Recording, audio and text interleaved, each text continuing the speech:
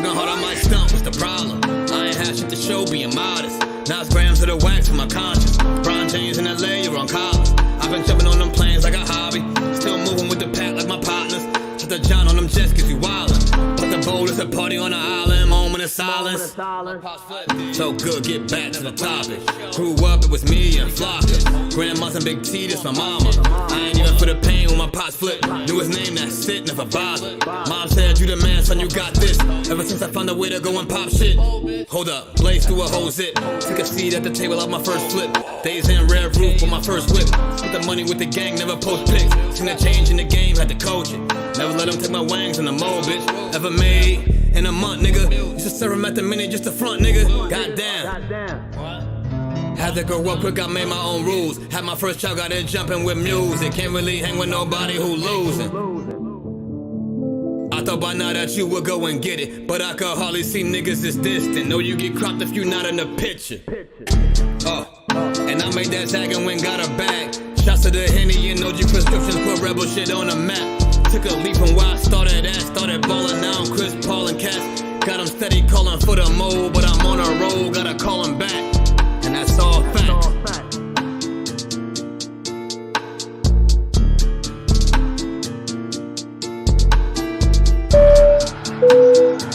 Ladies and gentlemen, welcome aboard. All carry-on items should now be stowed securely, either in an overhead bin or under the seat in front of you. All aisles, exits, and bulkhead areas should now be clear. All electronic devices should now be turned off and stowed, as they may interfere with the aircraft's navigational and communication systems. Once airborne, we'll let you know when you may use approved electronic devices, but note that some items may not be used at any time during the flight. You'll find a list of approved devices in the in-flight information section. Ready for takeoff? Zach. Whoa.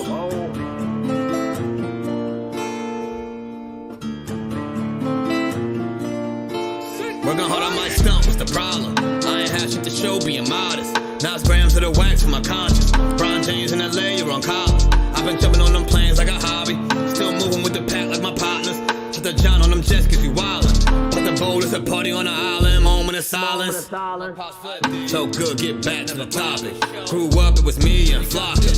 Grandma's and Big T, this my mama. I ain't even for the pain when my pops flipped. Knew his name, that's it, never bothered. Mom said, you the man, son, you got this. Ever since I found a way to go and pop shit. Hold up, blaze through a whole zip. Took a seat at the table of my first flip. Days in red roof with my first whip. Spent the money with the gang, never post pics. Seen a change in the game, had to coach it. Never let them take my wangs in the mold, bitch. Ever made in a month, nigga. Used to serve him at the minute just to front, nigga. Goddamn. Had to grow up quick, I made my own rules. Had my first child, got in jumping with music. Can't really hang with nobody who losing. I thought by now that you would go and get it, but I could hardly see niggas this distant. Know you get cropped if you not in the picture. And I made that tag and went got a bag. Shots to the Henny and OG prescriptions, put rebel shit on the map. Took a leap from where I started at, started ballin', now I'm Chris Paul and Cass. Got them steady calling for the mold, but I'm on a roll, gotta call him back. And that's all fact.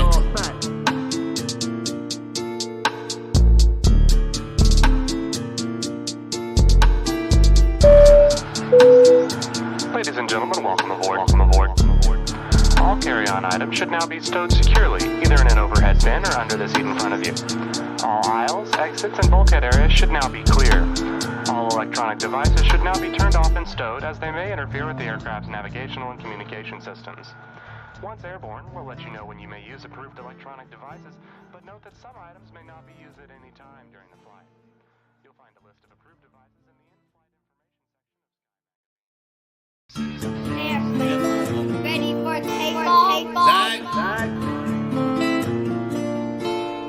Whoa.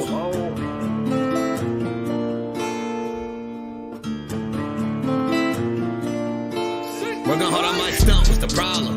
I ain't had shit to show, being modest. Now it's grams of the wax for my conscience. LeBron James in LA, you're on college. I've been jumping on them planes like a hobby. Still moving with the...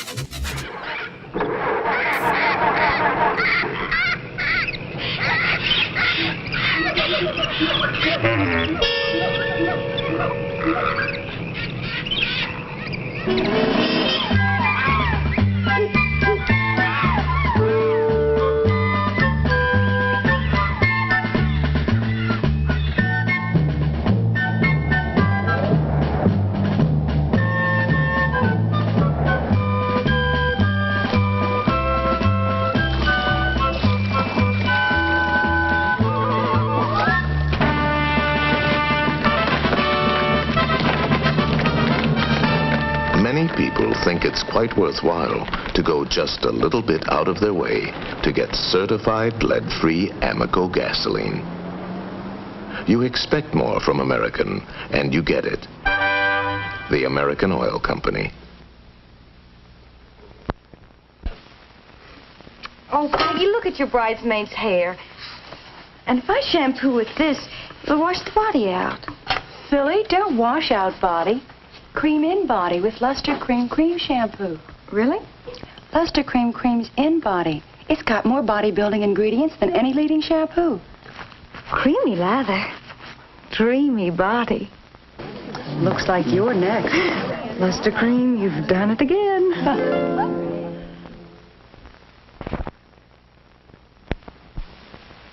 Oh, I can't go out tonight with your father with this hair. And my shampoo washes the body out. Don't wash out body, Mom. Cream in body with Luster Cream shampoo. Really? Luster Cream's in body. It has more bodybuilding ingredients than any leading shampoo. Creamy lather. Beautiful body. New hairdresser, dear. No, new Luster Cream shampoo. And a very wise daughter.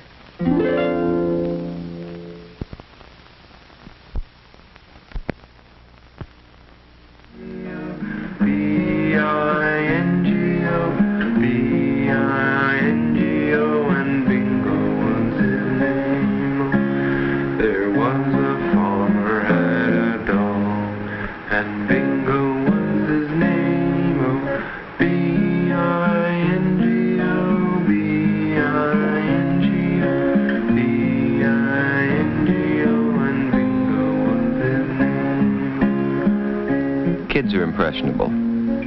That's why here at this station, we watch the programs and commercials your child watches carefully. He may see bad guys, but not in the role of heroes. And he'll learn that crime doesn't pay. Because your child's welfare is our concern, too. That's part of our code.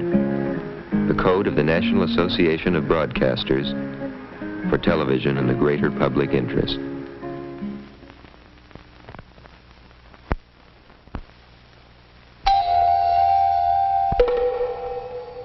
This flat tire needs a man, but when there's no around.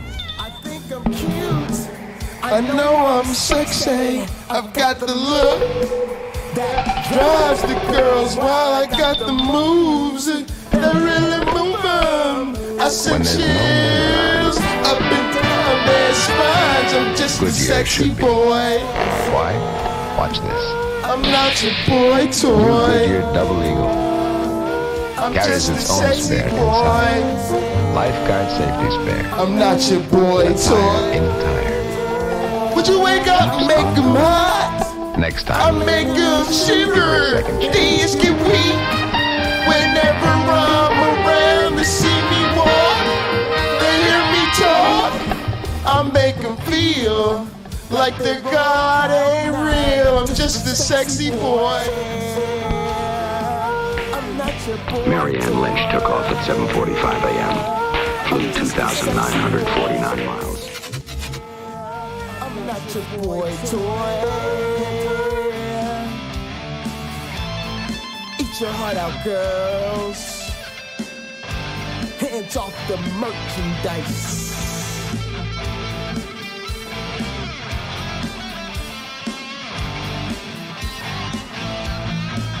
I'm just a sexy boy.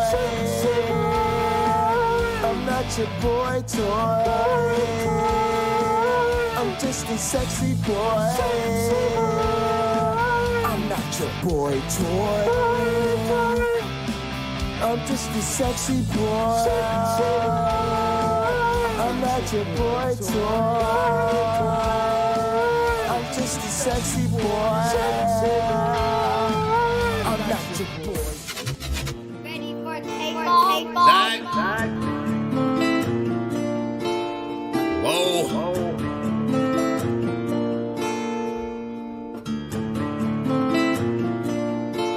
Working hard on my stump, what's the problem? I ain't had shit to show, being modest. Now it's grams of the wax for my conscience. LeBron James in LA, you're on collars. I've been jumping on them planes like a hobby. Still moving with the pack like my partners. Shut the John on them jets, cause you wildin'. But the bowl is a a party on the island, moment of silence. So good, get back to the topic. Grew up, it was me and Flocka. Grandma's and Big T, this my mama. I ain't even for the pain when my pots flip. Knew his name, that's it, never bothered. Mom said, you the man, son, you got this. Ever since I found a way to go and pop shit. Hold up, blaze through a whole zip. Took a seat at the table of my first flip. Days in red roof with my first whip. Split the money with the gang, never post pics. Seen a change in the game, had to coach it. Never let them take my wangs in the mold, bitch.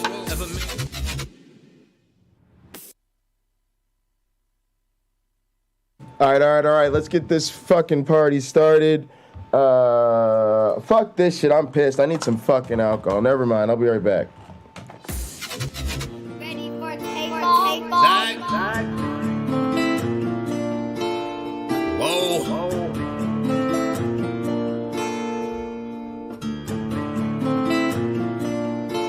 Working hard on my stump, what's the problem? I ain't had shit to show, being modest. Now it's grams of the wax for my conscience. LeBron James in LA, you're on college. I've been jumping on them planes like a hobby. Still moving with the pack like my partners. Shut the John on them jets cause you wildin'. But the bowl is a party on the island, moment of silence. So good, get back to the topic. Grew up, it was me and Flocka. Grandma's and Big T, this my mama. I ain't even for the pain when my pots flip. Knew his name, that's it, never bothered. Mom said, you the man, son, you got this. Ever since I found a way to go and pop shit. All right. Yeah, y'all, this has been coming to a head for a while, so let's go ahead and jump into this shit so we can get into this. Let's go ahead and jump straight into communion. Lord knows I need a fucking drink and some fellowship.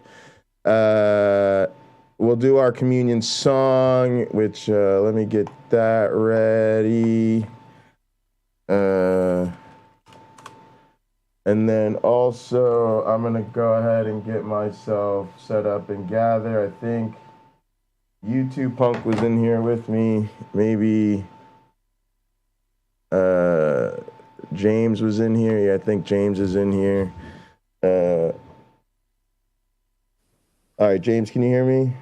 Yeah, I can hear you. You sound good. All right, great. Thanks. All right, let's go ahead and do our communion ritual and get things going. All right, everybody, I know the drill. Please raise your glasses and hold on to your asses. I'm fucking up. I fucked up the timing. This first, then that. Through him, with him, in the unity of the flying man. All glory and honor is yours who fight for our sins forever and ever. You may drink. There we go.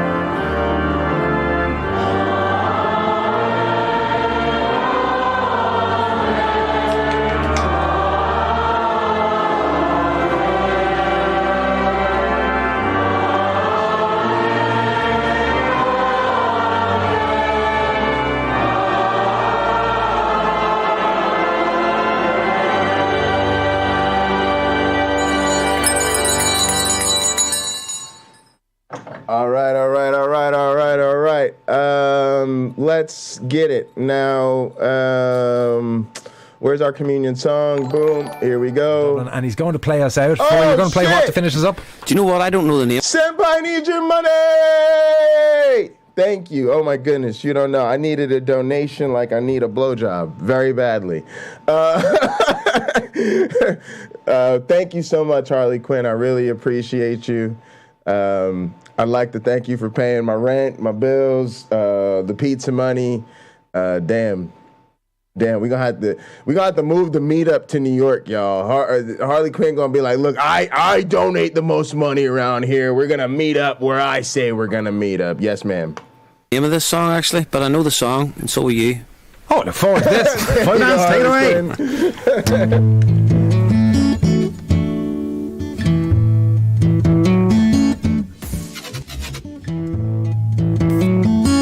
Alright, I'm finally more excited about something than complaining about fuckface Doug.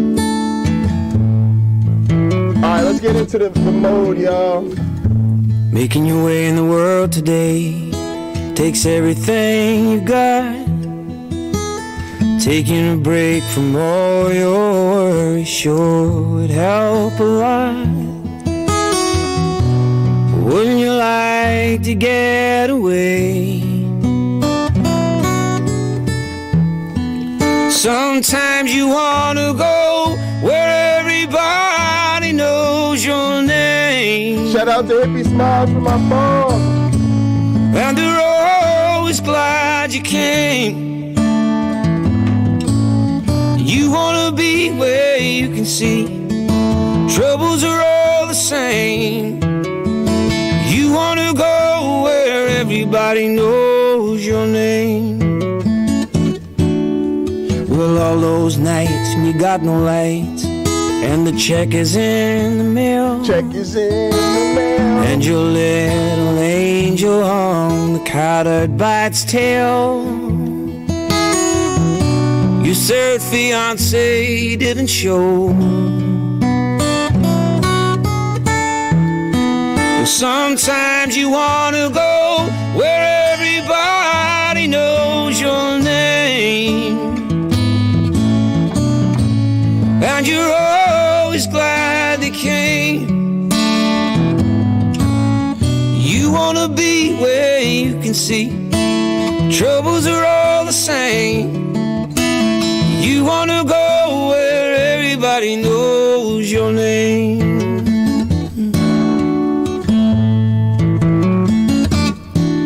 Well, you get out of bed, the coffee's dead, the morning isn't looking bright. These lyrics you are so shrink good. right off to Europe and he doesn't even write. Your girlfriend says she's not a girl. Be glad there's one place in the world where everybody knows your name. And they're always glad you came. You wanna be where you can see troubles are all the same. You wanna go where everybody knows your name. You wanna be where you can see troubles are all the same.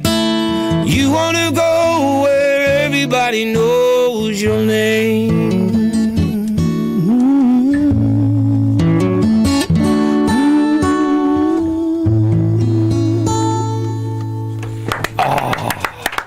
Boy, Vance. Most common word coming in by text, boy, is goosebumps. All right, believe it or not, we've had that repeatedly across. Boom. Goosebumps. Get them. They're good feels. All right, let's go with the scene here. Oh, that's the right scene. Let's stick with this scene. Let's go over here. All right, if y'all want to know who we're talking about today, we're talking about Fuckface Doug from Pinecreek. Right here, this guy. But man, almost a panel of fuckfaces. I don't really watch Nate anymore. I'm kind of, I don't know. A lot of these people are actually about to suffer from guilt by association, to be honest with you. Sean's actually pretty cool. I've had a bunch of interactions with him. He's trying to find his way in the world like the rest of us. Rob, y'all know I have zero interest or respect for. I actually think is a loser. Very dull, but also just the worst, most uninteresting, most uncharismatic YouTuber. But yeah, y'all see, this is my second account. I already unsubscribed on Pocket Locker. Hit him with the unsubscribe. You know, I really don't even want this type of shit on my page anymore. Glad we could do this in real time. Don't recommend channel. There you see it. I already did it on Pocket Locker. Now I've done it on Hunter Biden's laptops. You see it there for yourself, folk. That's what's up. I just don't have no interest in this motherfucker no more. James, look, I don't know what took me so long, James. That's long. Sorry, go ahead, James. Sorry, I had you muted. I don't know what took me so long. I've been telling you the whole time, man. I've been telling you. I mean, dude is just toxic. Yeah, he is. Yeah. I think he knows it too. I think he thinks it's funny. Like that's just a privilege. He's allowed to be toxic if he wants to be. Like he can be an asshole if he wants to be. But it's not theatrics. Like that's really who he is, you know. Yes. Matter of fact, that's exactly what I was thinking. This is what privilege is like. You just don't have to care. Yeah. You know, people can come and go in your life. You don't give a shit. People don't like what you have to say, what you think, what you wear, whatever. You just don't give a shit. You don't have to. It's not going to materially affect you enough. Right. And that's you can afford not to care. Must be nice. But it's nice not to have to care, but it's also nice to care when you don't have to, right? That's the mark of a good person. When you're good to people, even though they can't do anything for you, or no consequence to being shitty, you choose to be good anyways. That's a good person, right? And that's just something that Doug can't understand. Oh, Metal Theologian, I appreciate you. Thanks for sending the message on my website, which needs my immediate attention. Maybe that's what I need to do. Last weekend, I built a whole bunch of new stream scenes. Maybe this weekend I need to work on the website. But I appreciate you, Metal Theologian. I also noticed your sub, and two cool things happened. One, it came through the Stream Labs overlay, but I just wasn't live at the time. And then also the theme. I had my Spaceman theme on, and all these themes have really cool notification thingies for when there's a new sub. And that one went off. I just wasn't live, so I could see it in the studio, but I wasn't on air. And I was using a different theme than I have now. I actually built like 5 new themes over last weekend.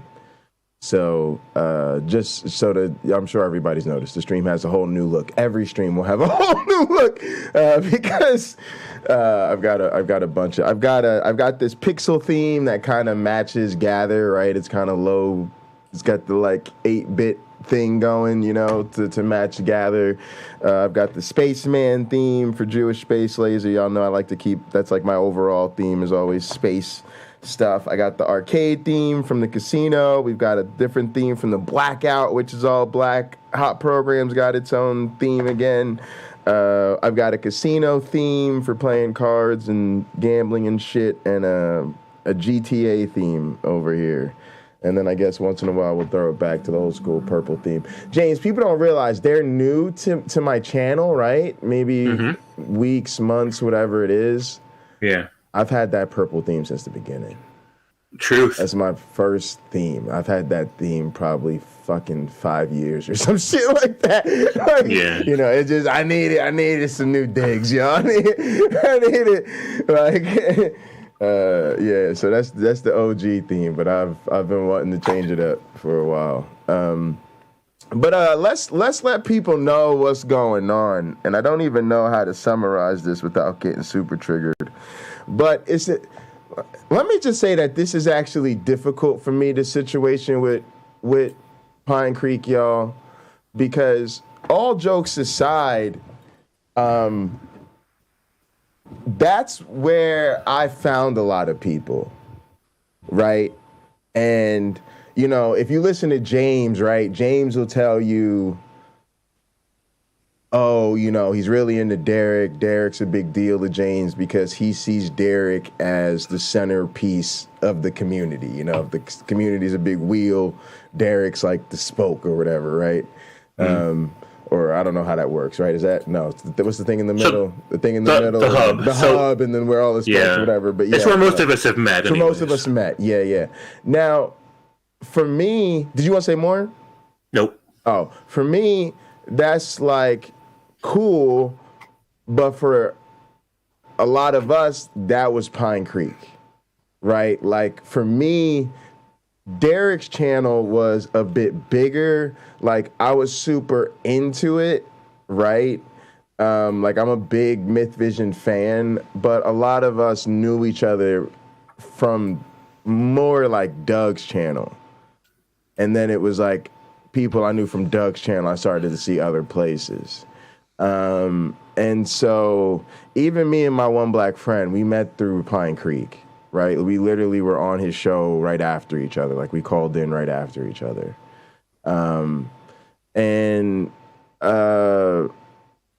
You know, so for us, that was Doug, for better or worse, right? For a lot of us, Doug's show was where because Doug did longer streams, and, you know, Doug did the call-ins and Theist Thursdays and all the different stuff. So really, you know, a lot of this, you know, I was just a big Pinecreek fan. And then when I started to call in and actually talk to him, that was a big deal for me. Like, I mean, I don't mean to dramatize it, but it's just the truth. Like, COVID sucked, and it was a big deal, right? And it made life terrible.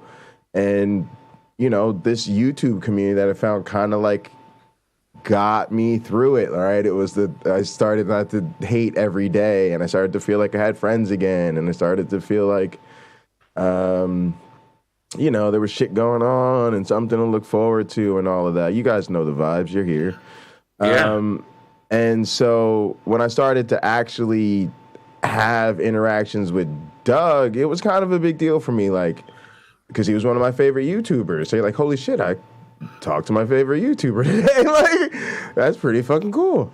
You know, and he was always really nice to me. And, you know, I considered Doug a friend, and a lot of you know, he's even said on his channel that he considered me a friend. Even when he mentioned his black friends, I was like the first person he mentioned. So that was, you know, that was okay. Like, damn, Doug, like, cool, bro. I consider you a friend too. And, you know, even though Doug and I have very different philosophies about YouTube and content creation, like, I'm all about being entertaining, and I'm all about building community, you know, all about taking on crazy technology stuff, right? Doug is very, like, keep it simple, and, you know, he plays everything straight. He would probably see most of my stuff as just silly, and he's not in the building community, but fine, right?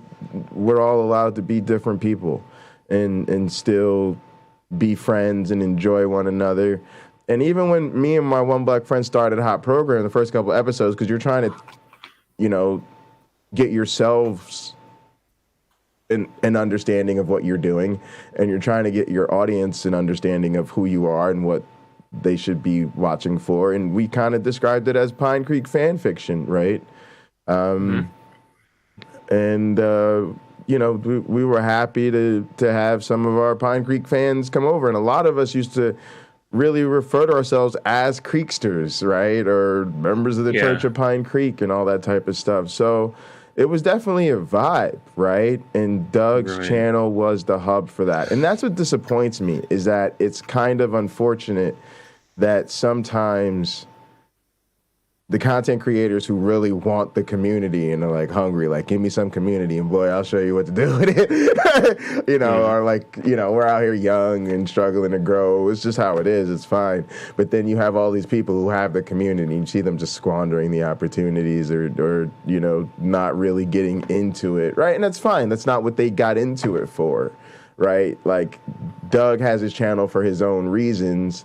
It just so happens that a community of people that really enjoy each other, you know, gather around his channel. That's not really his responsibility, right? He doesn't have to, oh, well, now I've got to give a shit about your community, right? He doesn't have to do that, right? He just, if he makes stuff people want to watch and they want to keep showing up to watch it, then that's on them. So it's kind of all good in that regard. And even though some of those things we disagree about, some of them, quite frankly, even bother me, right? Because I'm sitting here thinking, I try to do what I can for James, right? Because you were trying to get started after me, right? And you try to do what you can to help me. And numbers-wise, we can't even do a whole lot, but we try with what we got, right? And even bigger content creators, like that's what I told Derek. That's really why I think Derek came through, because I said, you got to go see James. And I didn't just say, do me a favor. Do you see what I'm saying? I said, James promotes your stuff. I said, if you do a stream, James will be live beforehand telling people about it. And he'll do a stream afterwards, and he's constantly promoting you. So, that's the motivation, right? So that's why you deserve that, right? You see what I'm saying? Sure. That's how Derek works too. You support him, he'll support you. Right. So it's and he's happy to do that. But it does kind of suck when you see somebody, it's like, dude, you've got, over 10,000, I think over 12,000 subs, and you're just not doing anything to help these smaller content creators that can't get, that are, it's just tough to get going in the type of content that we make. And so it is kind of like, damn, that stings, but fine. You're not obligated to, right? So, go ahead. Well, it also means he doesn't really respect what other people do for him when they promote his stuff. Like, he does not respect them as people. He does not respect them as co-creators. Nothing. Like, you mean nothing to him. Your contributions mean nothing to him. And it honestly, it's like a silent backhand. Really, it's just it's a passive disrespect. Right. And he's allowed that, right? But let's at least call it what it is. Yeah. It's just not helpful. And so, but again, all of that's fucking fair game, y'all. It's all fair game. Yeah. It's all YouTube, especially for those guys that are, on the other side of monetization. And I hate to say it, channels like ours are a dime a dozen to a lot of those guys. Right? If I was sitting on 10,000 subs, y'all can't be coming at me, every time somebody that's a nice guy starts an atheist YouTube channel. I'm just gonna be like, yeah, it's Wednesday. What's your point? Right? Like, I'm just gonna be like, because that's just what it is right now. All right. But I say all that to set the stage to say what what's really made this a problem. Because sometimes I've even thought about going at him like playfully. For instance, I think the whole, cult of the flying man thing is in better hands with us, certainly, right? You can't start a community with somebody who's not interested. So, but this is getting now this other stuff. The problems I have with Doug now is we could set all of that aside. This other shit has gone too far, right? This is now talking about the content this person is making, right? This is. I didn't see it yet. Yeah. So this. I just want to make this all very clear that the me saying I'm done with racist fuckface Doug ain't got nothing to do with anything we've just talked about. Right? It actually has to do with the shit this person says.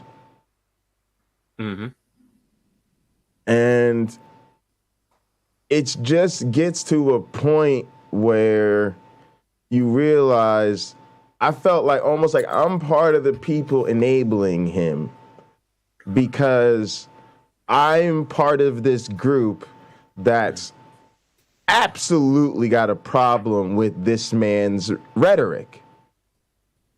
And he's just on my sub till death list, apparently, because somehow in our community, Pinecreek got to this elevated status where it was like, you don't come at him. And I'm just like, nope. So let me just enumerate some of the stuff that I'm dealing with. And I'm only giving y'all a sampling. The basic vibe is, dude is a right winger. Let's just call it what it is. He's actually a right winger. He's a former Mennonite, whatever. And even though he left the faith, I don't think he's left the bullshit he was raised on, apparently. Right. But he basically is a perpetual dog whistler to the radical rights positions. But since he's a good YouTuber, take nothing from him, and an effective counter-apologist, take nothing from him, and he's put in his time and, earned his place in the counter-apologist space, and he's got a strong following, okay? And now part of that privilege is he doesn't have to care anymore. Because for every person like me who, quite frankly, let's just call it what it is, yes, he hurt my feelings, but yes, I'm allowed to have feelings. They do get hurt. Your words have consequences because words are a behavior. And I can't believe I'm sitting here explaining this shit on the internet to grown-ass people. Right.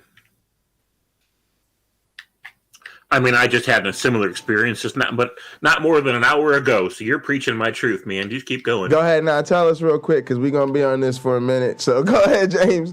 You get to interject. You know how we always hanging out with atheists, and it starts to feel like just this big echo chamber circle jerk thing. Of course, and, of course. So, I say religion is awful, and everybody in chat agrees with me. Yeah, it's awful. And I'm like, this does not feel fulfilling. This is just, I want to hear some pushback. So I decided to go hang out with this but we kind of looking for a fight. Yeah. So I went to this channel. Well, sometimes I am. A lot of times. Or just a different, spice it up, some tension, some engagement. Yeah. So I've been hanging out at this Christian channel, this fairly new channel, and they're tied in because one of their regulars is hosts a very popular debate channel, and Nathan's been on his channel and other stuff like that. So they're connected to people that we know, but they're not specifically people we know. And so anyways, this guy is so abusive to his wife. Horribly abusive, even on stream. And so I finally joined the stream and shared some thoughts about it. He did not like that one bit. And when I got off the stream, he was visibly shaken. You could see his hands were shaking, his face was shaking. He felt completely emasculated by me. Because he realized that my heart's beating, my hands are shaking, shaking. And so I didn't mean to make him feel that way. I was just explaining what narcissism is and what I look for when I'm dating and stuff like that. And you and I have talked about this before, right? Because it's important to recognize narcissism, recognize abusive behaviors, and sometimes have to know what questions to ask and what to look for. Blah, blah. And this is tough because it's just, again, there's no easy way to be called out like that, especially if you're live and all of this. So go ahead. Right, but he avoided it, and he'd been so abusive to his wife the whole time. They're technically separated, but he's such a cunt. And so I didn't even call him any names. I was completely my best groove self, and that made him more angry that I was completely composed. He tried to goad me into talking shit, and I wouldn't do it. And I was just gonna say this real quick because I've been meaning to tell you this. I think that's part of the difference between me and you, right? So part of my thing is I love to do the wrestling. I'm a word wrestler, right? Mm-hmm. And I like my word wrestlers psychotic. Right? You misremember most wrestlers, right? Even Ric Flair. Everybody remembers, Ric Flair is, right? Everybody remembers, the Ric Flair. He's got the robes, the wheeling and dealing and limousine riding, jet flying, right? So he was the cool cat with the suits and the limos and blah, blah, blah. You see what I'm saying? Mm-hmm. You're misremembering it, right? It's you remember that part of his presentation. What you don't remember is what his actual wrestling promos and what he actually behaved like on the wrestling show, which was what? A fucking psychopath. Right? Mm-hmm. Sometimes he would win. He would win a match, but he'd be, he'd win it dirty, and so he gets by disqualification, gets over, and he comes back, and he says, and I can't believe, and I'm like, didn't you just win? And he's, and he's ripping his clothes off, and he's sweating, and he's throwing stuff around. Right? He would literally almost always look like he was having a psychotic breakdown, at all times, off rip. Just 0 to 100 like that, right? Always. Mm-hmm. So yeah, the best to me, they're Brian Pillman, the loose cannons, they're just going off. So I love that. But here's the thing, James, that gives the other side an out, right? Because Sal, They're like, oh, he's deranged, he's crazy, he's dangerous, right? So they get an out. Or at least they get to like, I can't take this guy seriously. You know, or whatever. It gives them something to work with, I hate to say it, right? Well, that's what he wanted from me. He wanted me to talk shit. That's what I'm saying. You don't give him that. You give him that stone cold, calm. You remind me of like a Dexter type, like a killer, but very business-like about it, almost disinterested and like meticulous about it. Yes. And so, like you wrote basically about Christian, like you could write about, let's give an example of like Christianity being child abuse, for instance. That's one of my favorites. I love that shit. But you describe it like you're describing the weather. Right? And that's what kills people, right? Go ahead. Right. Well, that he wanted me to misbehave so that he could dismiss me. And so that it's, you know, I'm just some trolling punk who thinks he knows shit. But because I was so well represented, that made him angry. It wasn't the shit that I was saying. It wasn't that I was putting him on blast. It's that I wouldn't like make a fool of myself so that he could just completely dismiss me. And so that his people would, you know, his followers would dismiss me. They couldn't. And that just made him so angry. He started talking all kinds of shit when I got off the stream. Like, man, he's like, you ain't never going to get no pussy until you start acting right. And like they had anything to do with anything. Oh, Lord, really? Oh, he was visibly what's shaking. Up with that too. His head was shaking. His hands were shaking. He was talking all kinds of shit because, like, during the stream, I'm like, I'm not trying to diagnose anybody because the theme had been, is he the narcissist or is she? And clearly, he's the narcissist. But he had some Hindu from like Pakistan called in, or whatever he is from Pakistan, called in, and his name was Jewish doctor or something like that, and he diagnosed the lady as having narcissism and then hung up. And I'm like, that's some shit. That's when I decided to call in because clearly he's the narcissist, the guy is. And this guy from Pakistan, like, is nuts. So, but the thing is, like, I came on there and I'm explaining narcissism, how it works, how you can tell. And I mentioned that I have like a list of things I look for and a list of things that I ask. Now, when I said that I had a list of things that I ask people or, you know, women that I'm like long-term dating or whatever, I'm sure he pictured like some interview table, right, with a bright light and a list of questions and going down the questions. Of course I don't do that, but he doesn't know me from Adam, so he just pictures this in his head. Right. All I have to do, honestly, is get somebody talking about their past, ask them the occasional question to show that I'm still interested and engaged, and they'll out themselves. I do not have to out them. They will reveal themselves if they just keep talking. Yes. And but I didn't get a chance to finish explaining that to him because I didn't know he was going to like misrepresent me, but of course he was going to, right? Of course, but so after I got out there, he's like, you know, this guy's got a list of things he asks women on dates. I bet he never gets any pussy. And I'm like, that's not what I said. And it's like, and I talked about how I used to date women that were troubled, right? And I quit doing it after I realized why and all that stuff. And yes, it has something to do with my mom, but I didn't get into what. Because he's the one that said, he's like, we always end up dating our mom in some way or another. And I gave him that. I'm like, yep, my mom was abusive. I ended up dating abusive women. After I realized it, I quit, right? But it's important for people to understand bad behaviors and indicate, you know, red flags and things like that. So see that these are some of the things that I look for. Well, he completely misrepresented it when I got off the screen. And what he harped on the most was that I said his wife's feelings matter. He's like, no, they don't. What matters is reality. And I'm like, both things can matter, right? You don't got to pick and choose between reality and somebody's feelings. You can just, because I'm like, look, she's not telling you what your reality is. And nobody in the chat is assuming that she speaks the truth, nor him either. We're just like, she's just saying how she remembers things, how she feels, how she thinks, right? We're not taking it as gospel. We're just listening, trying to understand her.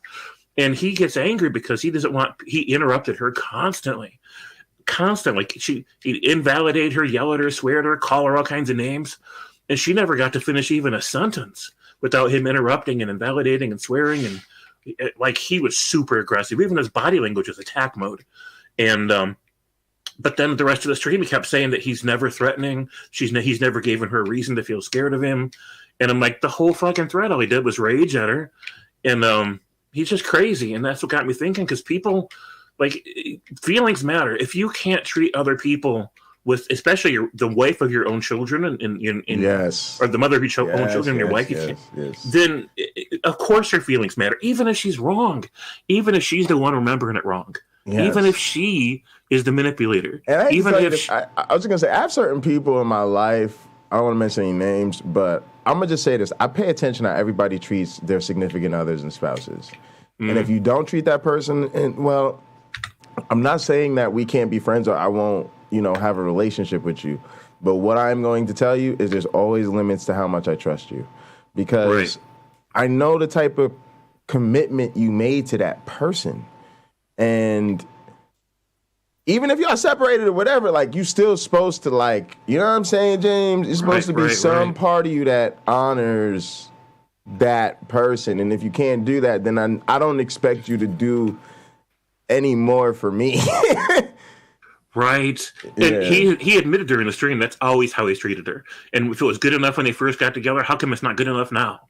And it's like holy shit, what a confession, right? But he didn't even see it as a confession. He sees it like, if his behaviors were tolerated at first, that's implied consent that his behaviors are fine, and then you're eternally obligated to tolerate it. Yeah, but I was just gonna say, that's almost what you've been speaking about lately too, though, right? Is that we do send this signal to people that their bad behavior is okay when we don't call them out on it. And this is kind of an example of that. Even it's not right and it's not true, right? Right. But that's part of the dynamic that we're trying to get people to identify. And here's a perfect example of how it actually plays out the rare time a person will say it, right? Right. Yeah. So, and he just with narcissists, sometimes it's hard to tell if they're pretending they don't understand what you're saying, or if they really don't understand what you're saying. But I tried to explain to him that since you guys can't both remember things the same way, she remembers it happened in one way, he remembers it a different way, you cannot keep arguing about what happened. It's going to be fruitless. Instead, just try to understand how the other person remembers it, and then try to put that in context and say, okay, well, moving forward, right, what's going to be our paradigm? And how are we going to find a way to relate in a respectful way, right? Because if we don't remember it the same, we just don't. If we don't feel the same way about it, we just don't. Nothing we can do about that. And he didn't understand. He wants to, he's the same way about his church. He rants all the time about how he's going to fix Catholicism.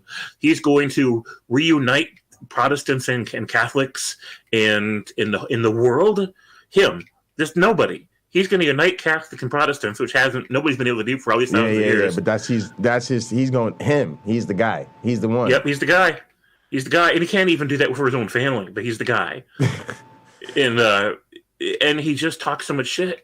And people in the chat keep telling him, like, look, you're making Christianity look god-awful. You're making Catholicism look god-awful. So what do you think, where do you think this goes? Do you think he sticks around and sticks it out, or... Well, they're legally separated, and so they're on the stream together. And I just... Oh, she streams with him. Yeah, I guess that makes sense, because I thought it was maybe just through the interactions when she's in the room once in a while. But yeah, she's actively on stream, I guess, for people to get this much of a chance to see them interact. That's interesting. Yeah, and so they stream in the same house, which I know because the daughter, she's 18, really attractive daughter, but she's damaged because she has been trained to be a narcissist by the dad. She keeps adjusting their mics for them, and so she has to walk into the room to do it. And so clearly they're in the same house at the time, but they are legally separated, and so she lives separately, according to them. And so they're streaming in separate rooms or something? Separate rooms, and then I guess she leaves afterwards. And at the end of it, different channels?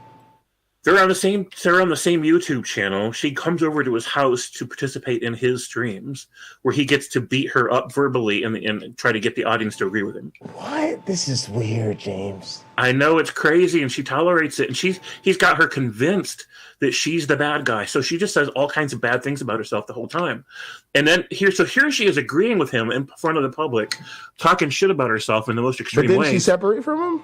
Yeah, so she's legally separated.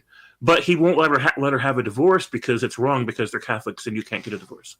So he's keeping her obligated to him so that he can continue to abuse her, but he won't free her from the marriage. But then after the stream, she leaves and goes to her own place or whatever. According to them, that's what they said. So yeah, but at the end of it, he's like, I'm not going to ever invite you back for this. She's like, I know, and he's like, so get the fuck out of here. So she walks away from the microphone, and then the daughter takes over. And the first thing the daughter, 18-year-old daughter, types in chat is, "Ew, gross! This microphone stinks like I can't remember what she said. Stinks really bad because my mom was breathing into it the whole time." Like about her own mom on the stream, like they just abused her the whole time that their mom was on the stream. All they do is abuse her, and all she does is take it. And then every time she agrees with them, he accuses her of playing the victim card just because he agrees with them. And if she doesn't agree with them, then she's lying. So she can't win no matter what she does. And it's just crazy. And so like it got me thinking that Pinecreek, Doug is, while he's not that aggressive to people on the stream, as far as I know, like I don't watch his channel, but I haven't heard about him being that blatantly abusive to people.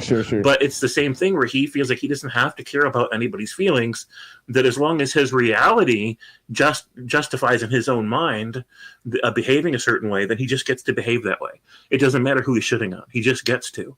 Right, because somehow he's reasoned that he's in the right about something, so he gets to treat people like their feelings don't matter, and he can just psychologically be a dick. And it's just like, you're right. So Doug left the Mennonite culture, but he held on to all this bullshit ideas, So he's got this low key racism, and he's got this lack of respect for other people, and this tribal elitist. If you're not one of my small insular group, then you don't fucking matter bullshit things. And it's just like people leave religion, but they still end up holding on to these compartmentalized little bad ideas, right? That excuses their bullshit. Yeah, and I just don't think you get to hang the skeptic or critical thinker label on yourself. And I don't think he realizes that people do think about what he says, and that's the problem. It's like we think about it apparently more than he does, or with information he doesn't have. But it was this persistent trend. So just a couple of highlights. And I'm telling you, y'all, it's only a couple. First off, I've been tuned out for quite a while because I realized he did so much off. But there's some people you tune out for different reasons. Sometimes Derek's stuff is too academic, too long format. I'm in a different groove. I'm doing something else, whatever. Sometimes Nate's channel just gets too deep in the weeds with philosophy, right? But with Doug, it was literally, he's constantly saying shit that triggers me. And then I realized that in some sense, it's shifting to become like his thing. Like, at first, I think people saw it as, Doug's a counter-apologist. Every once in a while, his political ideology will slip out. And sounds a little conservative, you know what I mean? Right, but right. Now it's almost like he's looking for these opportunities. He makes these political YouTube shorts, and he's diving into these things more and more. And there's just such a persistent pattern of weaponized rhetoric. Like, so again, some of the highlights, like he did this thing where, let's do a thought experiment where the government has to approve you to have a baby. Like, you have to prove that you're right, well off enough, stable enough, psychiatric, whatever, right? No, we don't. Yeah, okay. I'm thinking about it. Sounds like a terrible ass idea. What the fuck's wrong with you? I think Doug knows. He doesn't say it, but I think he knows that if that ever happened, it would be the conservatives deciding this, and so it would be the conservatives that get to decide who's allowed to get married and who's not, right? And who's allowed to have kids and who's not, right? But the funny thing is, he has this notion, and one of the things that irritates me is that I just think he's flat out prejudiced. Like, he's flat out a racist dog whistler, and he knows it.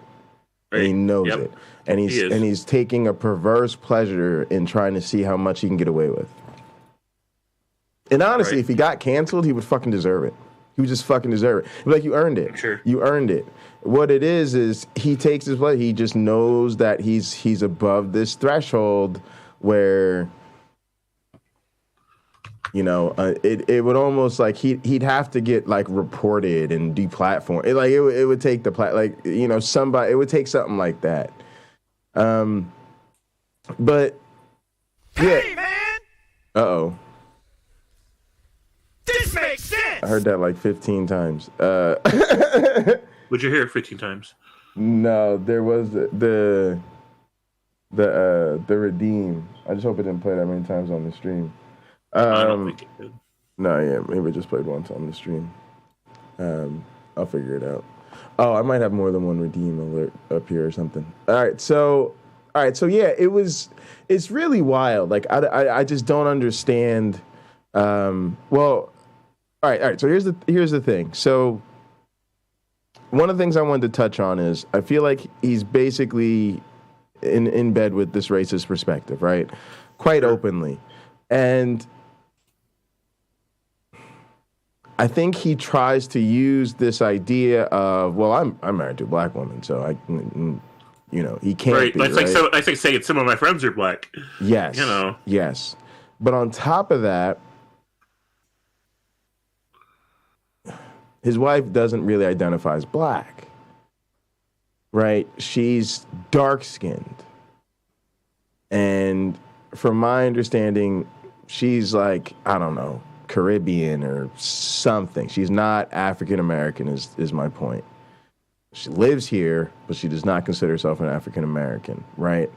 Mm-hmm. And so what's interesting about all that to me is she finds herself, and I know a lot of dark-skinned people who are like this, and we give them that, right? Like, we give them that, like, oh, bro, like, you're culturally different than those of us American blacks who are the black people that they really hate with this racism stuff, right, or whatever. Mm-hmm. But then at the same time, we let them play black person when they want to, right, because they're dark-ass people in America. Welcome to the club, right? But what's funny is she sort of fits into this identity where, I hate to say it, like, they're kind of in denial about the realities of their realities in America, because that type of nuance escapes most white people. Again, when the cops shoot your black ass, they're not going to take the time. Oh, wait, sorry, this one was actually Caribbean and English is their second language. Fuck out of here. Right. So what's funny about all this is I don't even know if she listens or watches his stuff, because I think if she did, she'd be very embarrassed.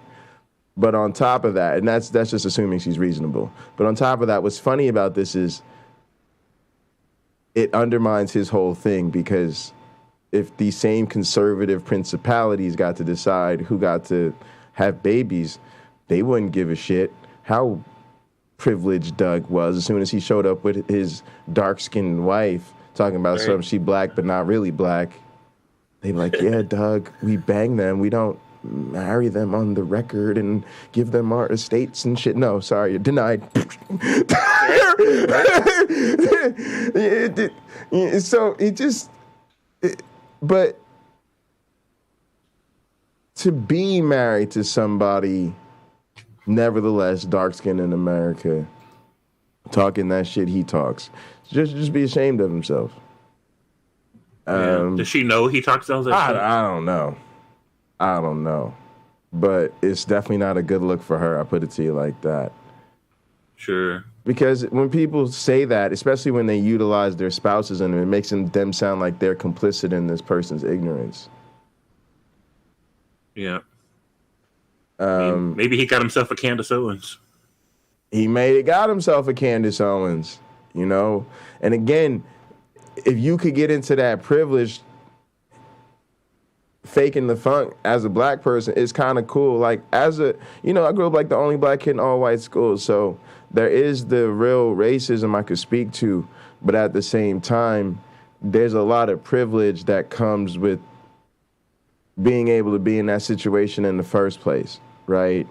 Mm-hmm. So for a lot of the time, you're just trying to ride the wave, right? So if you could essentially ride the white wave, the white privilege wave without, stepping out of line too much, it's understandable why that appeals to people, right? But at the same time, you're supposed to be able to still be authentic, right? Like, You could still be in them same circles and not be a coon, you know, like, and you could call out the racism and not perpetuate it, and you know, you don't have to perpetuate white privilege to have white friends or whatever, like, but yeah, it's just interesting that he goes to something like that. All right, so let me give you some of the. So we got that, you know, his government reproductive scanning program.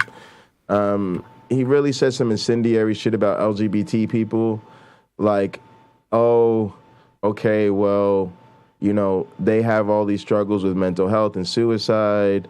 People think, oh, the key is accepting them. Well, studies show even if they're accepted, they still have higher rates of suicide. So maybe what we really need to do is tell trans people they're not trans. I heard all that. I did see a copy of that stream.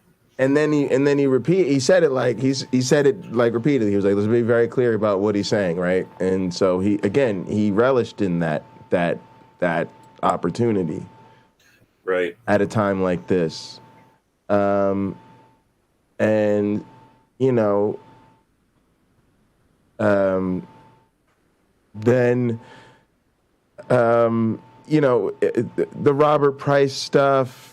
He came out weird. When Robert Price said a bunch of, you know, a lot of people thought when Doug did a stream with Robert Price after the Derek thing, a lot of people didn't think that was a good idea at the time, but fine, whatever. Like, but a lot of people thought he just didn't give him real pushback on things. Now, right, he calls himself just letting him, I guess, dig his own grave or say whatever, but it did strike people really funny. And later, and even stuff I heard him saying, like Nate stream, Doug really, then to me, like at the time, I was more kind of giving him a pass, but then later he said some things about January 6th, and I was like, oh no, the people who was calling him out, they were right, because he basically said that, oh, let's toy with this idea. No, right, he always gives it under the cover of his fucking thought experiments, right? Mm-hmm. And we love the Flying Man and Poof or Drown, but now he's realized, oh, this is my vehicle to get away with the I'm just thinking or I'm just asking questions or whatever, right? Mm-hmm. And so he was like, well, let's try this on for size. You know, January 6th was not that big of a deal.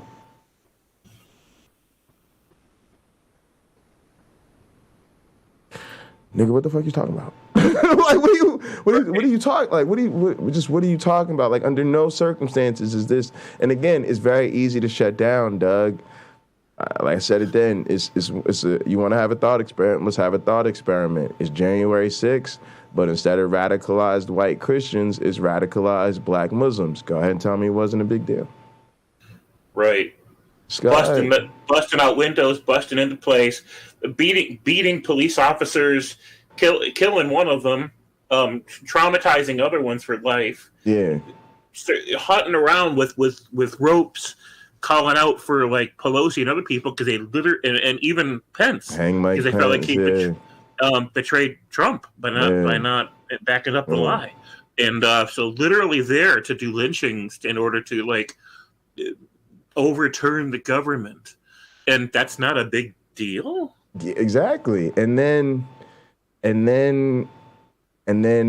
Sample Pack called them out like, well, you've definitely watched the hearings then, right? Like, because you have all the facts on this, right? Like, I bet Doug didn't watch all the hearings. Nah, him and unfortunately Deepak and a bunch of them was like, oh no, who has the time? Well, I can't stay up on everything going on around the world. You know, the laundry list of excuses. Yeah, and you know, if they don't got time to do the research, then they don't got time to fucking talk about it. And tell theists all the time. Exactly. Yeah, go ahead. You make all the time or you make none of the time, motherfucker. None of the time. Because your opinion ain't worth shit if you ain't done your homework. You're going to sit there and tell me, well, I didn't have time to do my homework. Well, then don't tell me what you think. Like, I don't even want to hear it because I did mine. Right? Like, there's all kinds of things that I never voiced my opinion about. And you know why? Because I ain't done my fucking homework on those things. and I have enough self-respect and respect for other people not to share my opinions on things when my opinions are not educated. Yeah, and it's even shit that I do have an educated opinion on, and I still don't speak on it because I'm not educated enough or motivated enough or whatever the case might be, or I know just enough to know it's complicated shit. Right? Yeah. I'm that way about evolution. That's why I don't get into those debates. I'm like, go talk to an evolutionary biologist and talk to me about it. Yep. So, and then he took that further. He was all, well, Mike Pence's life, maybe Mike Pence's life wasn't really in danger. Whew. Again, please go tell this to the Secret Service agents who were calling their own families saying their final goodbyes. Or are you going to sit here and pretend you don't know what final goodbyes mean? Yeah, typical right-wing asshole, don't have any of the facts but has an opinion, and their opinions are facts. I mean, just really though? I mean, really? Because I'm going to tell you some shit. I don't got a whole lot of sitting around crying for Mike Pence or the Secret Service and none of them motherfuckers on the daily. But when I hear that January 6th shit, I be like, Mike Pence, you're a goddamn American hero. Now listen, Mike Pence, you and I disagree about fucking everything. And I wouldn't vote for you if they fucking paid me to. But I'ma still acknowledge on that one day, you did the goddamn thing, bruh. He refused to get in the car to save his own life. You did the goddamn thing, bro. Just to make sure the transition to power finished. Yeah, I don't gotta agree with you politically to just say, yeah, you handled your business that day, bro. Go ahead, take that. You know what I'm saying? And them Secret Service agents, that should put a tear in my eye hearing about them people. Because again, he made that decision, so then they had to stay with him, right? So then they calling their families like, look, this really might be it, but hey, we knew this day could come. Love y'all. I'm gonna try to get out of here as best I can. You know what I mean? Like, dog, really? That was really your job that day? For real, for real. Woo, that's some shit. And ain't no shit like there was a phone call or there was a threatening letter, right? They're right outside. Like, hey, Mike, man's with the gallows erected and everything. And you just sitting there like, ain't this a bitch? Yeah. We really ain't gonna leave? Nah, we really ain't gonna leave. Oh, Lord. Yep. So, I mean, again, but they the Patriots, though. They the Patriots. We the motherfuckers that tell you flat out, we are not Patriots. This country can go fuck itself. Yep. Oh, yeah, but them niggas handle their business. We got to give them their respect for that. Exactly. But they on, maybe they weren't really in danger. It's just bends reality to whatever he wants it to be so he can justify his existing prejudices. How is it any different from what Christians do? I don't understand. It's really not. It's just it's unbelievable, the audacity to actually say these things in public with a straight face. And so, you know, that was just infuriating to hear. And to be honest with y'all, that conversation was the reason we watched every single January 6th hearing on this channel. Because it was just like, we got to cover this. We got to watch this now. And trust me, ain't none of us who saw any of that going to say no stupid shit like that. Because even somewhat out of respect, we sat through all them hours of fucking coverage and all them gruesome fucking details. And again, I don't think I've ever had more information and facts about a crime in the history of the world. Right. I mean, shit. I mean, this shit was like covered from every perspective, every angle, the victims, the witnesses, the people, the planners, the organ. I mean, it just, again, but it's like, I hate to say this, but we live in this era of the embarrassment of riches. If you are a person who will be honest with yourself about the empirical realities of the world that we live in, meaning we see shit, we read shit, we understand shit, we're all playing off the same playbook. I'll give y'all a perfect example. There's something I do in my class where basically my students are trying to come up with their group projects, right? Mm-hmm. And we're asking them to do something that sounds fucking miraculous to them. We're basically like, yeah, y'all need to get together, right? Come up with an original research question, right, cool. Make sure it's something you could do in the Vita Ed, right, yeah. And then you're gonna have to present a research poster in like 4 weeks. And yeah, that's just gonna have to be done, right? We're basically like, yeah, you know what most people do in an independent research project over the course of a year or two, sometimes accelerated over a summer. Yeah, y'all got like 3 or 4 weeks. Get to it, have fun, see you later. Right? And they all gonna pull it off, believe me, because they have to. But the funny thing is, I asked them to do something that's really weird. And it's funny, like, some of them don't do it because it sounds almost too simplistic. But the groups that do it, it immediately accelerates their whole workflow. And me and Rob are working on 2 different final projects. And my lab portion of the course, it's Darwin's Law class, evolutionary biology class, for those that don't know. They're coming up with the independent research project. So like an original experiment, they all got to do a bunch of replicates, do the stats, all of that. And his class, and his portion of the class, they're doing a term paper. Like, 20-page paper about a topic related to Darwin's Law and, original research and all of that, and make an argument, and so one is like a personal, undergraduate thesis. That's what it's really for. It's supposed to be their undergraduate thesis, right? And a capstone project, right? And then mine is like making sure they do the hands-on shit. But we both focus on theme, topic, thesis, and then I add test. And they all got to be in line, and it's a real struggle for students to really nail these things down, right? And we want them to be very clear and very concise. What is your theme? It's got to be a broad topic related to Darwin's Law. What is your topic? It's the set of relationships you're actually interested in. What is your thesis? What you actually suspect that the relationship between your variables is. Then how do you test? You need a test that's going to, have the possibility to disprove, your hypothesis.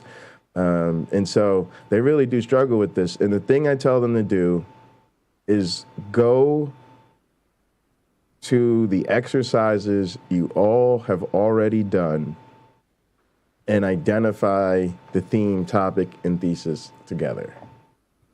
And some of them just don't do it because it sounds too simple. But what happens is when I try to give their group feedback about their project, I can't because it's too disorganized. And first off, they are not all on the same page about what a theme, a topic, and a thesis are. So they're all jumbled in there together. Yeah. And then on top of that, they're thinking about it in the context of a project that isn't done. So point to me the part of the write-up where you identify your thesis. Oh, we haven't written it up yet. Okay. Point to me the topic sentence. Oh, you haven't written it up right. In other words, they're talking about a project that hasn't been done yet. It literally only exists in their minds. Right. And since they're not even of one mind as to what a theme, topic, and thesis are, they're having a hard time coming up with one for an original experiment that literally doesn't exist yet. Wow. Right? Of course. So of course they are. And that's what I try to explain to them. What do the other groups benefit from? And this is where I'm going with this. They're all playing off the same playbook now because they've used something what? If they use an exercise that's already in their lab book, what? They all have already done it together. They've already read the exercise before. They've already performed the exercise before. They already know what the test is. And so now they're looking at it and they're all going, I think here in paragraph number 2 is where the authors identify their thesis, right? And so when I give them feedback, they're all like, all right, so we decided to look at exercise 4, and in exercise 4, the thesis is this, the topic is right, and they're all on the same page about it. I'm like, yes, very good. Why? It's so much easier because they can point to things in the same, right? They can get on the same page because it's already in front of them. They're playing from the same playbook. They're all looking at the same thing, right? Then when they go, oh, we're interested in looking at this and we want to, do a test like this, it's so much easier for them to come up with their own project together. And so they're literally 2 weeks ahead of the other groups. Wow. Because they listen. Right, where am I going with this, y'all? The anti-reality morons we're dealing with are the first groups that are trying to concoct they're all trying to get on the same page in some fucking fictional world where they're all gonna be on their own narratives in their head and then magically concoct everybody to orchestrate it's just not gonna fucking work. And the rest of us are doing what? We're like, yeah, so did you watch that hearing on prime time on every major cable channel and all over YouTube, where all of the witnesses and all of the people involved revealed all of the documentation about all of the things that happened with all of the camera angles? And the whole world, motherfuckers in Brazil are like, yeah, I saw that. Right. And so we can all identify, was there an insurrection on January 6th? Abso-fucking-lutely. Was Mike Pence's life in danger? Abso-fucking-lutely. Right? And we're all on the same page. Right? So we're all then what? On the same page about what the fucking solution is. Do we need to get rid of these Republicans? Abso-fucking-lutely. Right? You know what I mean? Like, it's easy for us to, because we're all just playing from the same shit, y'all.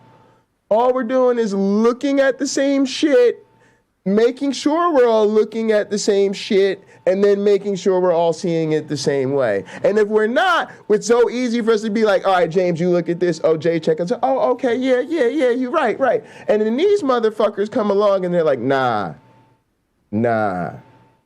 but no. And literally that's it. That's all they got. Right, that's all they got. That's all they got. All they got is you're not seeing what you saw. And everybody else saw. And everybody else is telling you they saw as well. And, all right, so that's January 6th, y'all. And then lately, what Pinecreek did magically leading up to these midterms is start to make even YouTube shorts all about how, hey, guys, you know what we should be talking about?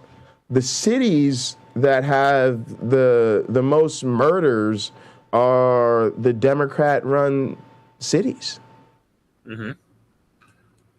Now, I know people are going to say, yes, they're blue cities and red states have the most murders, but really, let's focus on where they take place. They take place in them blue cities. And then let's be honest about who is committing these murders in these, what demographic, he asked somebody else, he was like, what demographic of people? Right. And then he goes, no, skin color. Bitch.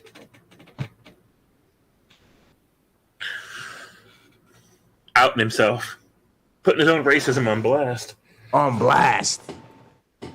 Did I ever told you guys lately that I'm a racist? And all I did was like, look, I'm just getting ready for the stream. I'm chilling, getting ready to get my work done. You know, I haven't seen Pinecreek this Thursday in a long time. Let me see what, man, instant regret.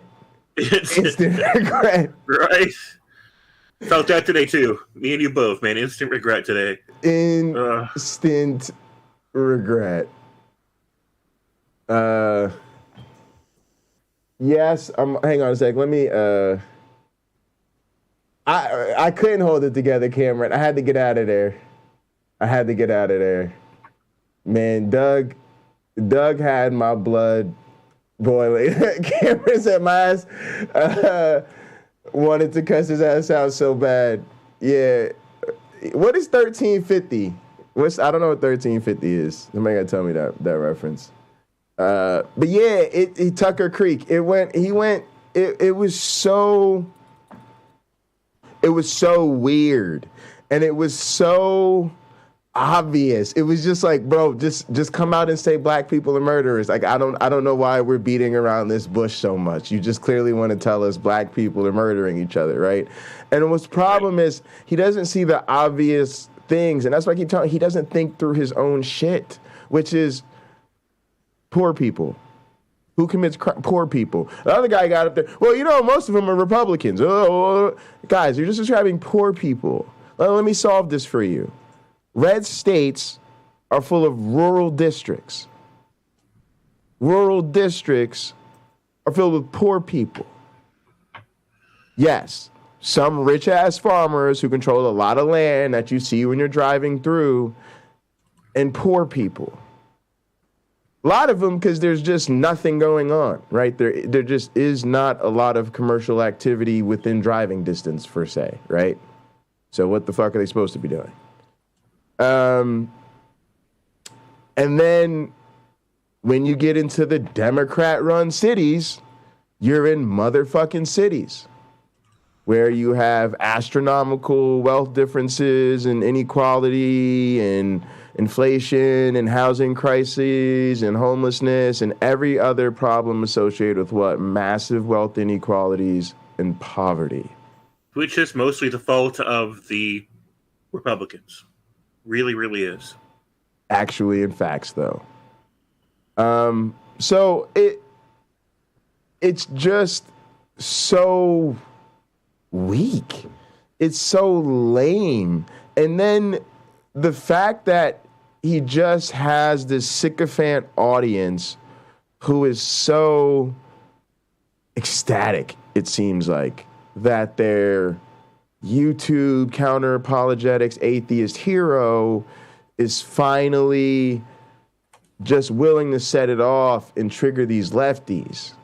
And they're literally celebrating that he's hurting people's feelings and making people cry and triggering people and all this. And it's like,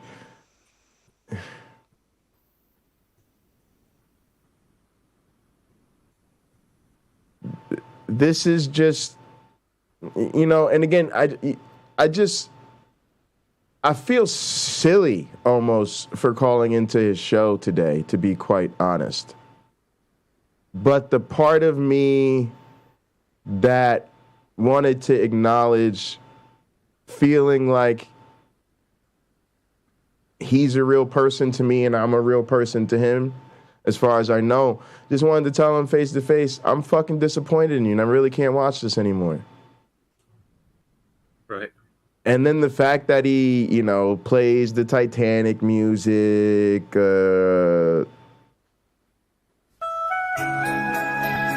like whatever, dog. I got it in my soundboard. And then even Cameron Bennett noticed in the chat, you know, all the white boys start laughing. They think it's funny. No, I'm trying to tell you, you achieved what you said. You set out to hurt lefties, right? Let's take your logic, Doug. Let's take your logic, right? Who's committing all the murders, according to you, right? It's the Democrat-run cities. With what? According to you, what? Black people, right? That's what he wanted to say. So you know whose feelings it hurts when you call out black people, or everything going on in the world. Let's talk about black people are murderers.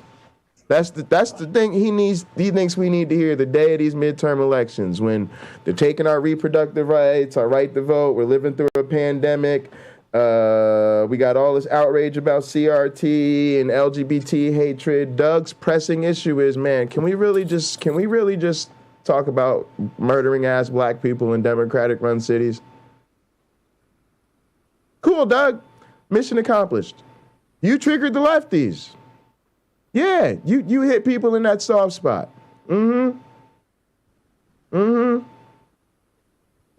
next time you want to get on your stream and talk about your black friends, ask yourself how many of them do you have? And do you still have them? Because maybe you've lost some. Now, I don't think he fucking cares. But other people need to start caring. Because other people might not feel as privileged as Doug. Other people might not feel as dead inside as Doug. But trust me, if you are sitting on the bullshit Doug is sitting on and sympathetic to the bullshit that Doug is sitting on, you're going to risk losing your black friends, and you absolutely deserve to. Mm-hmm. And if I'm really speaking my mind, this phrase I love lately is basically my version of Mike Tyson's too many people have gotten comfortable disrespecting people and not getting punched in the face for it. Mm-hmm. Some of y'all are hunting for a black guy from a black guy. Yeah. And back in my day, right? You know what I mean? Look, you know what I'm saying? Because that's what this would have been about, right? But it's a new season, it's a new day in the world, and really, I hate to say it, but the white boys is out here with their pants down on the internet because they can be. And their new thing is, the new culture is calling people out, is the violence and cancel culture and wokeness. And, you're the fucked up one, because there's no consequence for them. So, if you're just too soft, if you're just too sensitive, hey, that's fucking on you, right? So it is what it is. And I don't think he gives a shit. I do think he's a very conscientious, racist, right-wing dog whistler. I don't need to see any more tape on it. I unsubscribed, told YouTube to stop recommending the videos to me. I really just don't need to see any more. And I'm wondering how much more people in this community need to see. Right. I really am. Nitty's here. What's up, Nitty? Thanks for joining us. That last clip Cam sent me is bullshit.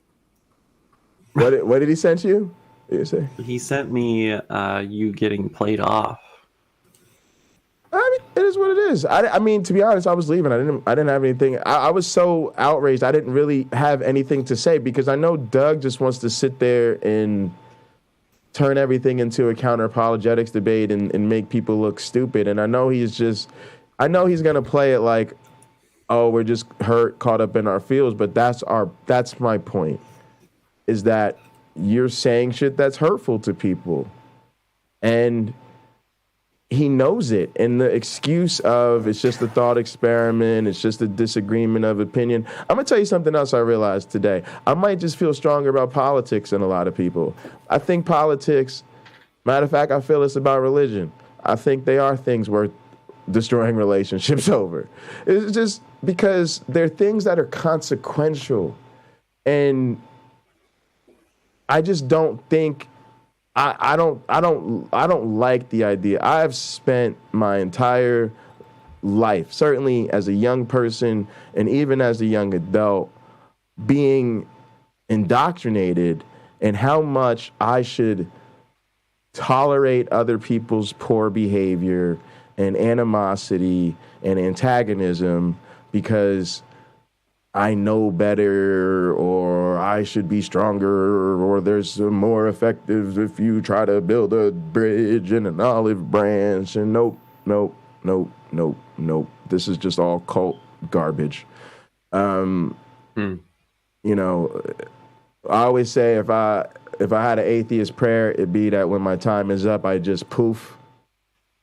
You know, I don't want to die miserably. I want to just poof. J. Bundy no longer exists. But if I had a second prayer, it'd be I pray for the downfall of my enemies, every last one of them. They ain't waking up. All right. They ain't waking up with the best of intentions for me. And anybody thinks otherwise, this has never had the type of enemies I've had. Feel you. But yeah, go ahead, Nitty. What's up, man? Like, do you have thoughts on this, man? Because I know you probably familiar at least with Doug, right? That's a under fucking statement. Yeah, where you at on this stuff, man? So the midterms this time around. So I haven't been as part of Pinecreek sagas, let's say, for like the long haul, right? It's, you know, I've been kind of working my way into this niche of YouTube and interacting with people and skeptics and counter-apologetics and channels and Christian channels and all that on my own time and in my own way, just for like the last year and a half, right? So I'm sure there's more to dig up and suss out. And there were a lot of things that I respected about Doug and, you know, his platform, his method of communication, his, you know, snarkiness and things like that. And, you know, I've been playing poker with the guy for like, you know, on and off over a year. Yeah, sure. And I just want to acknowledge, too, we have a bunch of mutual friends, and I know I have people in my life that are friends with Doug, and I'm not trying to come at their personal friendships with them. I know they play poker and stuff together. But, yeah, go ahead. Well, I know, like, Tux and him, right? Tux probably part of your poker group, and, yeah, go ahead. Yeah. And so it's like, I like seeing those clips today, because I was in an interview. I was just doing job interview stuff. So, you know, I got do for my own, right? I can't follow drama all day long. Yeah, good luck with that. And Thanks. Also, that's my plan. To be honest, this whole experience is very frustrating to me because I have some important work things to take care of today. But I feel like this whole thing is a big distraction for me because I'm trying to get on the same tip as you. Like, I got to focus on my work. And even James and I have been talking about this. We can't let this stuff dominate our time the way we sometimes do. But I felt like after that experience, this was a worthwhile distraction. But yeah, go ahead. I'm going to kick it back. Yeah, I want to get to answering your question, though. Like, there is, like, I said this before, I think in passing to, like, Melody and stuff in a chat once. It's like, if we have to start becoming apologists for people in our community, it's time to reevaluate. Truth. Like, I don't want to do that again. Right? I got this friend. You just got to understand him. I love that you instantly laughed about that. Oh, that's a great point. It's a really good point. What's up, Spider? Thanks for coming through. But, you know, it definitely is something where I'm going to think more carefully about, you know, what my contribution to that platform and content will be. Yeah. Right? Like, am I going to clip or rebroadcast or, you know, try and work off the back of that audience? Well, probably not. And, you know, maybe I might even change some of my interpersonal actions. Maybe, you know, it's going to be some less poker or no poker, or, you know what I mean? Because at the end of the day, like, that's more money that goes towards who knows what, right? And maybe even causes and things I actually disagree with. Oh, you guys play for real money? Yeah. They have a fun poker night. And again, I just want to be clear. And it is fun. Yeah. I'm not at all trying to say people shouldn't play poker with Pinecreek or shit, and or anything like that. And my thing is, like, I realized. Well, so here's where I am. Yeah, go ahead, sure. So, like, there's like it's almost like, when do you stop, you know, going drinking with Kanye West? Yeah, right. Yeah. No, I feel you. Yeah. You know what I mean? It's like, yeah. There's almost a level of when someone is going to take certain kinds of stances or attitudes and interacts with people in unproductive ways in public, and they don't want to address that, they don't show any signs of wanting to change that, then it's okay to step away from them. Yeah. Right? Because honestly, like, when could that also be you? Right? You don't know. Yeah. Matter of fact, I've definitely had moments where I've reflected on that about certain things, right? Where, you know, and sometimes you stand by certain choices you've made, sometimes you don't, sometimes you know, that's all part of the growing process, certainly. I've had some reflective moments about, goodness, do I really want to have further interactions with Kent Hovind, right? But what was interesting is, like, the more I had sort of honest conversations about that,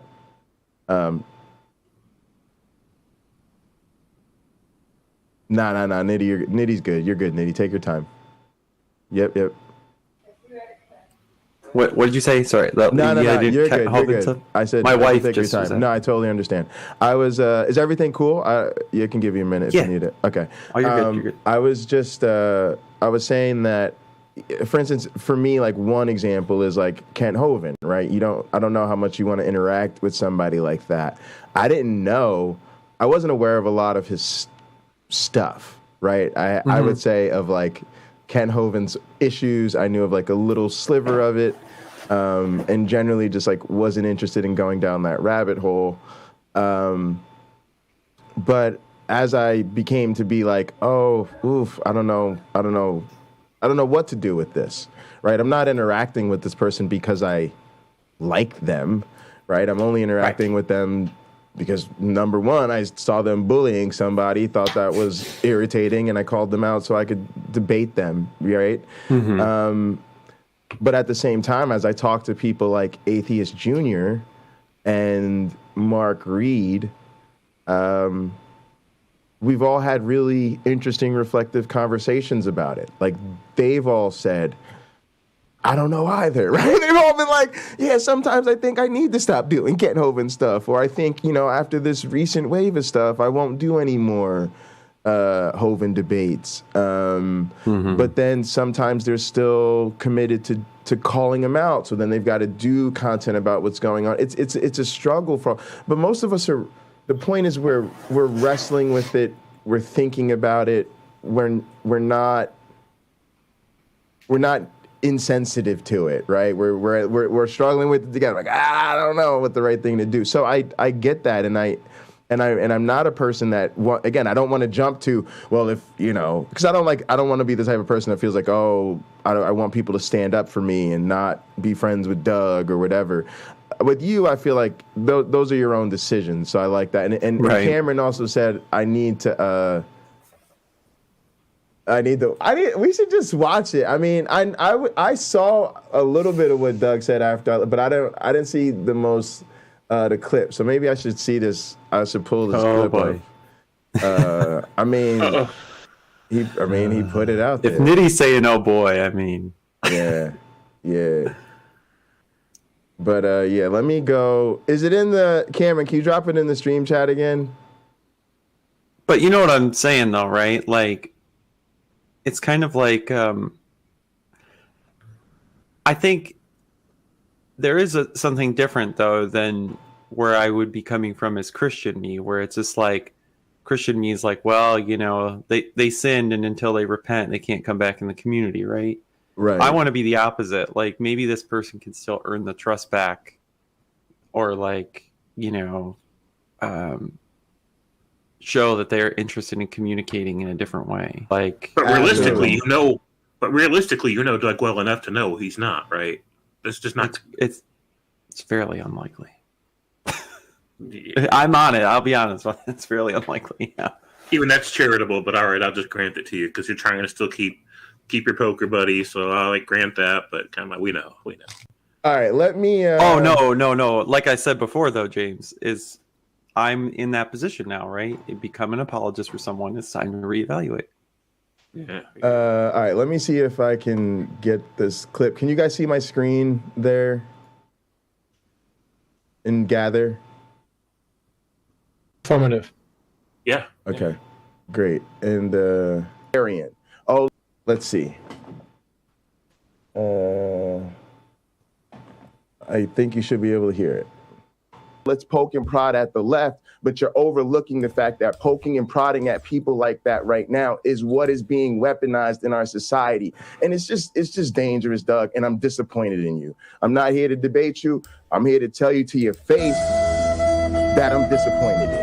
You don't have to the music. accept it or believe it or buy it or care, but I wanted to tell you to your face. Okay. Feel that sword?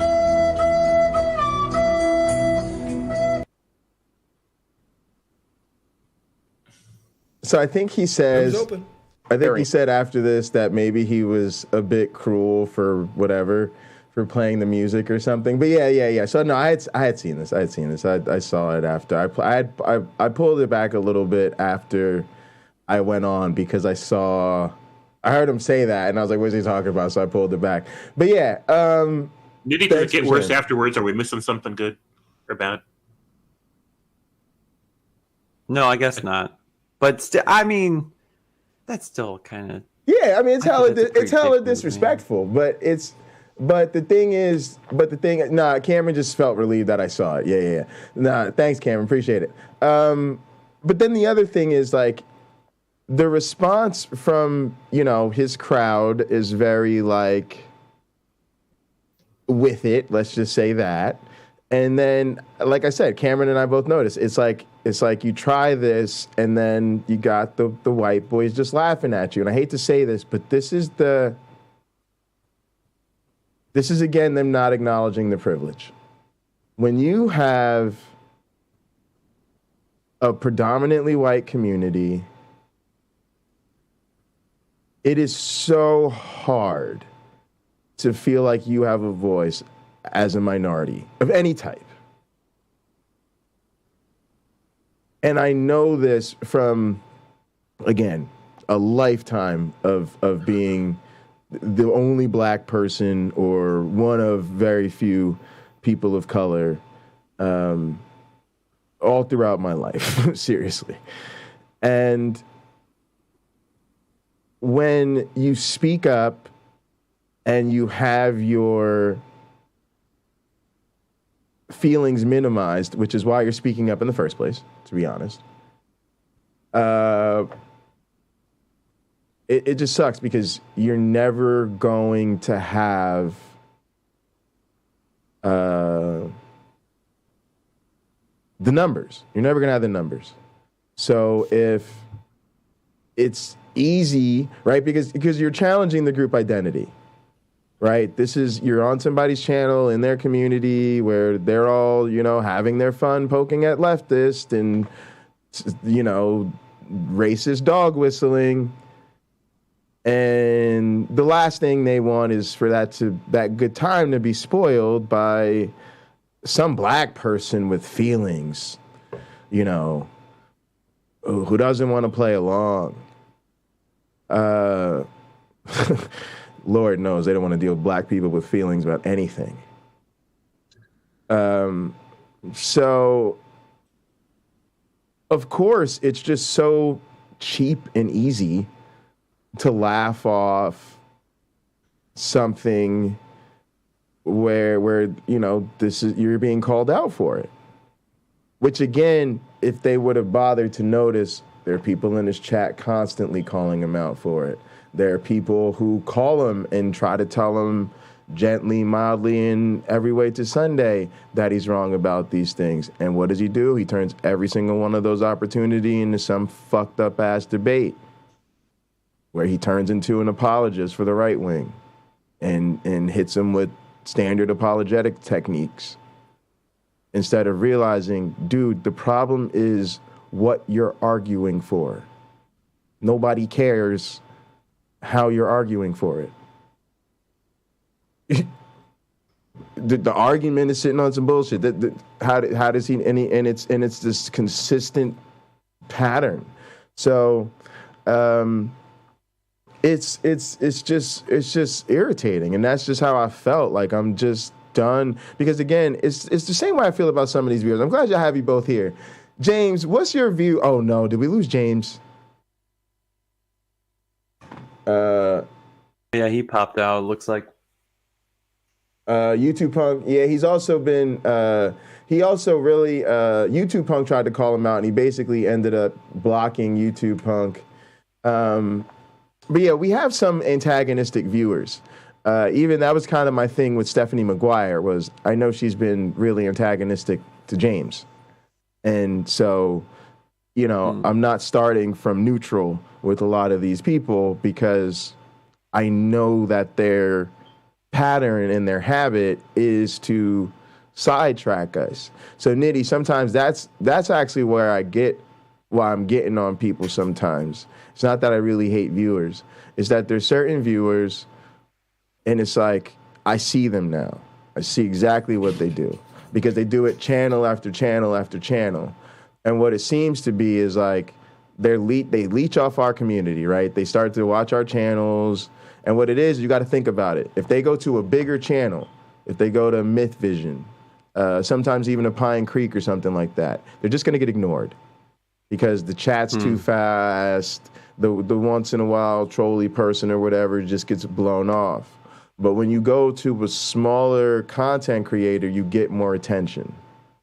Now, that's cool for a lot of people because they're just looking to engage with you. Hey, Nitty, what's up? You know, and they get to know you, and it's all love in the smaller channels. But some people, that's their platform, right?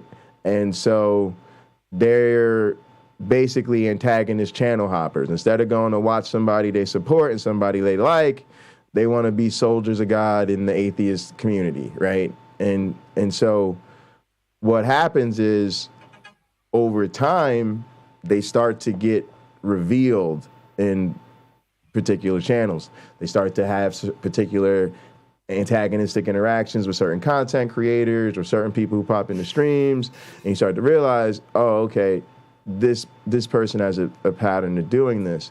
And then what do you notice?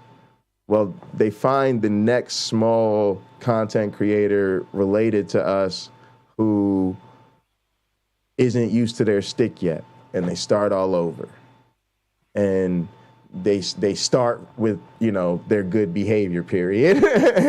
And so as they start to throw little jabs at me sometimes, I'm like, no, I know who you are, and I know exactly where you're headed.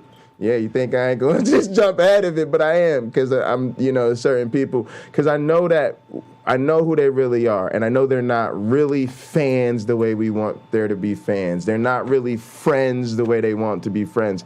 Even the friendliness they want to use against people, right? So I'll give you an example like Lupin. When he comes through, he's a Kent Hovind fan or whatever. He's somebody who's on the other side of a lot of these things. He comes through and he acts friendly, but a lot of us know he's sitting on some super weaponized right-wing nonsense. And as we've gotten to know him, we've called him out because he's behaved badly a bunch of times.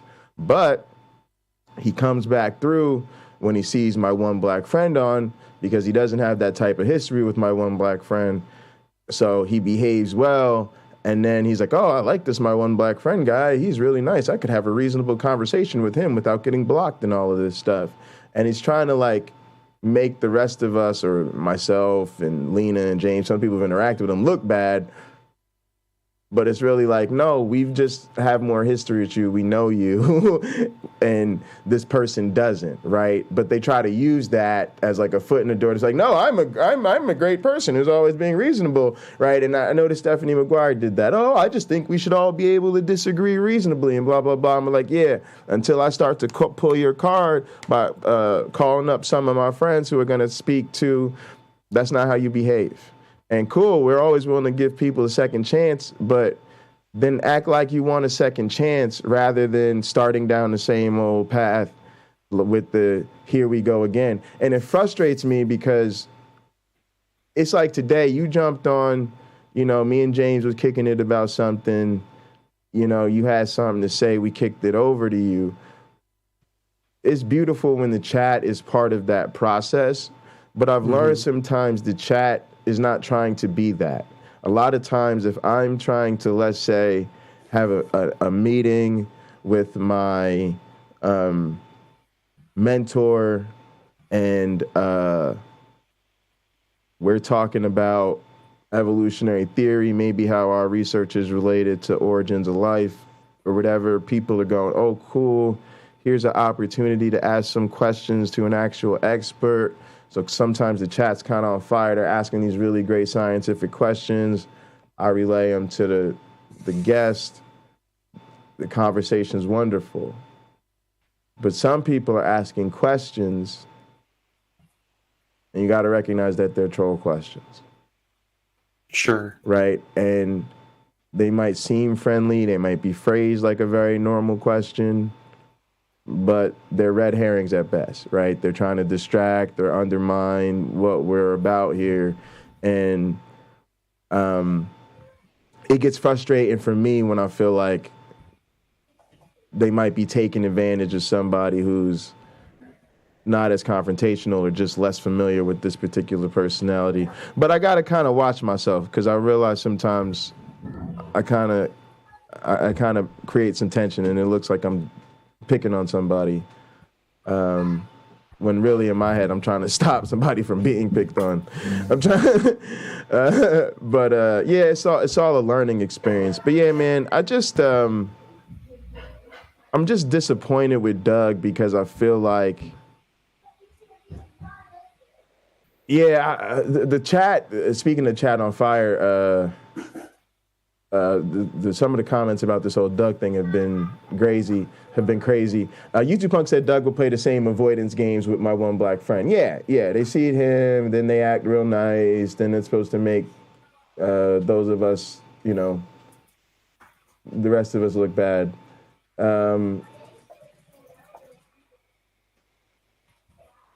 Right. Yeah, chat. And then I just did that stream not too long ago about how, we want chats to be what our expectations should be of our audiences in live chats, right? Like moving away from just being trolls and engaged with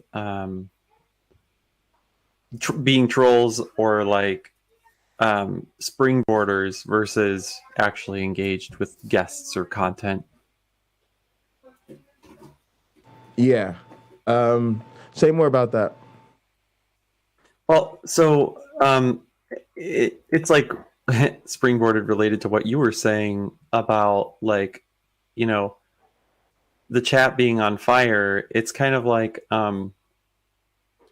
when I did a live stream actually with Captain Deadpool, there were just like some creationists were in there just trolling to, farm for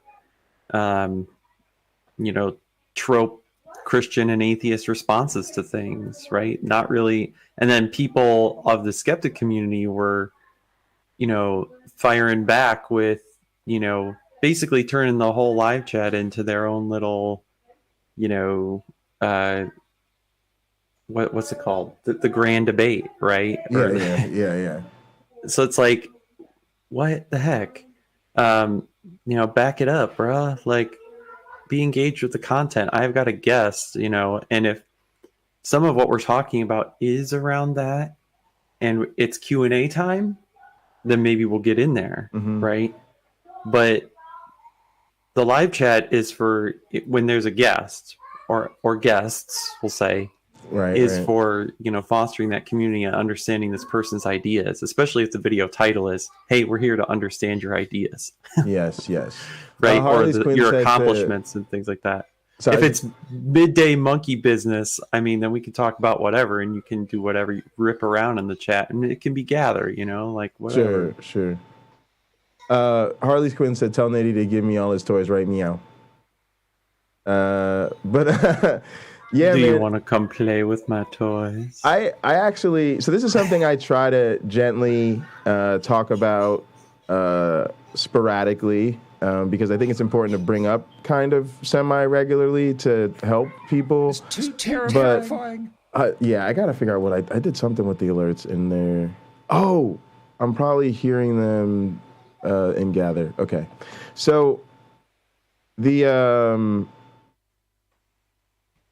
thing is that I wanted to mention is that for me, once in a while we need to talk about like internet etiquette or something, right? And our community is a community of YouTube power users, but at the same time, there's a lot of really bad behavior that's become normalized, right? So one is antagonistic viewing altogether. Most people who create content, it's sort of like being an evolutionary biologist. It's really weird to have people who attack you because of your work. And, to find yourself in the middle of a holy war because you're a scientist is not okay. And it's something you're not really prepared for. And a similar thing can be said of content creators. Most people on YouTube who do makeup tutorials or play games online or talk about an academic subject or do a cooking show, make videos about parenting. I have some candy wash my gift to you. Here you go. They're from music class from a long day ago. Thanks. You're welcome. Bye. They're not like so used to people hate watching them, right? And people wanting to like derail their live streams or undermine their presentation. Mm-hmm. And if people are acting that way in their live chat, they quickly learn to at least ignore those people, if not have mods who or themselves time them out or block these people. Right. And that's just the norm.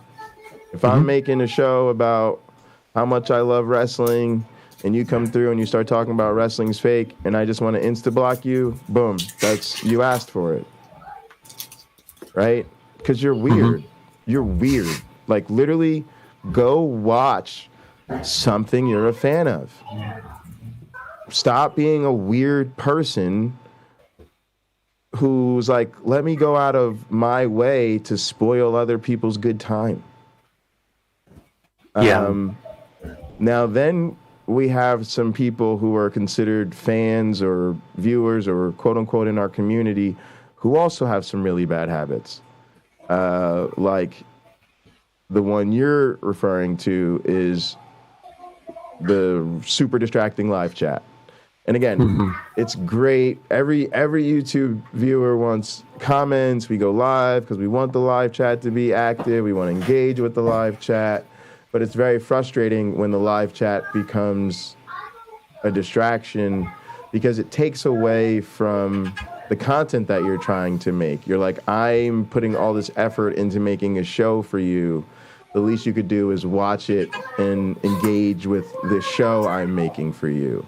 You know, like I always say, it is kind of annoying. You know, if you show up to the Super Bowl party to like just eat nachos and pizza and hang out with people, that's great. But shut the fuck up when the game's on, because right? Oh yeah. It was a football party, and we were trying to watch the Super Bowl here. We're trying to watch. So it's like, you know, contribute to that, and if you want to bullshit during the commercials, that's fine. But yeah, it is a bad habit, and even some of the stuff, like people get on me a lot about the bot, and I'm like, guys, you have to understand how hard it is to moderate a YouTube channel that's with hours and hours of live content every day. And what happens is YouTube content creators are held responsible for everything that happens in their channel. Their channel, their live chat, their comment section, all of it. Now, is that wrong? Yes, it is wrong. And who has the power to change that? YouTube. Who has no power to change that? Content creators. So who should you not take this out on? Content creators. So you got to understand, as long as those porn bots exist, we need counter porn bots. Because even though for the most part you see them all over on everybody's channel, YouTube considers the content creator responsible for that. So if there's a porn bot in Nitty's content section and he doesn't report it, or he doesn't, you know, take it down or whatever, YouTube considers that you have a comment in your section that violates our terms of services. Point blank, end of story. Even if you take it down, they could just decide it's too late. Right? Now, add to that, some of us try to do more engaging things like what? My live chat's on the screen. So now YouTube can literally say it's part of the video presentation. Oh.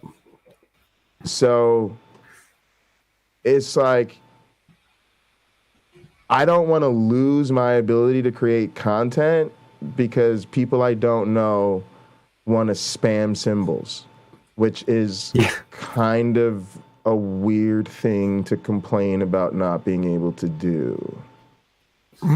Right? And then the bot's like, don't write paragraphs. People are like, the bot's mean to me. No, you really shouldn't write paragraphs in a live chat. It dominates the conversation. It's weird. Live chats are for concise conversations. Like, you don't drop walls of text, right? What am I supposed to do? I sit here and be like, hang on, Otangelo just dropped a page. Let me sit here, right? It's just, that's weird. That's weird. It's a weird thing to do. So some of these are like, we could actually develop better etiquette and just be more understanding. Now, again, I'll give you a different thing. I have the emoji splashes, so we love to have the emoji splashes. But, you know, that's the thing. Normally, you just, you know, after a while, you become a mod. Doesn't matter. You can emoji bomb or whatever. But, you know, for the most part, the rest of the filters that are there, there's a reason that they're there. And it's similar to a distracting live chat. You know, you're trying to minimize your distractions, you're trying to minimize your exposure, and it's weird that people are like mad at you for it. You're like, well, what do you want me to do, guys? I'm one person. I'm trying to fight an army of bots. I need a bot to help me. I don't know what you want me to tell you. Oh yeah. And then some of the other stuff is like the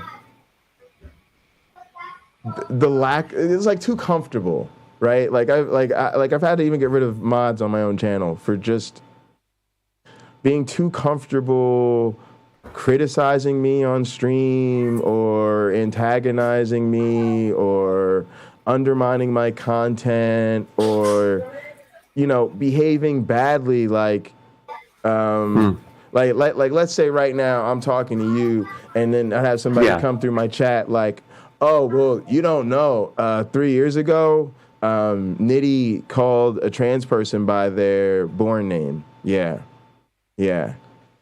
Oh, really sorry to hear that, but like maybe don't tell me that in my live chat while I'm talking to Nitty, because that's a bit awkward, bro.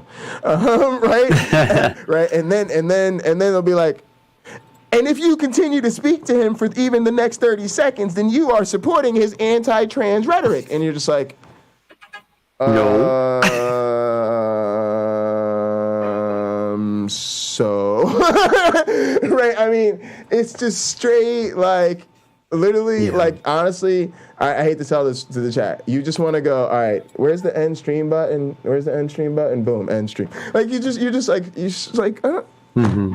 like, the person on the other end of that YouTube channel is still a person. They have feelings. Right. Your bad behavior affects them. You know, when somebody puts on a show and then you don't pay attention to it, they're like, cool, I guess me having this really interesting guest on is like not interesting as I thought it was. You know what I mean? It just, it kind of sucks. And then, totally does. So it just becomes like a runaway thing and you don't want to lose the community. But even myself, bro, I'm like, that's why we set up a Discord. That's why we have Gather. We try to make places and spaces for people to, you know, be a community and talk as much as they want, and then hopefully, you know, participate in the streams when we're streaming, right? Yeah. I completely agree with all that. I mean, it's all good. Yeah. And honestly, I would say this too. It's all good because, like I said, I'm totally happy to take the bad with the good. We're really fortunate to have such an engaging community.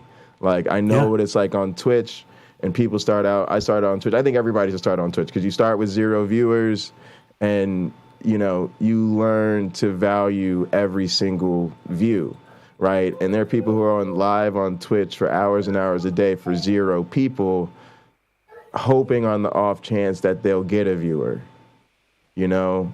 And some of them are super engaging on the off chance that they'll get a viewer. We're kind of fortunate where you start off with some friends who already know you before you start. And, you know, you've got some other friends that are content creators and they're sending people your way. And so you might start small, but you don't start from nothing. And then your community's used to live chats, used to commenting, used to engaging. So they're really great about that.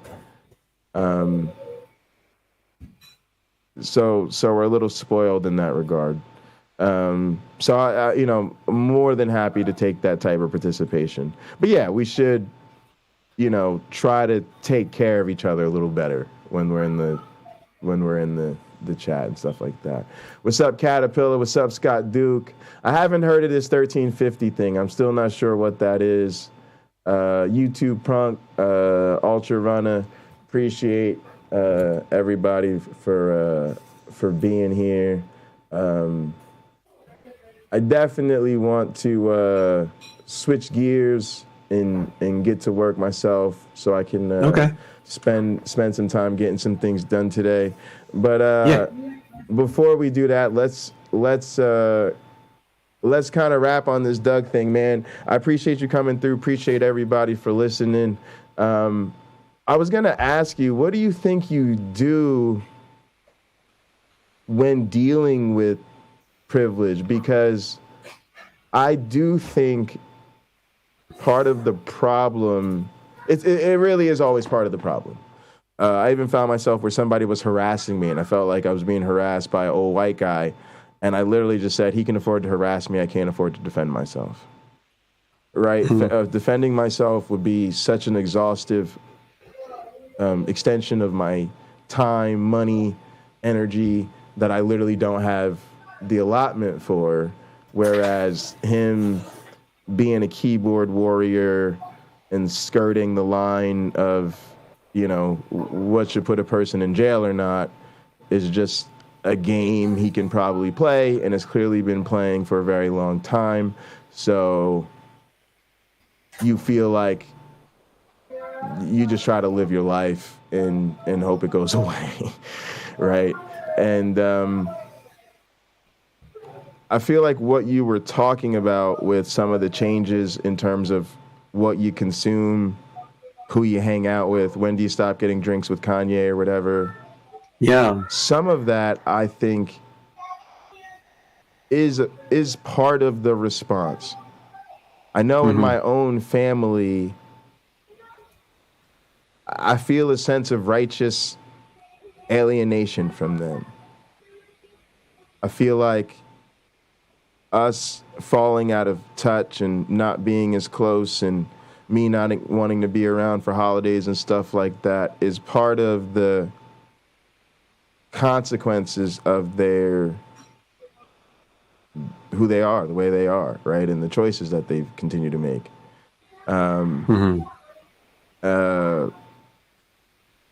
Now that doesn't mean it's enough or that it results in the change. I don't even see it as a tactic. I almost see it as an expression.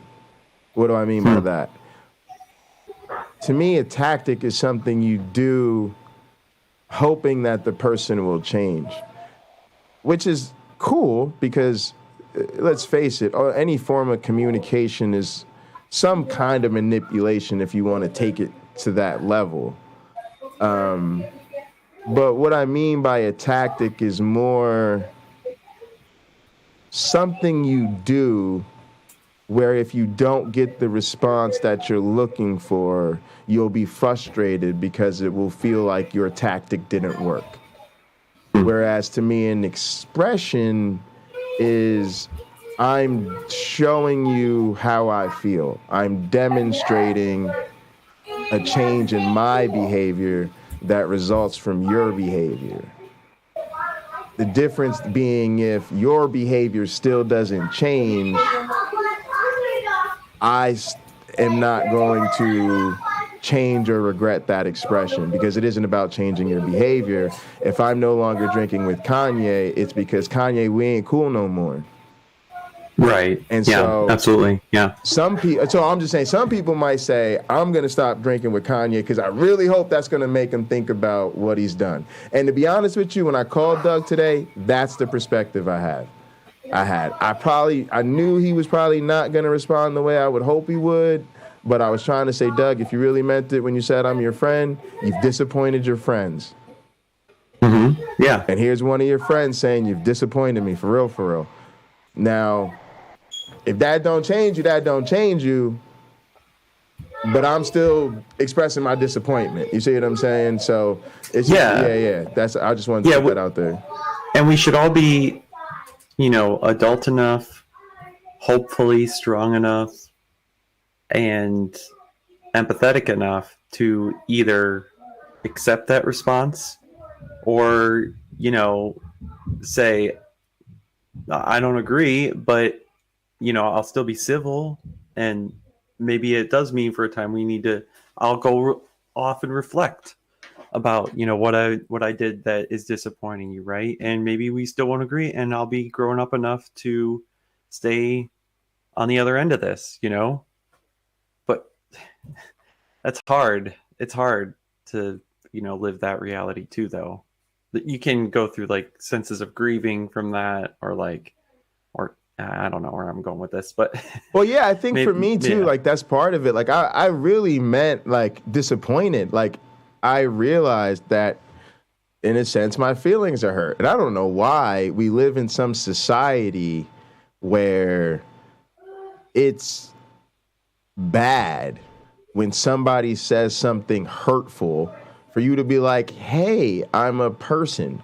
That hurtful thing you said was in fact hurtful to me and a lot of other people like me. And they were like, well, so-and-so's caught up in their feels today. Yeah. Yeah. Absolutely. They're caught up in their feels today. Right. And that's kind of was the decision I made. By the way, I want to say, Caterpillar, thanks for the compliment about the background. By the way, speaking of antagonistic chats, compliments will always get you further with the streamer. You're like, compliment, let's pay attention to that. Mm-hmm. Agree. Also, Scott Duke said, according to Urban Dictionary, 1350 is another stupid racist code word racists use to identify each other. So then, yes, Doug went full 1350. It's saying everything out of the alt-right racist playbook without coming out and saying you're a racist. And that's the theme of a lot of his stuff, right? It's all out of the alt-right playbook. January 6th wasn't that bad. Mike Pence's life wasn't dangerous.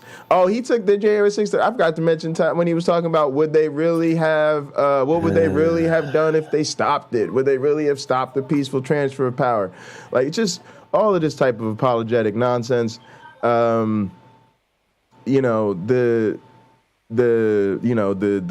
racial stuff today with it's all the murders are out of all the Democrat-run cities.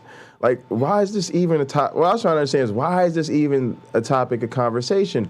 But we all know why it's a topic of conversation. It's a topic of conversation because that's the flavor he wanted to seal in going into the midterms. Mm-hmm. Come on, it's just cool.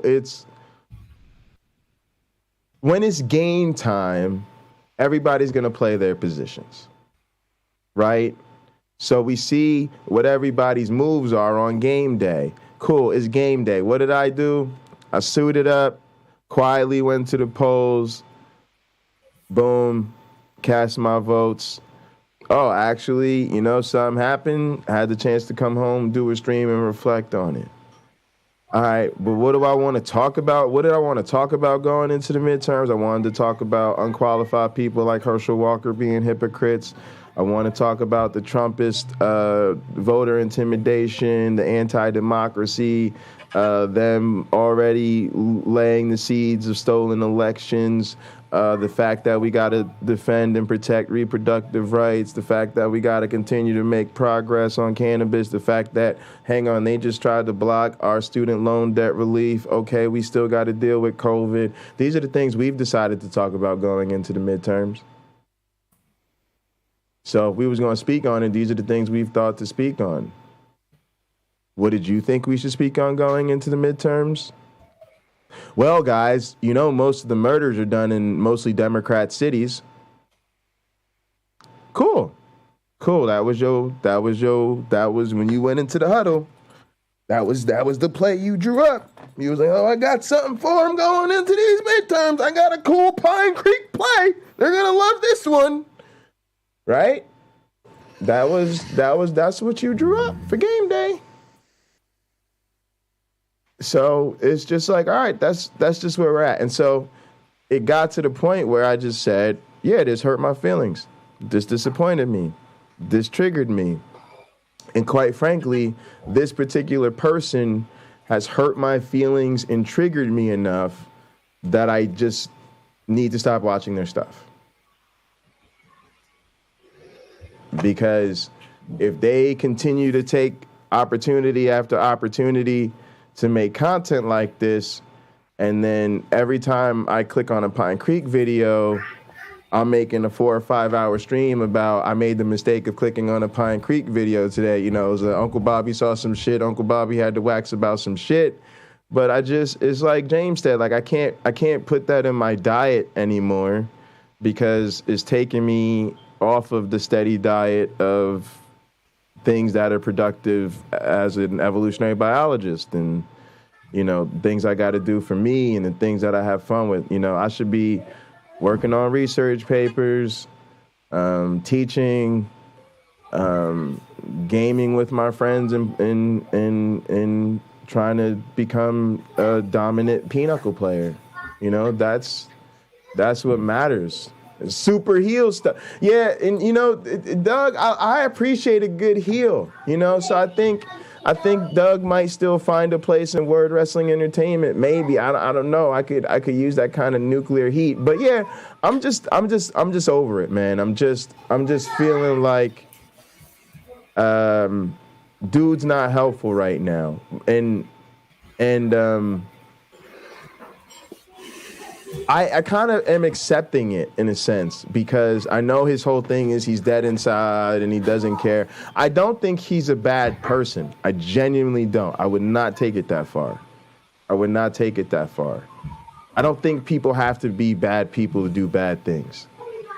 But I don't think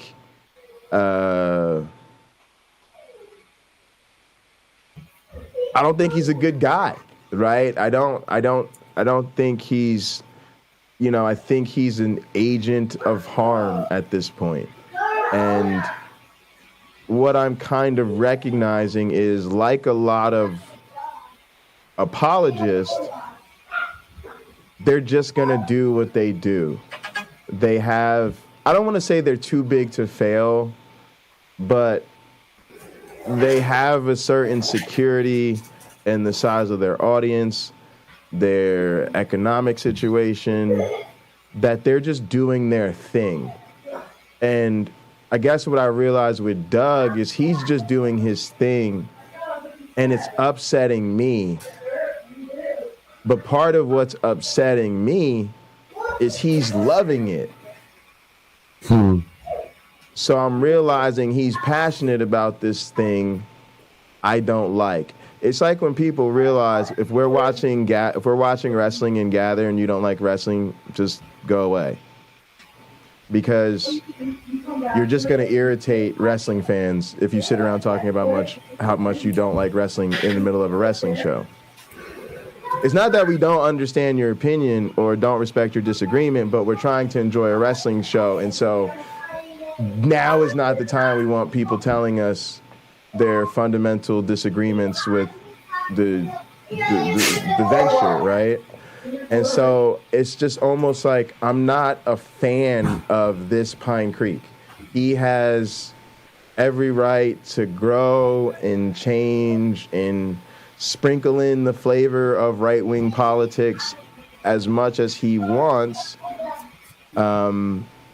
and to be happy with, how that plays out with his fan base, and just let people like me go by the wayside, which, to be honest, he should kind of do anyway, because like a lot of people, I'm kind of too busy doing my own thing. I'm not like a diehard watching all of his streams, promoting his stuff anyway, right? I'm probably on the way out in terms of viewers anyway. Yeah. Yeah. The original question was how I handle privilege, right? Yeah. Sure. Sorry, I got us off track. But yeah, go for it. I mean, I just want to be open because I look at my fucking basement, man. Look at all these goddamn toys. Sure. Like, you think I'm oblique or numb to the fact that I live in incredible privilege to most of the people in the world? No. Sure. I'm over here drinking craft fucking stouts, taking a nap, yeah. on fucking YouTube for however many hours I want. Like, I'm a privileged motherfucker. Yeah. And you can tell me that. And if you want me to do something with it that's productive for the conversation and other people, then let's talk about that, right? Or maybe I am just wasting something that is great for, helping people or your community or whatever. Yeah. I want to give that to you, right? I don't want to be a person who's ignorant of their privilege or bias or whatever. Yeah. And I also want to be a giver and able to take feedback, or like, Nick, that thing you said or that take you have, man, that's coming from a place where you just haven't been where they've been, right? And right. Nitty, you can hear that. Nitty's going to be like, okay, like I don't understand you then. Let's work on that, Let me try and do the Christian thing. Right. And, understand you and feel what you're feeling, right? I'm going to do my absolute emotional best to imagine myself, growing up where you grew up, or hearing those words as if I were you. But at the end of the day, I'm not going to have gone through that experience myself. Yeah. I guess for me, what I was identifying is, because I think we all have a lot of privilege, relatively speaking, if you're watching YouTube. Oh yeah. And then, did you eat meat, watch YouTube, and shit in a toilet today? Yeah. Like, you're doing better than like 80% of the world. Yeah, but then there's obviously a broad spectrum within that. Yeah. So I think what we should identify is we're talking about relative privilege, and for me, I just think what you identify is important is to accept the reality that people don't have to care. Right. And some people can afford, they're just insulated from, let's just say the consequences of their perspectives and their behavior sometimes. And I think one of the ways you can address it is through changing their social ties. Some people, like Trump, seemingly can be alienated from everyone in the world and function like that. But a lot of people can't. And a lot of people, it's strained or disillusioned or lost or, affected social ties that often brings about changed behavior.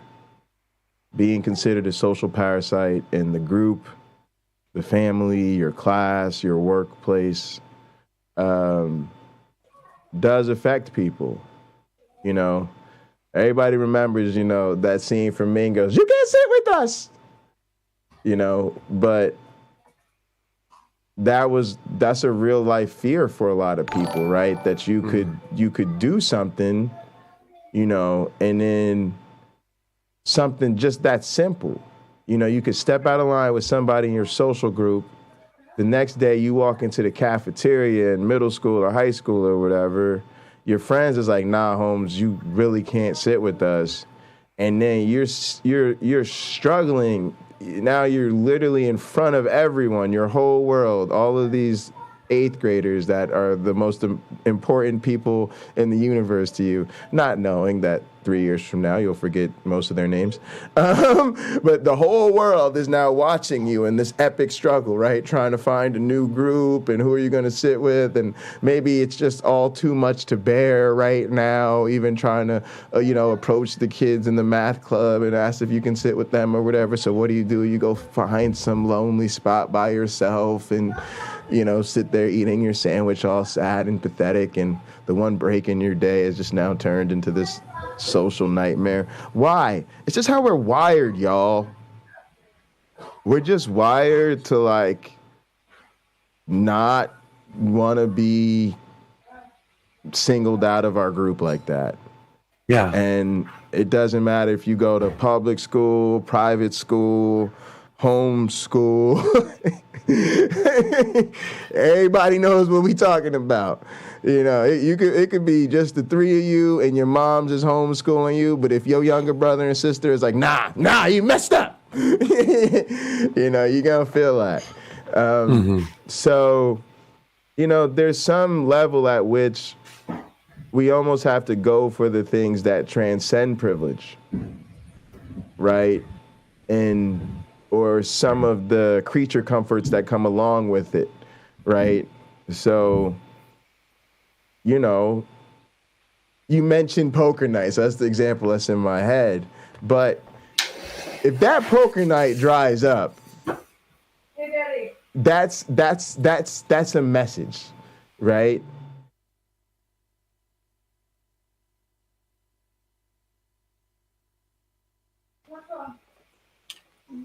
Sorry. Yeah, but that would send a message. Hey, I gotta go because my daughter has speech do things, therapy. Man, I'm gonna switch up anyway. But yeah, appreciate you. Thank you so much for your time, Nitty. We'll chat soon, bro. Guys, check out Nittimos. Link is in the description. Boom, easy. But I got the link down there for Nitty.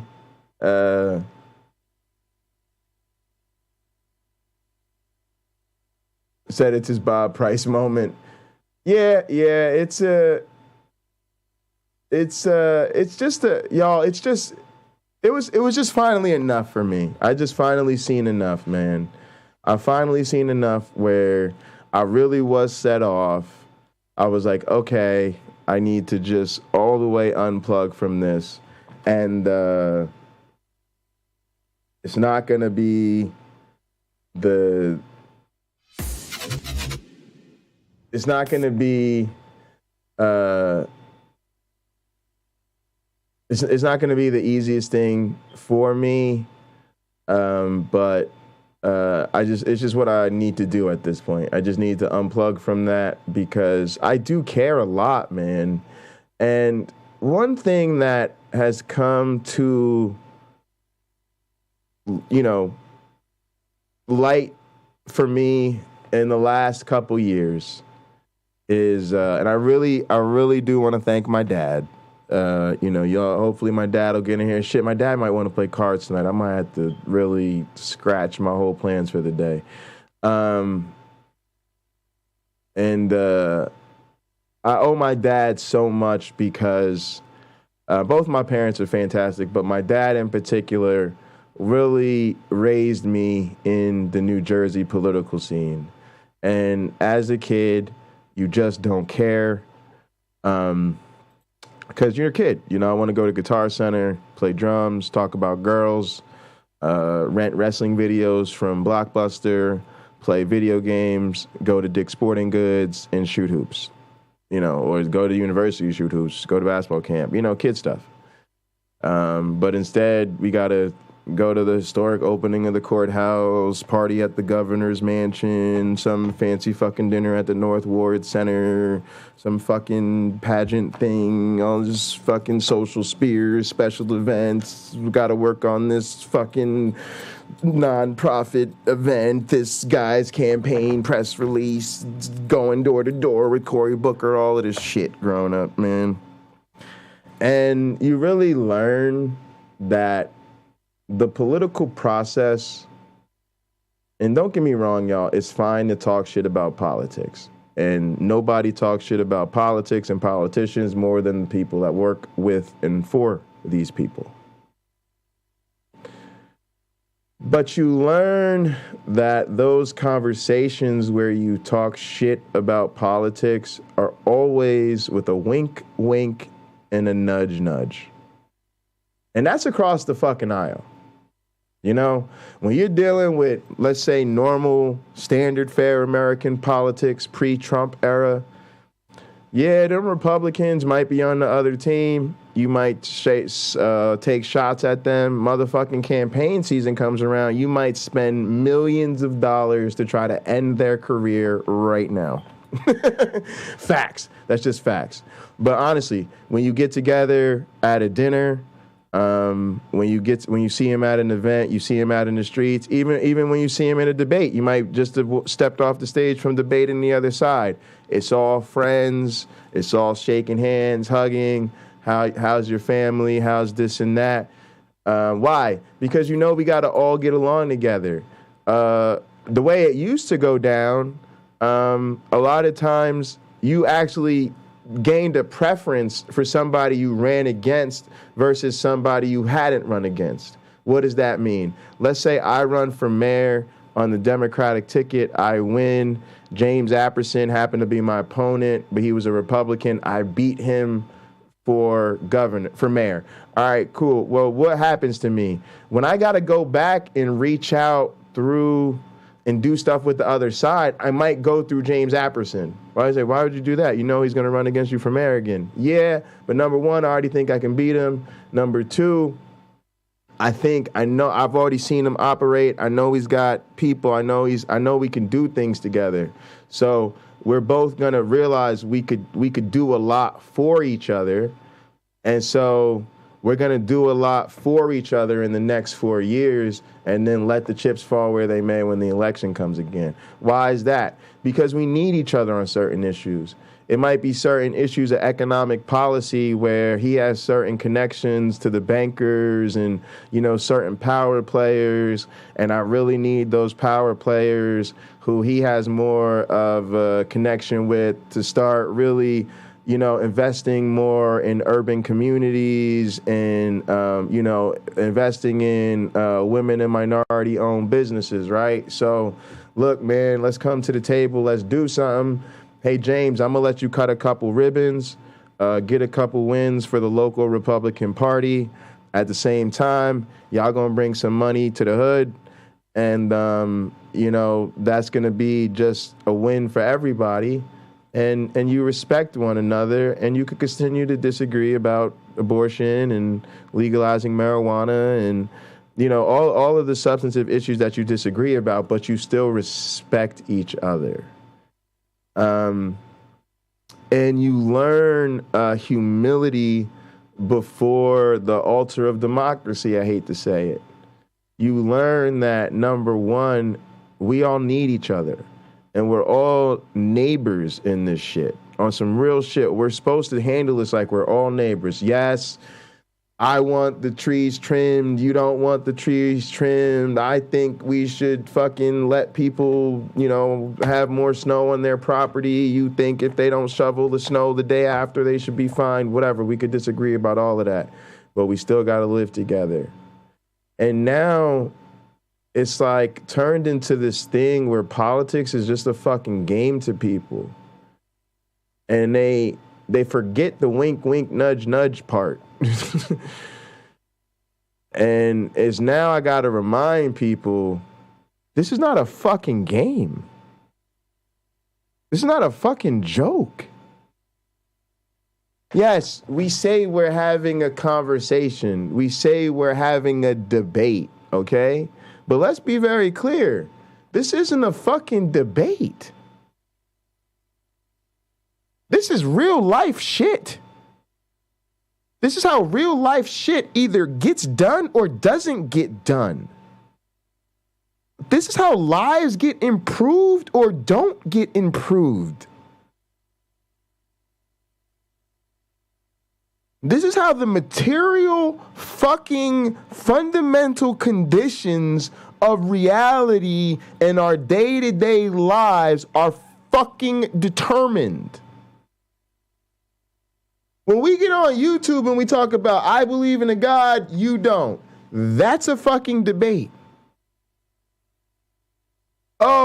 I believe you can use humanism to form an objective basis for morality. Oh, well, I disagree. I think you need God to have an objective basis for morality.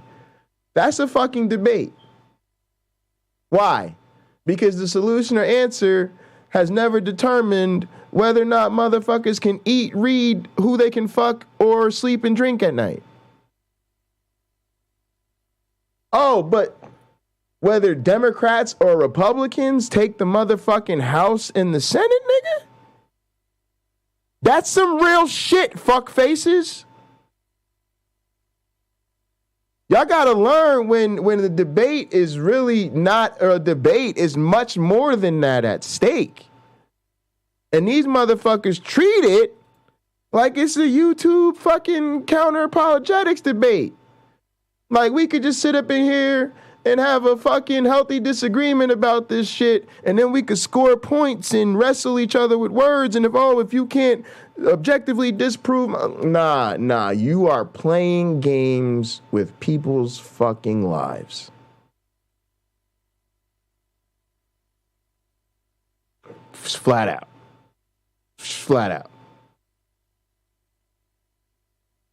You want to know people who really do this fucking work think? You want to know what real motherfuckers who understand how the system works think? They think you're fucking pathetic. Because this is real shit. It's not a fucking joke, Doug. It isn't just a thought experiment. It isn't just some dumbass white dude asking questions. You are dog whistling to extremists who tend to execute their extremist agenda at the expense of the rest of us, and you are gassing up their fucking narrative.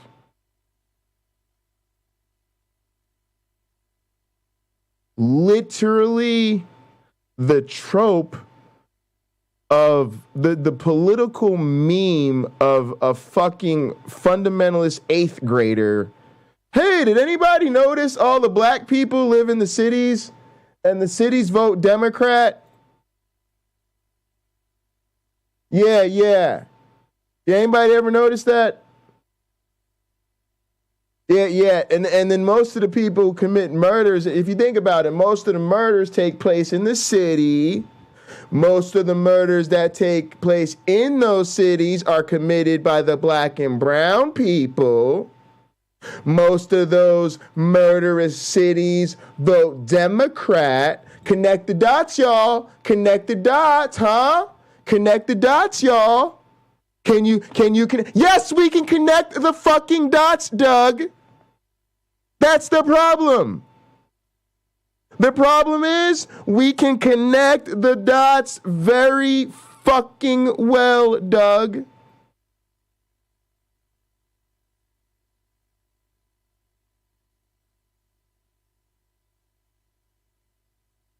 So that's the problem, y'all. And honestly, it just hurts a little personally because it's a person I really liked. I used to consider a friend and a person I, admired to some extent. And I know I still have some mutual friends with, and a lot of them still admire this person. So that's what kind of makes it hurt and sting. But at the end of the day, we got to get over it, because we live in a world saturated with this type of patheticness. It's just ubiquitous. It's everywhere. And it genuinely robbed me of my peace and my flow. And so, yeah, it's just time to get over. Why does Doug think most black people back the Dems? Yeah, he don't want to talk about that. He don't want to talk about that. Oh, and he tried to tie it to welfare. He probably say because that's who's giving him the welfare, right? Because he tried to ask the same thing about welfare recipients. He tried to pick all the issues to lead everybody down that path of just blaming black and brown people for their own fucking misery. Blaming us for the symptoms of poverty forced upon us by the very white supremacy he continues to perpetuate. And it's that same idea where he doesn't recognize his privilege, therefore pats himself on the back. Self-made man, like every other white dude, self-made man, you know, they earned everything they got, and the reason nobody else has what they have is because they're lazy and they haven't earned it. They're not as good as they are. The illusion of the meritocracy. That's something I recognized in Doug a long, long time ago.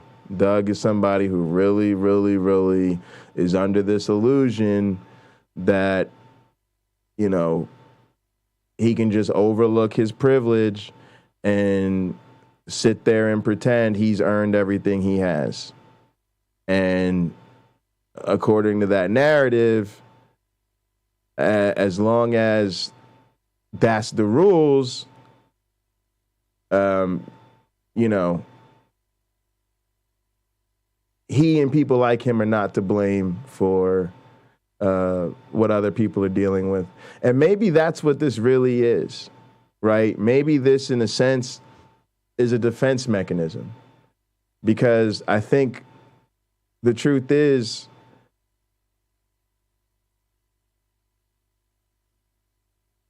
he's part of the problem.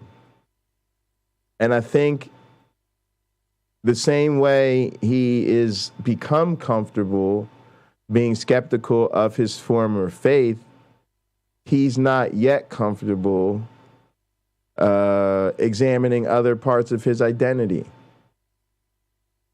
And I could tell with even Nitty, part of the reason, you hesitate to even encourage somebody like Nitty to take action in a situation like this is because you could already tell they're so empathetic and sympathetic that they're affected by what you go through.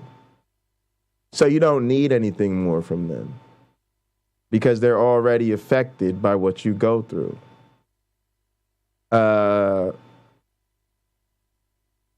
But for Doug, it's like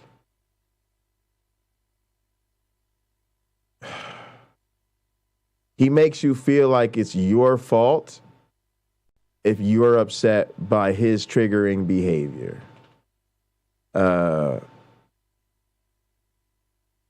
So yeah, it's very disappointing, pretty upsetting. But yeah, we got to deal with it and move on. Let me, I want to reach out real quick and call my dad.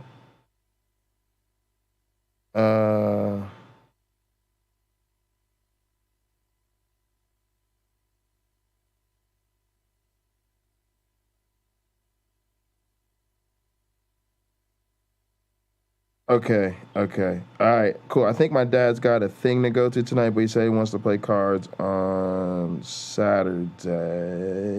Okay, cool. All right, y'all. Let's switch gears I want to try to get some things done before I switch into card playing mode myself. I want to make sure we look at some of our MABE stuff. We made some really great progress on that, but I want to keep working on some stuff. Maybe I want to see if I can get shape mating or some things going. Then on top of that, y'all, I want to keep working and going through our manuscript we're working on. So let me take a quick intermission. I don't think I've taken a break since I got in the chair. And sometimes a brief intermission is a good way to finally get me off of something. I feel like a dog with a bone, with lockjaw. And we'll take a brief intermission. That'll help me switch gears here.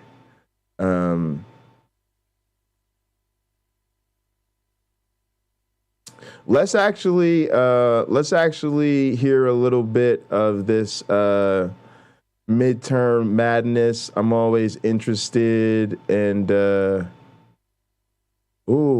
guys. All right, vote now, guys. 2 different options. Option number 1, vote 1 for Lauren Boebert is locked in a very tight race. See where the vote stands now. All right, so Lauren Boebert watch. Or alternate reality Barbie herself, Kayleigh McEnany hangs Trump out to dry live on air. That's right. Alternate reality Barbie goes full Trump turn, guys. Vote 1 or 2 right now for what should be our quick intermission. I'm all the way with number 2. I'm going alternate reality Barbie for the win. Y'all have 1 minute to vote. What's gonna be our intermission? Look, I'm amplifying up the pressure. 6-finger votes too. Come on, y'all gotta get with it. We gotta be hood. We old school. We don't need a bot to vote. We don't need a YouTube poll. We could just ask the congregation that is gathered to speak up and let us know what they want to do. We're getting 2. 2 is coming through. 2 is coming through. We got ushers and mods voting too. All right, I'm starting the countdown. 10, 9, 8, 7, 6, 5, 4, 3, 2, 1. All right, now I gotta actually wait like 7 seconds for the damn YouTube turnaround for that countdown to actually be on stream.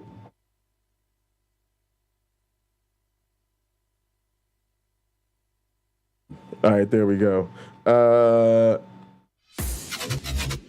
Wait, hold on, I gotta go pee real quick. Kayleigh McEnany for the win.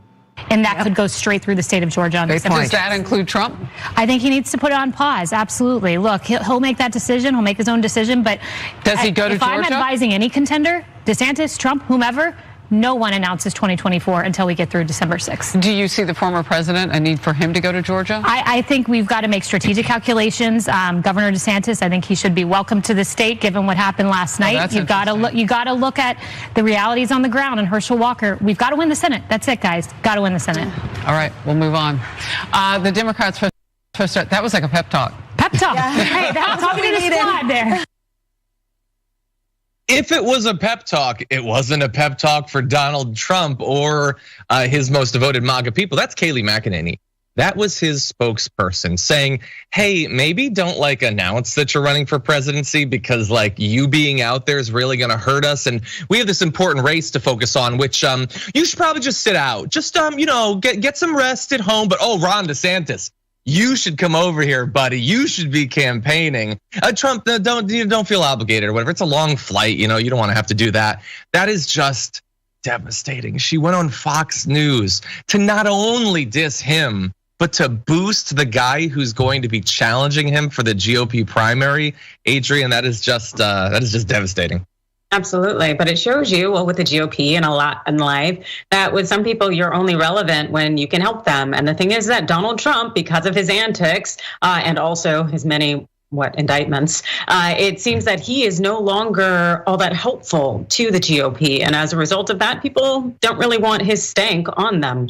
And so this isn't shocking to me at all. It's just, we all don't want to be a part of Donald Trump's tantrums, and we know he's throwing them. So, we're going to get to the tantrums too. But look, you might, if you wanted to believe that she's still loyal or whatever, you could take a look at what she just said, and you could say, okay, well, she could be a little bit nicer to our dear leader, but she's just thinking about this one race. Maybe that's it. But no, she went on to say it's a conservative movement. It's not tied to one person. And that's not like she's backed into a corner and I guess she's willing to criticize him. She seems eager to demonstrate the distance, the growing gap between her and Donald Trump. She's offering up all this stuff. She is sending signals to DeSantis and his people that she might be on his side. I don't think anyone wants to be too explicit right now because they don't know exactly what's going to happen. And it's entirely possible that Trump just absolutely destroys Ron DeSantis. I'm still leaning towards that happening. But they all seem to, other than Marjorie Greene, they all seem to want to indicate that that the winds might be shifting towards Ron DeSantis. Not just her, though. It's basically across Fox News right now. Let's go to a little bit of Laura Ingraham. The Republicans are going to be looking for candidates who are focused on winning, not just making a point or settling a score. So to really change the country, we're going to have to win, and we have to win over voters outside our traditional base. That means young people, too. That's got to be the goal for the next presidential election. The populist movement is about ideas. It is not about any one person. If the voters conclude that you're putting your own ego or your own grudges ahead of what's good for the country, they're going to look elsewhere, period. Okay, so that is less explicitly a criticism of Donald Trump. She's not bold enough to come right out and say, I don't like Donald Trump. But I mean, look, talking about the grudges and talking about like all of that was a criticism of Trump.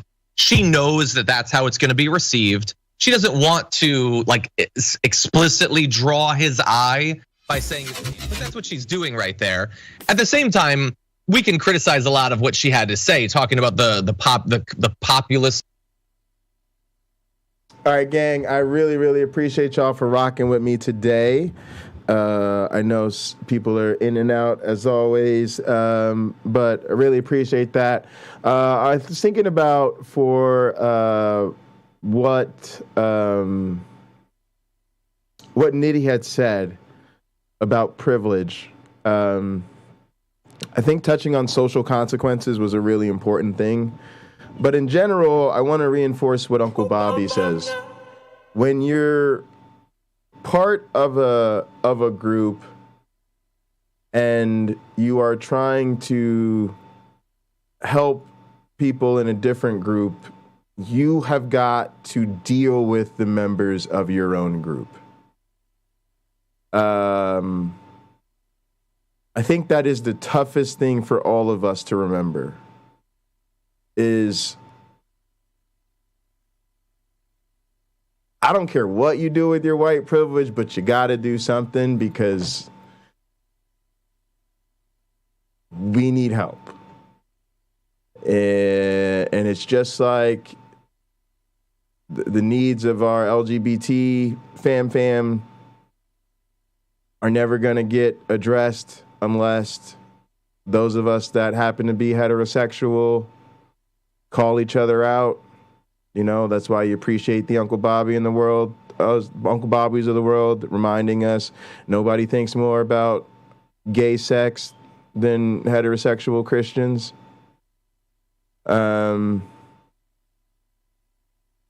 It's ultimately, it's ultimately why I feel it's important for so many of us to do our counter-apologetics, to come out as atheists and skeptics. It's because we have to go fix our own group. We have to be the people to go to the tribes and the groups that raised us and say, this is my opportunity. This is my effort to transform from within. I am technically one of you. I just don't believe anymore. That's why it's important that we do that, because it's us going to our own people. But yeah, that's where I'm at with this. And I'm going to rock with this Kayleigh McEnany story, take a break with you guys, and then I'm going to show you guys what I got going on. I got a bunch of exciting things going on with work. We won't have time for all of it today, but we'll get to touch on some of it. Right-wing movement being about ideas. It's not about ideas. It's at best about distractions. Let's get That's in the what it's mode, about. gang. It's about mobilizing hatred against perceived enemies and outgroups. That's all it is. And also, like, talking about the need to draw new, like, young people, and we're going to get to this with more people from Fox.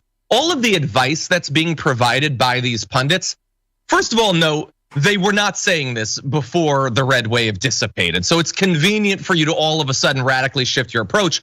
Also, it's not like you guys aren't a big part of this, especially on the Republican side. There's very little difference between their elected officials and their media. They act the same way, they talk the same way, they fill the same role. You guys have not been pushing for policies that are going to be popular amongst young Americans. You literally spent the past couple of months making everyone feel terrible because they might get some of their student debt canceled. So it's not just that, you know, they're not willing to acknowledge what they've actually pushed for. They're now explicitly going against their own advice and trying to appear to be the responsible adult in the room while doing so. What do you think, Adrian? Yeah, no, I think you hit the nail on the head there. They are trying to appear as though they are logical and sound in mind and reason, when that's not who they've been for the last several years in any form or fashion, particularly uplifting leaders and people who use their power and abuse their power to be retributive, to go ahead and strike back at their enemies. That's very much what Trump does. If you do not support him in any way, he will call you out, he will call you names, he will try to tear you down. He abuses his power in that way, and Fox News would uplift it. They would condone it and sign on it. And so it's so interesting for Laura Ingraham all of a sudden now to say how illogical and how wrong that is, and how they're looking for people who make wise decisions. And it does scare me in the thought that they are uplifting DeSantis, because I think he is far more rational appearing than Trump, and it allows for more people to get on board with his hate. Now, she is verbalizing the same MAGA concern I have been saying from the beginning. Y'all, this is when the game is hot. This is when it's time to pay attention. You know, I'm feeling a bit convicted about the political speech I gave to you guys earlier, because it really is true. I really do value the American political process as much as people like me feel alienated by, as much as it was designed to alienate people like me. We still have a chance with it to materially affect our conditions. And we have done so repeatedly. You need an example? I'm sitting here as a black man smoking weed right now, legal twice over. I'm in a state where I'm literally an approved medical user, but I'm also in a state where every adult over a certain age can legally smoke weed. You can just walk into it and buy it at the weed store. Weed stores are literally probably the nicest stores in town.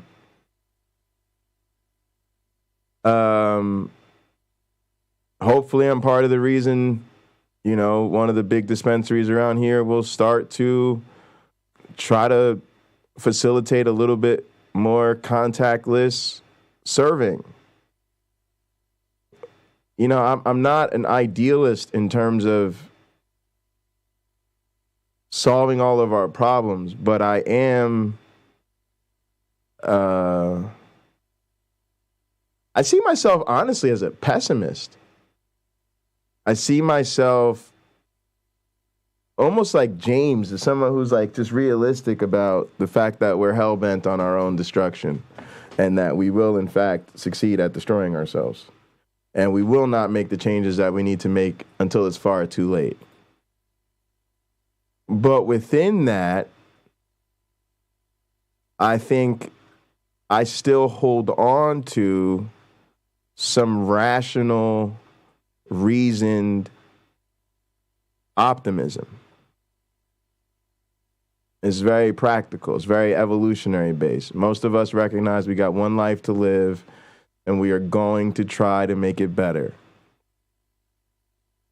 Now, they could fuck up the system. They could gerrymander the districts. They could try to suppress our votes. We could have shitty candidates. They could block the COVID relief and the student loan. I mean, they could play all of the rabbits out of the hat that they want, and they will.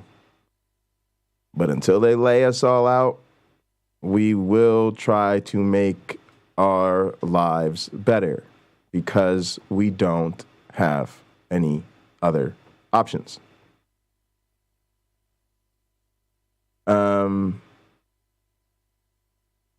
But with all that being said, sorry, bud, you okay? You just spoke to the thing that I've been afraid about with Trumpists from the beginning, which is the passing of the baton. The fact that if, Trump hands the leadership over this movement over by choice or by force, we could be dealing with really our worst nightmare. Somebody who's far more committed to the cause. You gotta remember, Trump wasn't really committed to the cause. The cause is just useful to Trump. He's not even really a MAGA hat himself. Like, he doesn't give a fuck. He doesn't give a fuck about none of these issues or abortions or the justices. Trump don't care about any of that. All of it is a means to an end. But we could be dealing with somebody who is far more committed to the actual policies and sort of culture wars of the movement. And at the same time, they are far sharper, far more qualified, far more up to the task, and I hate to say it, have far more legitimacy than Trump. And yes, they don't have the celebrity background and the, fake ass billionaire status or whatever the fuck Trump pretends to have going on that the people buy into, but they have very legitimate power platforms that in some sense even Trump himself could never compete with. Trump himself fears a Ron DeSantis for the same reason you and I fear Ron DeSantis. He's a legitimate political agent who is now a 2-term governor of Florida. Governor of Florida ain't worried about no damn billionaires. The governor of fucking Florida, fuckface. You know what I'm saying? So it's the same shit. It's why I be worried about the Mike Pences of the world. Mike Pence has been a legit-ass governor. Mike Pence ain't worried about no damn Trump. These people had serious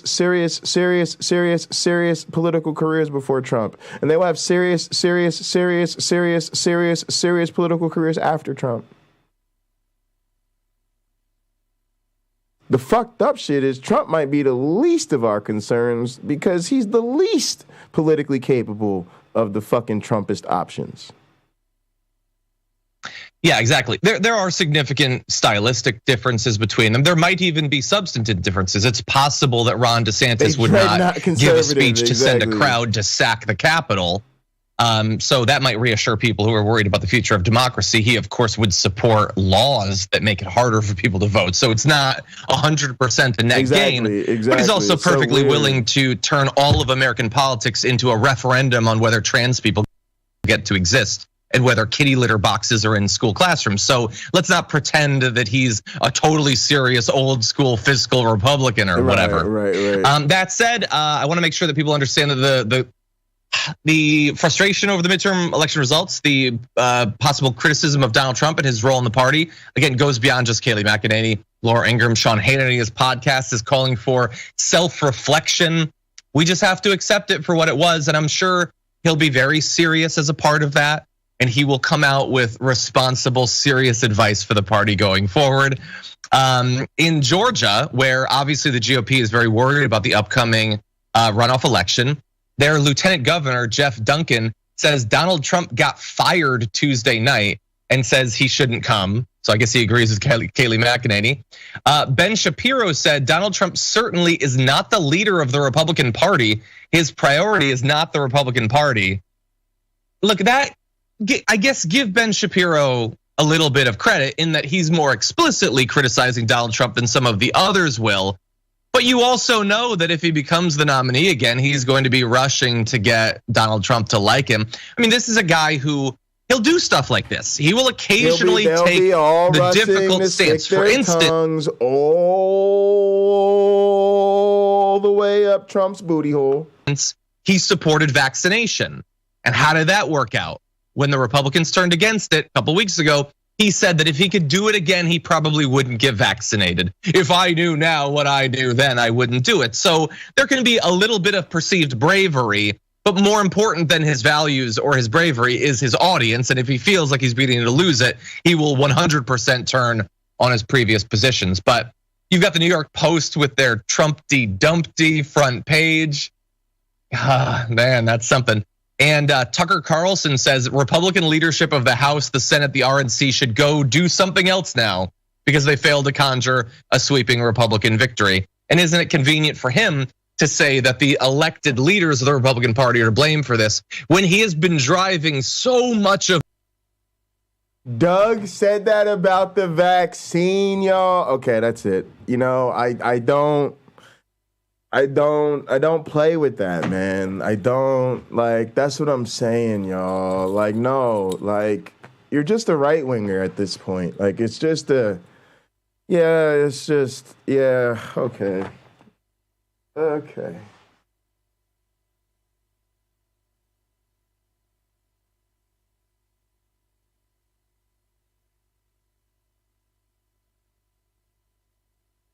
I'm just going to leave it at, and you're supposed to be some kind of science person.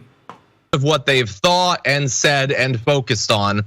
Apparently, Tucker Carlson's priorities, the white supremacy, the great replacement theory, all of his nonsense, that didn't exactly conjure massive wins for them either. But you'll note that he's not saying he's going to resign or anything. It's all on someone else, Adrian. Oh, yeah. No, God forbid. It's just so incredibly interesting how a lot of these right-wing pundits will push the narrative that ends up serving them the most in terms of viewers nodding along and people in power nodding along. But when they actually speak truth to their own power, and that's when they get nervous and scared. And it's just, I don't know, I always find it to be so mesmerizing how people are so willing to be sheep, and yet they point at us as being sheep. Yeah, because unless it was a leftist vaccine conspiracy, what would explain white dudes getting old? I mean, it definitely can't be that they're just white dudes getting older. And then it's just so weaponized to be doing this right now. We're in the middle of, man, they don't care. They don't care. They don't give a fuck about the pandemic. COVID's over. Everybody knows COVID is over. What the fuck is wrong with me talking about COVID? But yeah, it's just why do this now? All right, y'all, let's talk about computers. I got to pull up my email real quick. I need to send my boss an email about oh.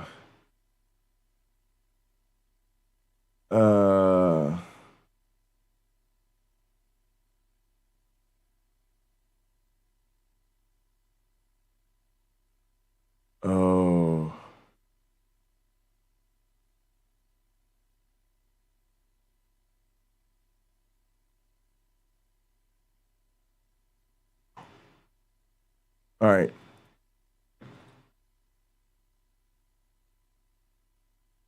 YouTube Punk 10-4. I just read your email, but that'll save me one email response today. Let's see.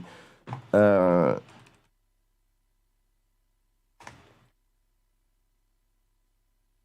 at Sam. He looks so happy. Sam, what's wrong with you? Why are you so happy right now? What's wrong with you? I don't like when you look like that. You look like a damn hyena. What are you smiling about?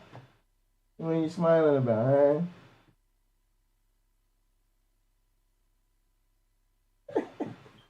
huh? All right. Oh yeah. Where's the what? All right, hold on. We got to figure this out. Why am I getting comb filtering? Is it that I don't have to have them going through the thing? Where's the marrow one?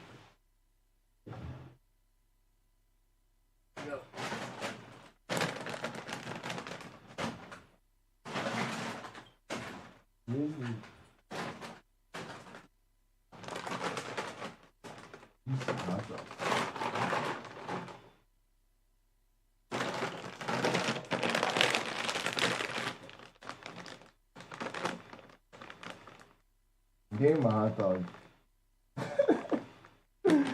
Alright. Let me get to work. Alright. Did that. Let me download these. Alright, so I downloaded these quotes. So this is such a pain. Alright.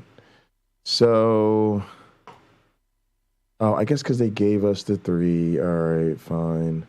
So hang on a sec. I gotta download these so I can show them to you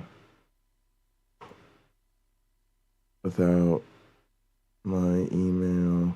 Not that it matters, because my freaking stalkers already emailed all my advisors, so. But, let's see. All right, so now let's go to downloads. And 2, 4, 3. All right, cool. All right, you guys are good. Nice. All right, so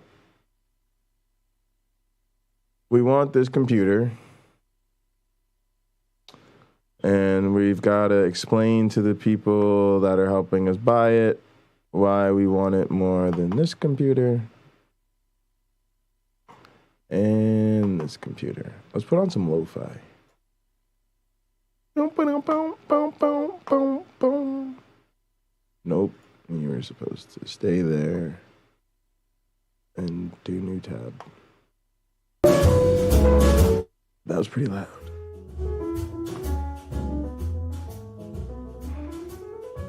I said, let's put on some lo-fi, and then I put on jazz. Whatever, coffee shop jazz, man, that's the vibes. That's the vibes right now. Up in this bitch. All right. We're going to talk about the performance, but the main thing we want to talk about is these towers. Because it's a little bit weird, because to be honest with you, I kind of like this tower, but this is the tower for the computer I don't want.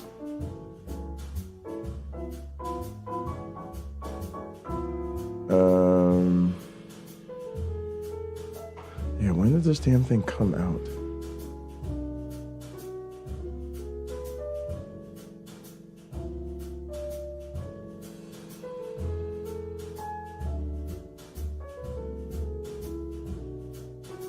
Yeah, I like this tower.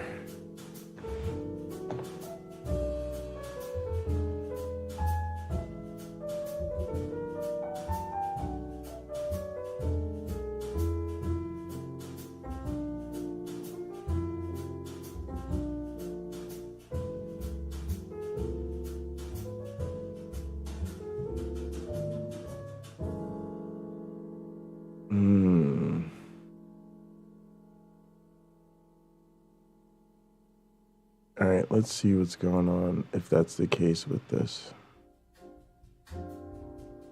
Oh, it's got M2s built in.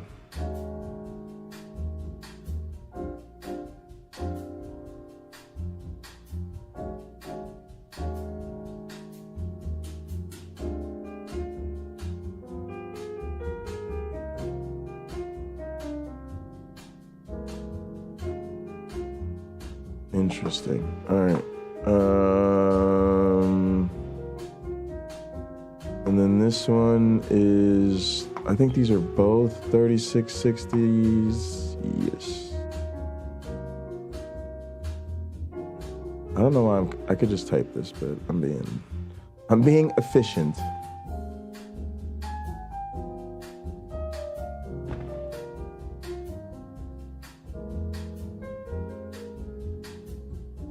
This is where the same thing is supposed to pop up so that I can get the same exact. Come on, baby. Nope.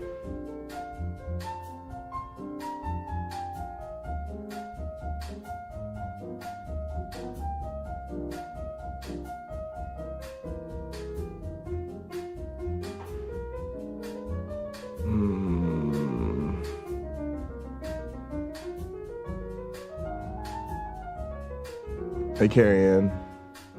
Oh, yeah, shit. Fucking avatars.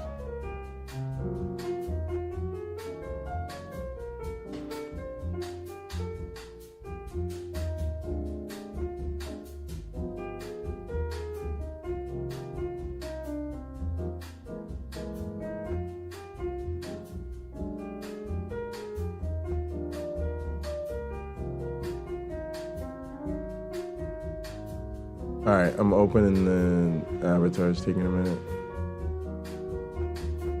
Come on, what are y'all doing?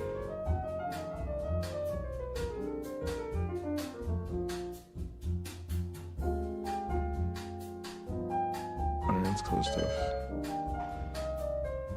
How is that? Oh, because I'm logged in the other computer. Yeah, I don't care.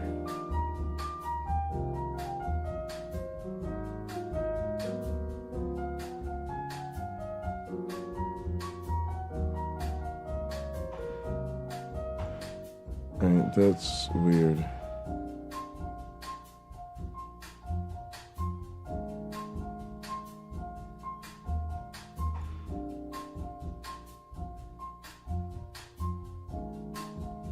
What? Making me regret using. I was like, well, I always regret using Brave sometimes. Yeah. Do these things to me, Brave. Yes.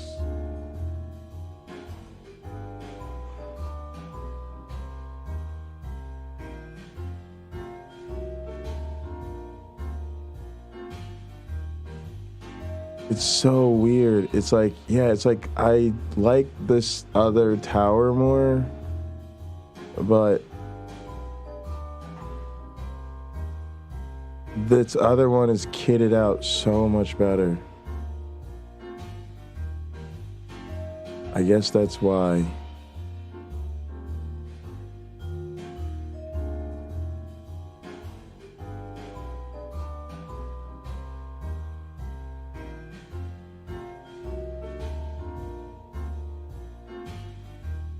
It's literally the only thing I'm not sure about. I'm just not sure why they put the other tower in the other one. Oh, you know what it might be? They might not be able to spec out the 5820 with the same. I have no idea. They can put the i9 in it. It doesn't have nearly the same RAM or graphics capabilities. It's not even close.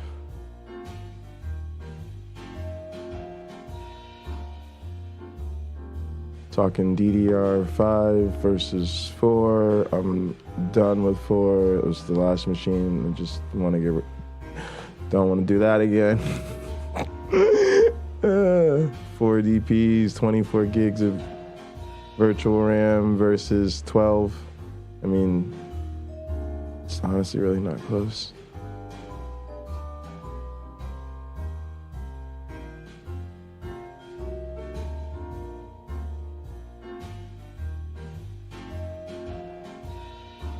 All right.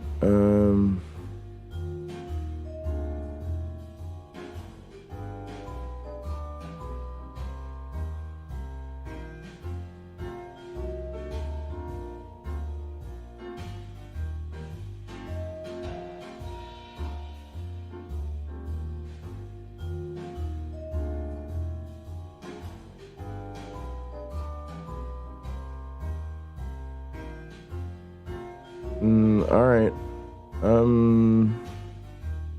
It's got the M2. It's got the front thing. Now, the other thing is that other tower has that really sexy front hot swap ability that is really cool, but I probably wouldn't use.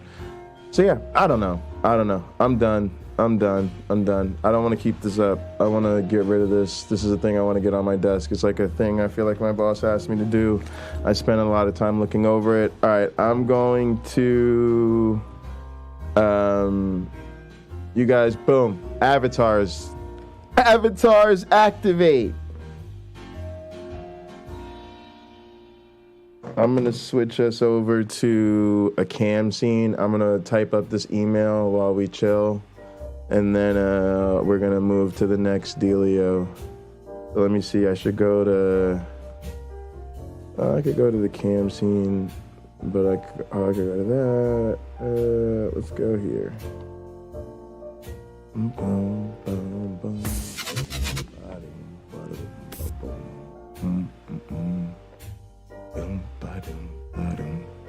Did Uncle Bobby make a new episode today? Uncle Bobby! Where's Uncle Bobby? All right, gang, let's jump into this shit. I can't believe Uncle Bobby's trying to clean up his act, y'all. This new clean cut Uncle Bobby.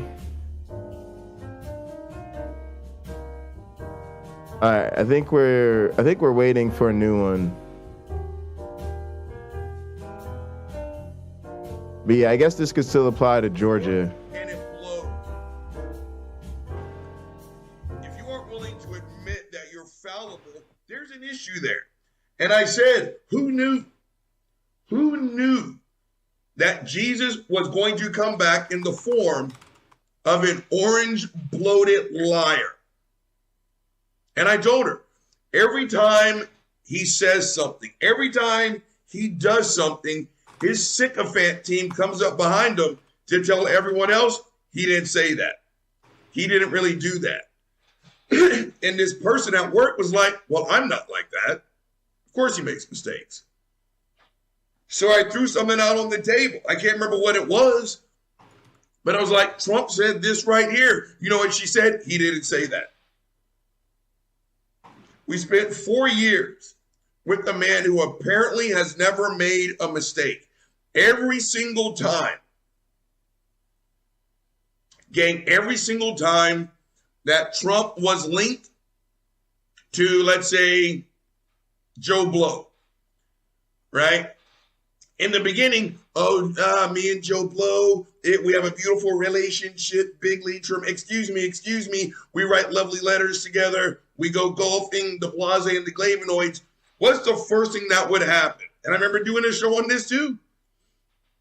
The moment John Doe steps out of bounds, does something messed up, gets linked to something not all that positive, Donald Trump, what about your relationship with Joe Blow? Who's that? I don't really know him. I don't know him. Well, what about all these pictures? I don't really know him. I mean, I go out a lot from when I'm, my social life in New York. I'm gonna have my people look into that every single time.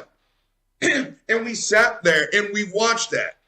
Again, he lied the exact same way a teenager would lie on why did I catch you sneaking out of this house?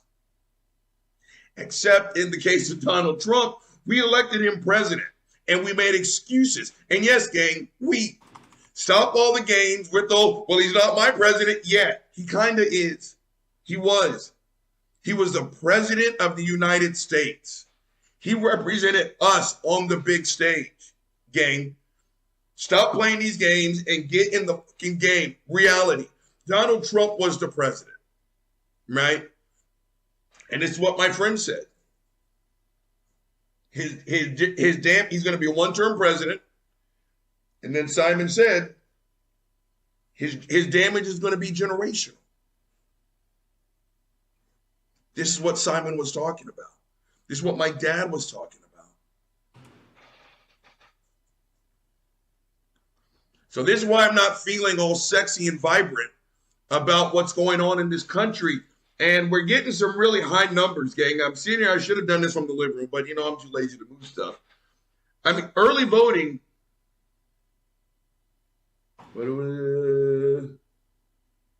My TV's at a weird angle, so I can't see. Yes. Hell yeah, I voted. I hope you guys did too. Back on topic. On why it is I don't feel good about what's going on in this country right now. Now, again, let's just go to the conversation from this morning. And again, me and this lady, for the most part, if we don't talk about food or football, we just don't talk. Right? She has said some of the most insensitive crap, the most, and she's got her nose all the way up Trump's booty hole. But right now, one of the first things that jumps out about this conversation was she's a fan of Ron DeSantis. And I was like, well, I'm not. And I'm trying to remember, because again, for the most part, when she goes on these tangents, which is her just opening up her mouth, I tune her out. When she goes on these things, like, don't care. Gang, Uncle Bobby is a fighter. Not just physically, but mentally, verbally, and emotionally. I don't back down. But there's one thing that I have learned as I've gotten older: not everything is worth fighting and not everyone is worth saving. How appropriate. So when you're an NCAA athlete during the school semester, you can't work. So we would normally get alumni jobs, work your butt off, get paid a ridiculous amount of money to sit around and talk to some football fan about football. I didn't really like doing that. I liked earning my money, and I want to learn something while I'm at it. So I took a job as a heavy in a mental health facility. How appropriate. Where was I going with that game? Oh, yeah. And so I was just an untrained heavy. If someone wigged out, I could tackle. And one of the things was there was a pool. Now, if you work in this facility, you had to take the class. And it was a water safety class. I don't know what it's called now, but back then it's called the Superman. Sometimes your natural reaction when you're drowning is to drown, right? Sometimes when you are drowning or you have the sensation of drowning and someone is with you, your natural instinct is to take them down with you. It's a fact. And so there was a move. If someone's in the pool and they're drowning, you swim out there. They teach you how, you cradle them right underneath their chest and, you get to the side, the blase and the flavonoids. But if you realize that you're dealing with that type of person, it's just biological math. One life gone is better than two. And when you realize that this is someone who cannot be saved, save yourself. And you ball yourself up and you do what you can to get yourself between you and that person, and you push them into deeper waters as you push yourself to safety. It's called the Superman. Gang, that's what I've done to this lady emotionally and politically and racially. I've done the Superman. She wants to go out there in the deep end and swim with the Trumps and the DeSantises and all that. I can't save her. It's not my job to save her. I'm going to be over here protecting my mental and my emotional health. Boom, there you go. What? I can't remember how we got on the topic of DeSantis, but yes, I started to tune her out. And her thing was, well, why don't you like DeSantis? I'm getting some stuff here. And my thing was, well, first and foremost, again, I quoted my grandmother. When you lay down with dog, your monkey ass gets up with fleas. Every time. Every time. He's a Trump supporter, or at least he was. And I don't like Trump, right?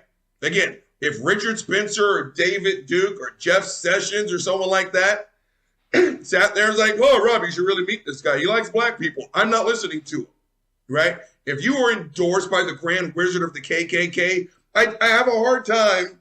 Gang, my phone is blowing up with damn election stuff.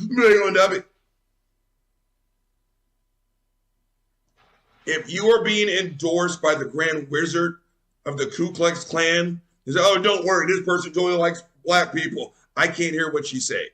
When Donald Trump is saying it like, and the great governor of Florida, Ron DeSantis, you're nothing to me. Nothing. So I told her, he was a Trump disciple. right? And the second thing I told her, and again, I've had to emotionally separate myself from this person, was I thought the way he handled COVID was absolute garbage. I don't know if you guys are aware of this. Florida / Ron DeSantis, he endorsed it. They sold merch, T-shirts, ball caps, koozies, water bottles. Don't Fauci my Florida. And I remember the look on her face. It's a capitalistic society. That's what you got out of that, right? Well, we now know that COVID was a total hoax. Stop talking. Stop talking. And the last thing I said was, all right, hang on I a don't second. Now like, I gotta pull and we up talked that about other this one. when it happened. The whole picking It's just up, weird. Like I'm trying to like undocumented word this people, email. immigrants from I'm not Mexico, used to like and shipping them. I gotta like refer to the Martha's estimates Vineyard. and all of this stuff. It's just a little Right? bit. It's all a bit Again, this contrived. look on her face, right? Gotta make sure I'm like And the matching real the effed up estimate thing, gang, number with the right machine, and then this discussing is the the spec party of family differences. values. This is the Christian party. It's a whole song and dance to prefer Again, the to more say we I want ask, option number B. What would Jesus do? That answer gets more and more clear every effing day. And apparently Jesus would treat people like trash. Is this, and let me guess, Christian, she's not a real Christian. Well, again, you guys go in a damn corner and figure that crap out yourself. The 2 times we talked about that BS ass stunt, she smiled. Like it was a total checkmate to the libs. Again, I don't know. I do not know. I openly admit I don't know if there's an ultimate solution to people crossing the border. I don't. Fuck, I'm like I can't lost, tell you how guys. big of a problem it is. Again, it's just like the homeless problem. Issue. My apologies. I don't know what the ultimate solution is, but I can tell you what it is not. And that's not treating people like trash, like objects. And that is what DeSantis did. What DeSantis did I'm figuring it out. was I just the absolute equivalent. Is that, buddy? I hate bureaucratic hoops, right? And so this is something that is frustrating for someone like me. I don't know. Maybe it's my particular disabilities, but me and my boss have had a number of conversations about this machine. He was like, "Just tell me what you want. We'll get it." I told him what I want. He got me a bunch of estimates. They gave me 3 estimates, but now I've got to write some email explaining why I want one of the machines and not the other 2, which sounds really simple, but it just drags me down because it's the type of thing that's a real mental struggle for me, because it's like, wait, I've got to say this machine and then refer to the very specific model of tower that differentiates it from the other one, and then reference the correct part number to say, this particular again, and it's this whole song and dance that's taking me forever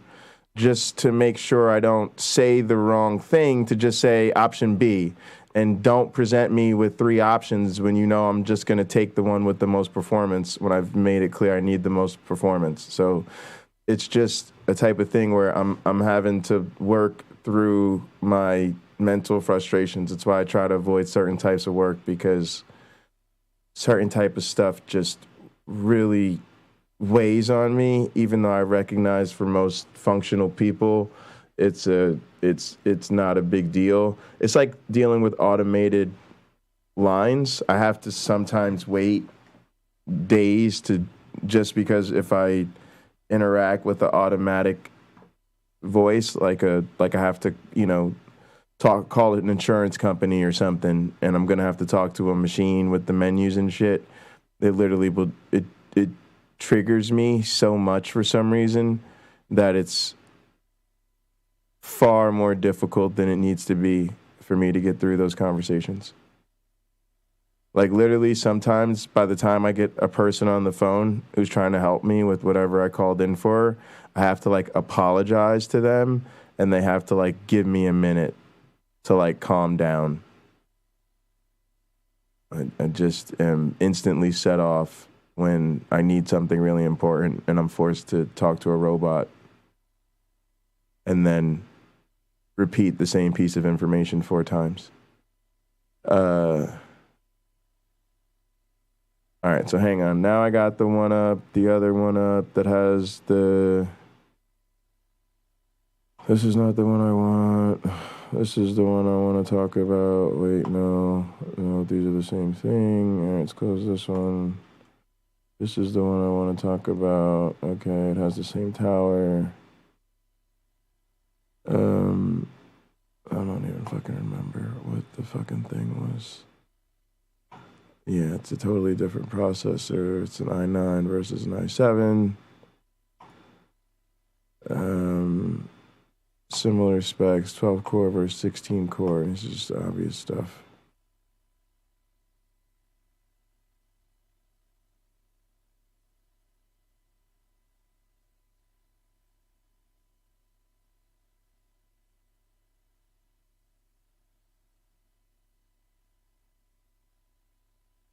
All right, let's then just summarize that as the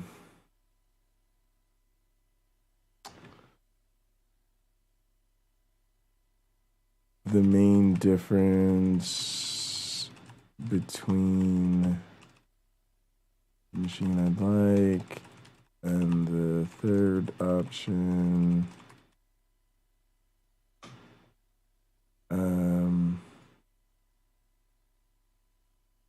Let's see. That's the one I have. Where did the music go? Oh, sorry, I muted Uncle Bobby. My bad, guys. Entire life, I declared Democrat for the Trump election because I felt it was my civic duty. Again, this was not a lesser. Can you guys hear my washing machine? That thing's brand new too. Why is it melting? Because it's right on the other side of the wall. Robert Reed, shut the fuck up. Back on topic. Again, this was not the lesser of two evils. It wasn't. This was, again, you don't have to like her, but she had experience as a politician, an experienced politician, or a reality TV show host. This country chose the reality TV show star. And his influence is just cascading down. And the other thing that lady said this morning was, oh, these are in a PDF Biden. viewer. I get it. And one of her major criticisms of Biden was, well, Biden he was supposed to be a unifier. And again, I Supermaned her probably 2 years ago. So I didn't really respond. But again, you can tell because she's using Biden's belt, hashtag unprofessional. Stereotypical conservative talking points. Biden was supposed to be a unifier. Okay, that man in 2 years was not able to unfuck what Donald Trump fucked over 4 years, 5 years if you count his damn campaign. And then she talked about how, that speech where I gave him kudos. Finally, stop pussyfooting around the topic. And he called a spade a spade. And yeah, he called Trump supporters Nazis. And you know what? Way to go, Biden. And I've got my criticisms about Biden. But that shit was spot on. You want to know why, gang? You want to know why? Because in the state of Virginia, we had Nazis. We had Nazis. Jews will not replace us. Jews will not replace us. And when the then president of the damn United States had an opportunity to denounce him, he fumbled the ball. And I know, you can find that video roll of him denouncing white supremacy. But again, there's always a stat behind the stat. Because what you don't see is the first 5 times that they said Donald Trump, will you denounce this racism? A what? Donald Trump did, and then finally, because by the time, because I know exactly what video roll y'all going to forward me. Yeah. Oh no, I strongly denounce. Well, who do you want me to denounce? Say the name, right? That one. What you don't see are the 3 times where he didn't denounce him. You want to know why? And this is why I actually have a hard time calling Donald Trump a racist. I do, gang. Because again, racism means hate. Hate means an extreme form of caring, right? If indifference, which is the worst thing you can have for somebody, is smack dab in the middle. On this side, you got love. On this side, you got hate. Either way, it's an extreme form of caring. You can't hate someone that does not occupy space in your brain. The reason why I have a hard time calling Donald Trump a racist is because if the Black Panther Party in BLM all of a sudden said, you know what? Donald Trump's our man. BLM is tremendous, bigly. What? White supremacists, the skinheads, the neo-Nazis, they jerk him off instead. So he's all on their tip. What did they say? Not all Trump supporters are racist, but all racists are Trump supporters.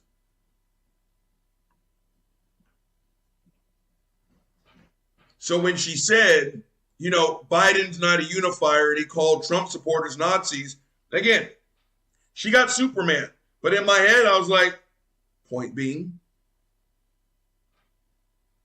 right? Tucker Carlson spent the entirety of the Trump White House time jerking Donald Trump off, making excuses, defending him. And white supremacists openly said, Tucker Carlson says what we feel. Tucker Carlson is a Trump sycophant. Why do you think this election is so damn important, gang? But she's talking about Biden didn't unify. And again, you're the party of family values. How can you sit here and talk about unifying when the guy that you supported kicked venom for 4 years, calling women horseface and dogs, making jokes? Again, the one time I gave Megyn Kelly any kind of dap, was like, go on, girl, do your thing, was during a debate, and she brought up one of Trump's 30-plus credible sex crime accusations, gang. This one was a rape charge, and asked him about that lady and the charge that she brought against him. And Donald Trump fixed his crooked orange mouth to say, meh, she's not my type. The audience laughed. She's not my type. This was the man that was in the White House. But Biden's not the unifier? Come on, and it's not just her, gang. That's not what makes me mad. This is a Republican talking point. Why didn't Biden unify us? It's like getting mad at the fire department for not putting the 5-alarm fire out in time. It's like, why aren't you mad at the arsonist? Mad because Biden isn't a unifier. Now, that being said, not only this lady that I'm talking about from work, but this is the pulse of this country, gang. She showed me a video. Why she thought it was okay, I got no idea. I was like, all right. She took a trip to the state of Florida. And there was a function going on.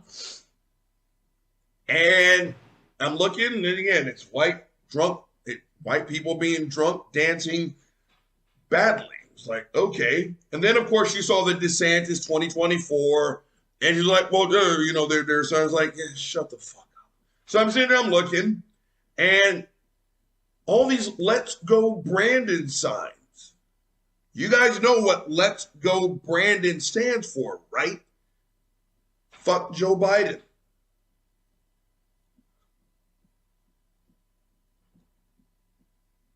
But yet, they're still mad that Biden isn't unifying. They want Biden to put out a fire. All the while, they're just taking kerosene and gasoline and just striking more matches and making the fire. Look at now, Papa wants to get up. Making the fire go hotter and hotter and hotter, all the while mad that Joe Biden won't put out the fire. What do you want, Papa? Look at this motherfucker. This is my world, gang. This is my world. All right, guys. My house is Appreciate y'all for bearing with me. Jack Russell Terrier. I have survived. On 4 legs and a blind I have survived guy the experience. who loves his dad. I have, in fact, sent an email to my advisor Distracted by a loving dog. with the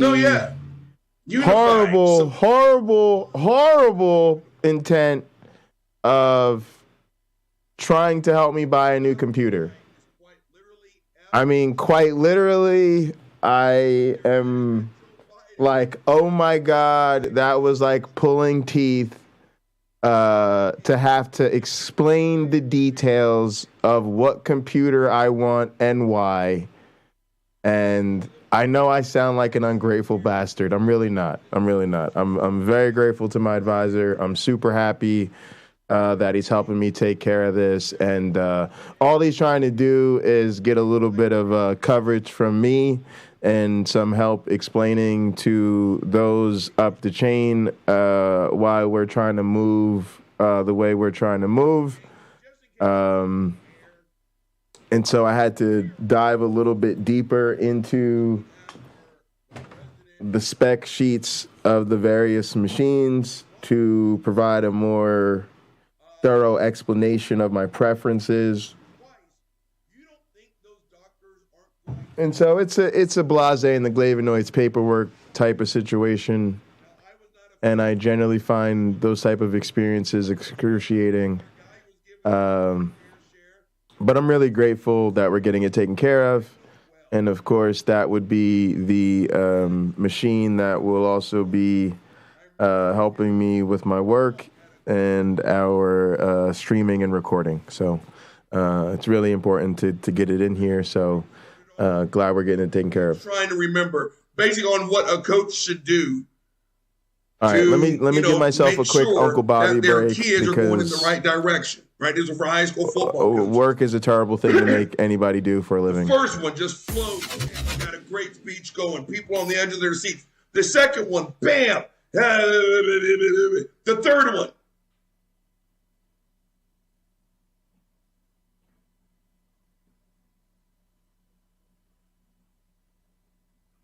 I'm going to tell you what, coaches. Just know that based on the first two, the third one was going to knock it out of the park. But I'm going to tell you, Coach Reed, brain just went out. So you recover the best you can. Gang, the more you talk in front of a microphone, the more likely you are to make a mistake. Trump did it. Obama did it. Everyone does it. I'm telling you, if you you'll talk do enough it if you try in long front enough. of a camera too. James Apperson will It's let you human know. nature. Amen. Hallelujah. Now, never mind the fact that the man, Biden, had a stutter. Get your live hours up. The mistakes will follow. There was a rally. There was a Trump rally where Donald Trump was. All right. Let me decide what I want to do. Let's get into the booty hole. Part of the all right, here's what we're going to do, gang. We're going to do a little bit of everything. I wanted to do a little bit of MABE tonight, today, and a little bit of coding in MABE. Sorry, that's the MABE. And then also a little bit of work on my manuscript. So let's power up our timer. We'll do a couple of work sessions. We'll punch a MABE session in and or two, and we'll punch a manuscript session in, and then we're gonna call it a night at a reasonable hour. That way I can scratch this pinochle itch, blow off the steam of my distraught, heartbroken breakup with racist ass Pinecreek, And you know, we'll hit the ground running tomorrow, and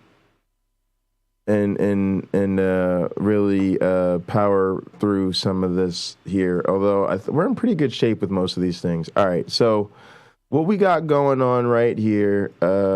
Pop on the tunage.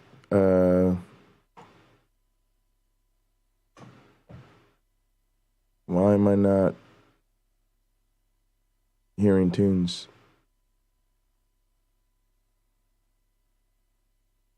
That's weird.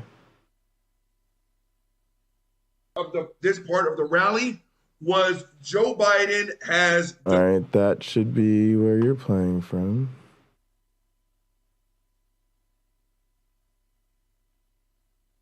Weird. Bart Simpson is chilling in the fall scene. Boom. Here we go. All right. Keep my pinochle stuff up. Get rid of that. Also, let's check out this article they did about me. I got to respond to this. Let me do this real quick. All right. So the University College of Biological Sciences. Yeah, maybe we'll do this today, and I can just change the title. They wrote an article about me. Let's read it. Finding his beat. I guess that's the title they're going with, maybe. That's pretty cool. Postdoctoral researcher Jay Bundy combines his interests and hobbies in his research pursuits and beyond. All right, so this is supposed to be a feature piece about me that the college is doing.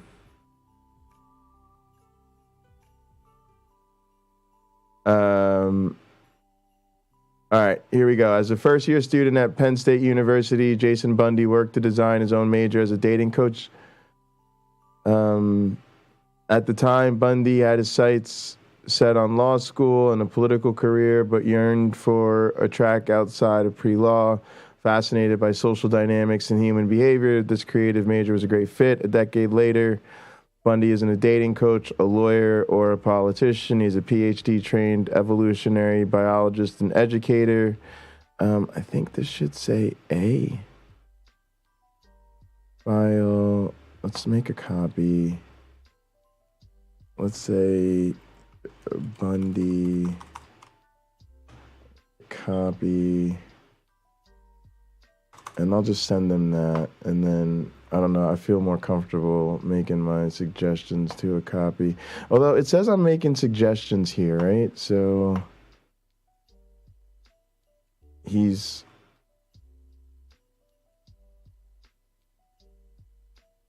Oh, because he's an evolutionary biologist.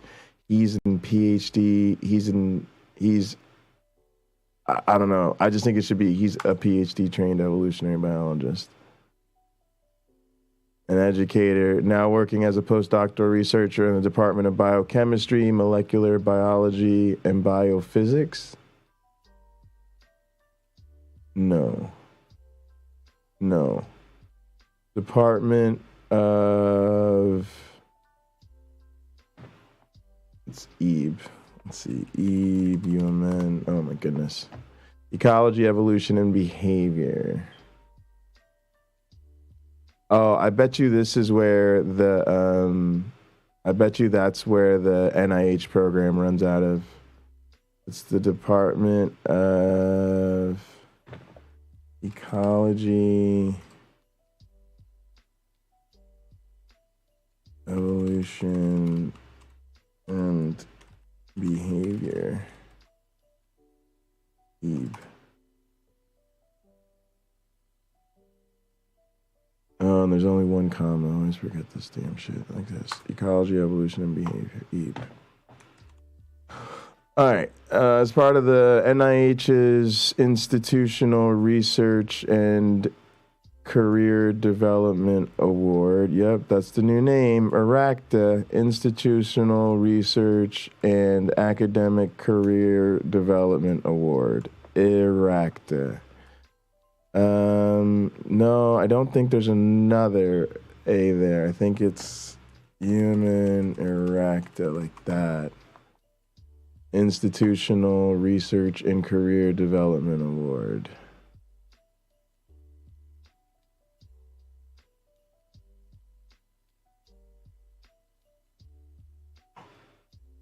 New website, IRACDA. IRACDA. Got to check these things because now it's in my hands, right? It's all right. Institutional.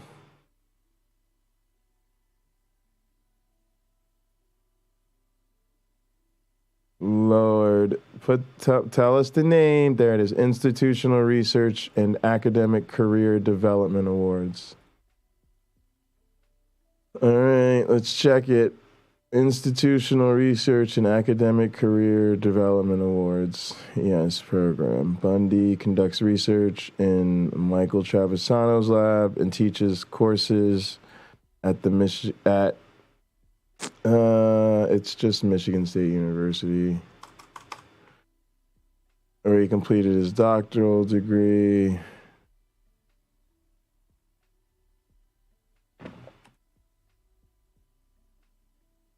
This spring, he will begin teaching.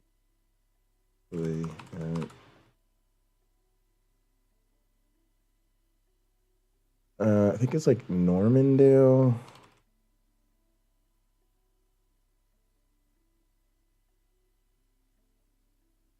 Normandale Community College is a public community college in Bloomington, Minnesota. Yeah, matter of fact, let me go to this and double check my teaching assignment thingy for next. I'm trying to get them guys a shout out. You know what I'm saying? Because they'll think I'm sweet. All right, Normandale.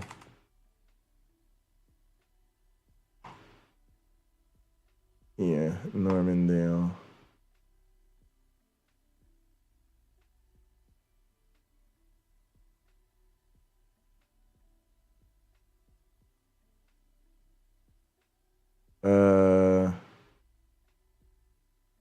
Let's see. What am I looking at? Wrong thing.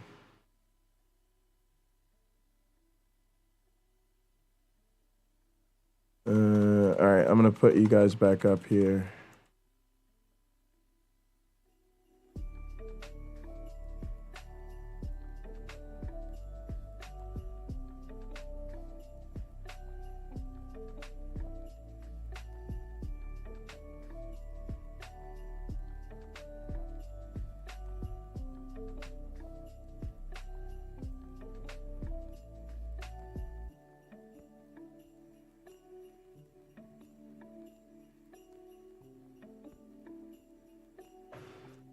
All right, let's get back to reading this piece. So we bumped them up. So we figured this out. This spring he'll begin teaching at Normandale Community College. His hobbies outside. Oh, you know what, y'all? I fucked up because I kept open this thing and I shouldn't have put this here. Should have just done it over here. Okay. And then also, this is where ecology, evolution, and behavior. All right. Ebe.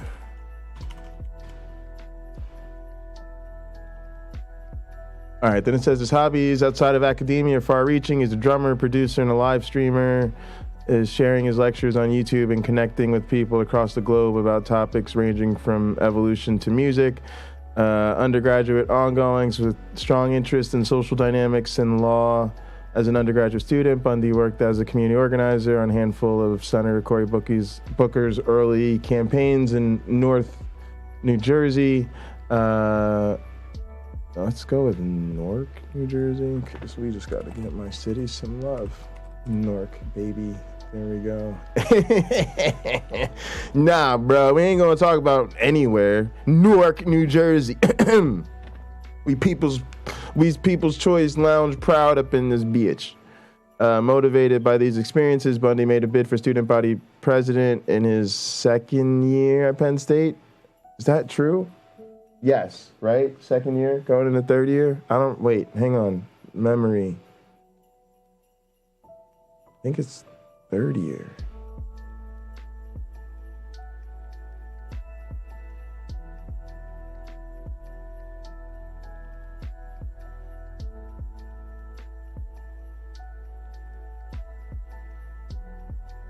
Oh my God, why do I not remember these things?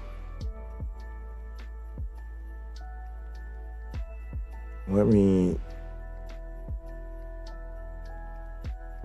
Sophomore gate, bunch of classes, blase, flavonoids. I technically think when that started, it would have been the beginning of my third year. Let's just say third year. Because at least my term would have been my third year. It was third year at Penn State. All right, he ultimately lost the election and decided to take a leave of absence soon after. He ultimately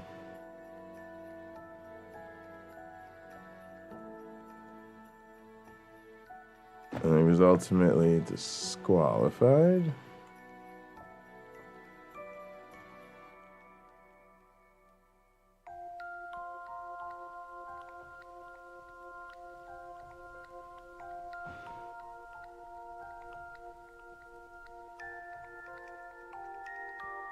All right.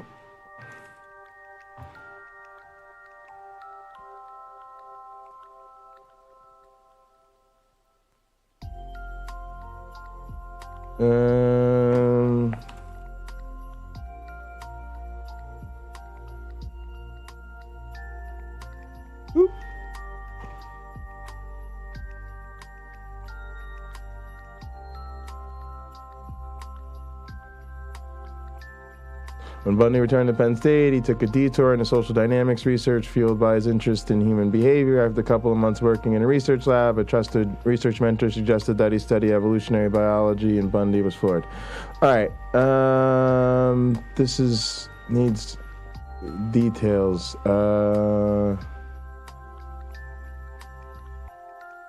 And this is really weird because we already established this.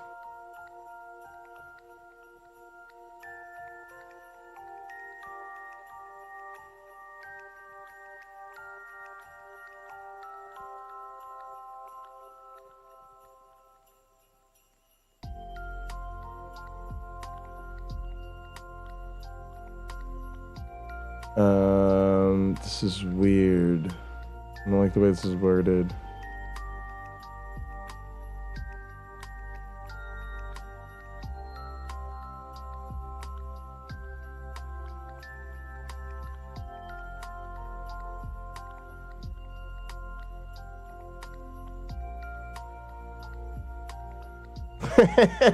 This is a great story.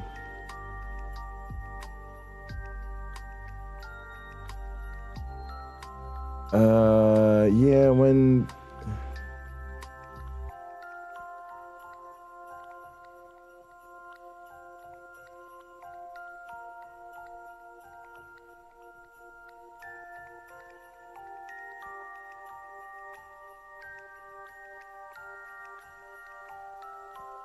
it's really not that bad. Okay.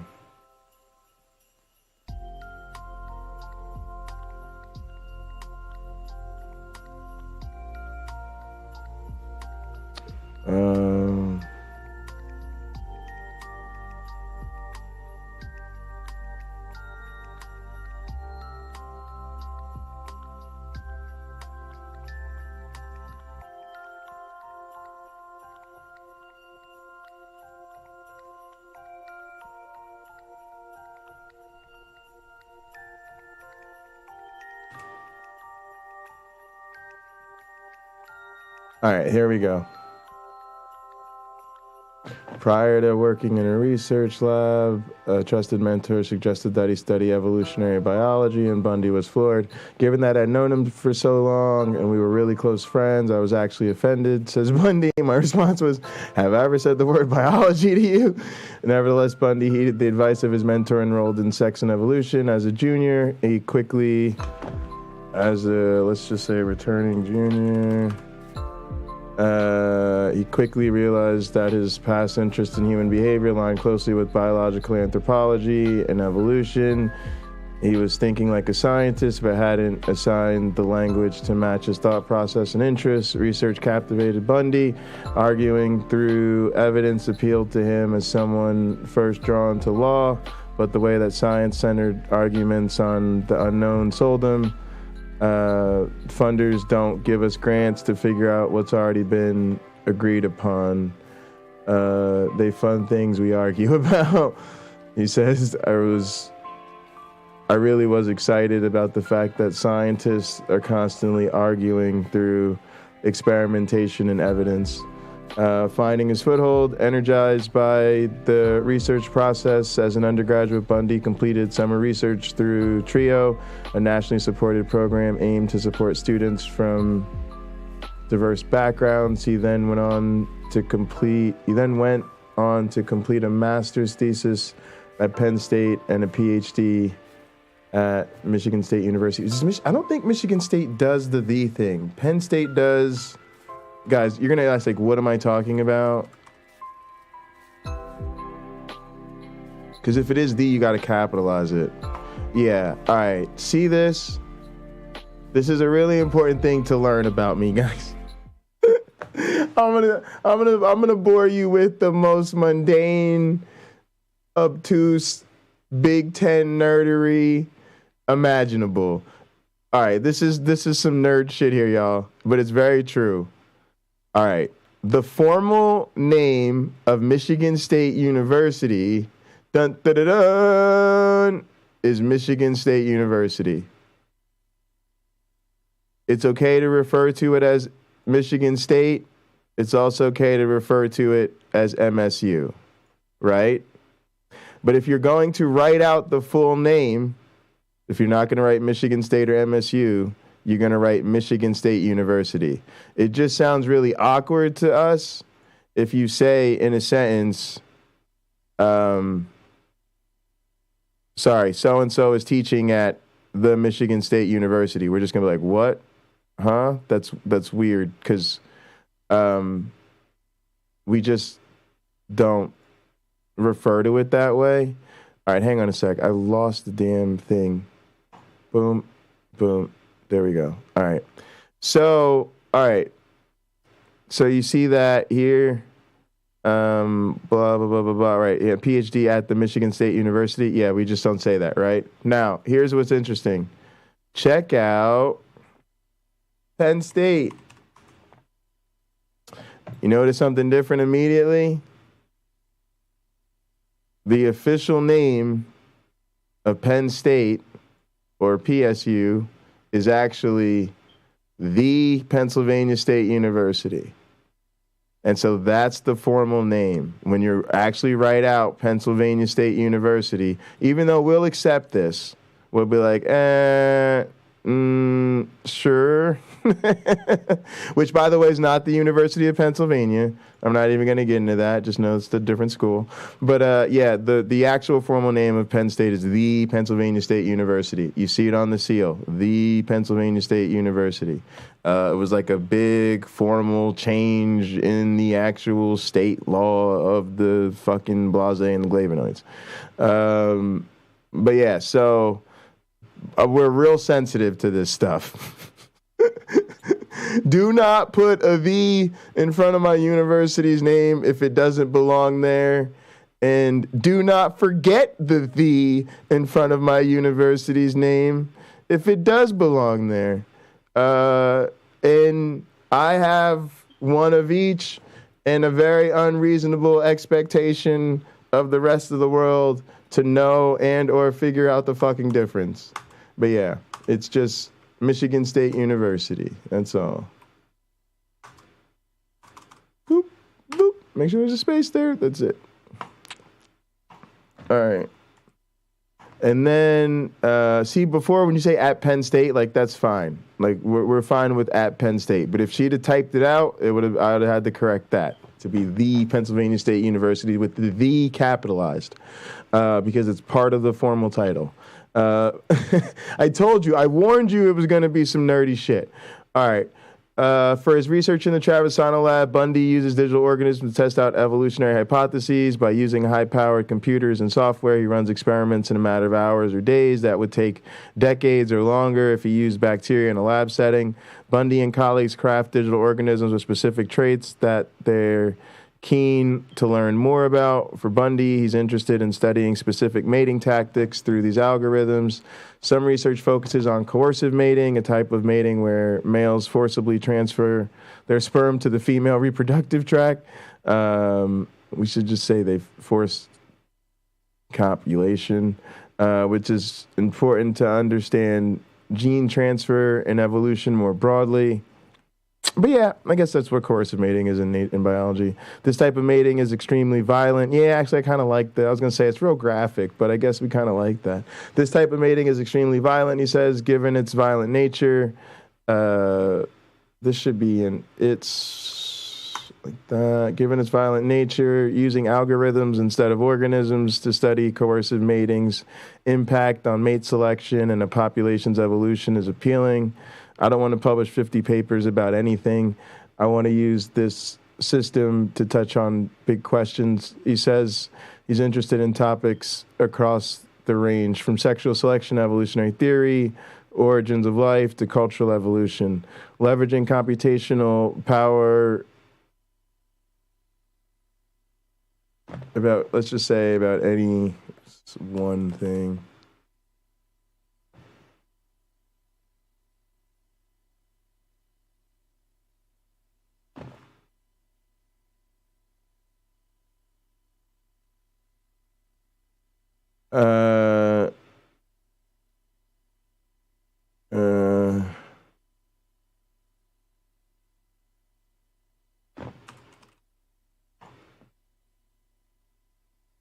Leveraging computational power to tackle research questions certainly has its advantages. It also has benefits in the classroom. Bundy leverages the system in courses he teaches at Michigan State University, which include got it right that time.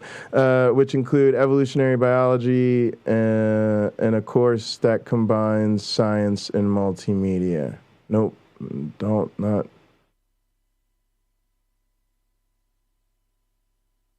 Where he teaches at Michigan University.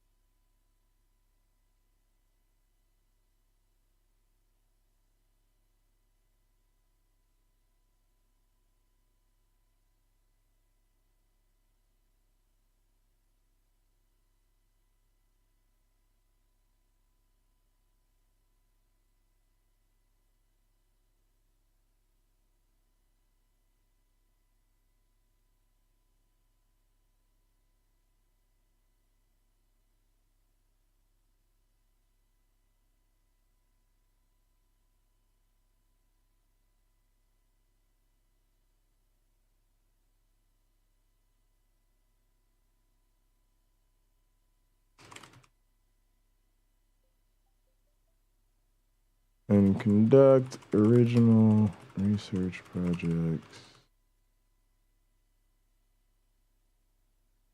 Bundy is thrilled to give the students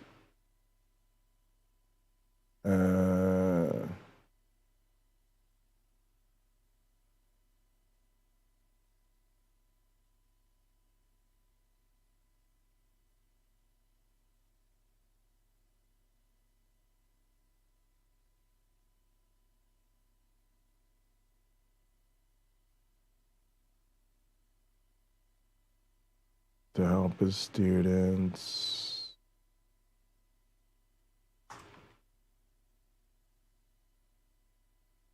on their communication skills. What? I didn't mean to change that. Undo. What the heck?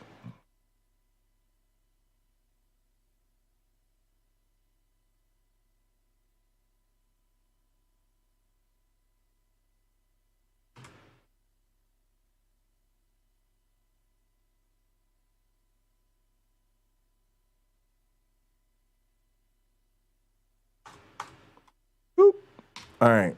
And we'll just add like a comment or something in here.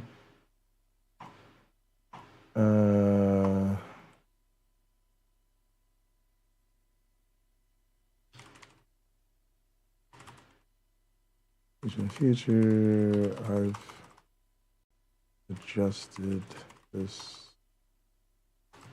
paragraph to describe the course currently teach.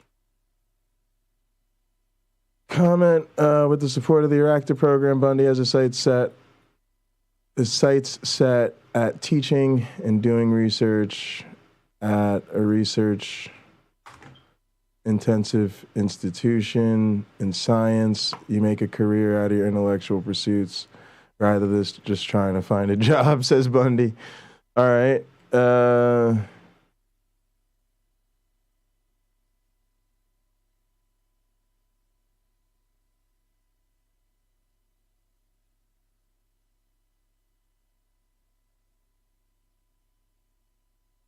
All right, cool. If they're going to do a feature piece on me, that will be at least, sexed up a little bit for me. All right, now, as far as a picture is concerned, oh, Lord. Photo request, always an absolute disaster. I don't like doing pictures because it's all like COVID times and whatnot.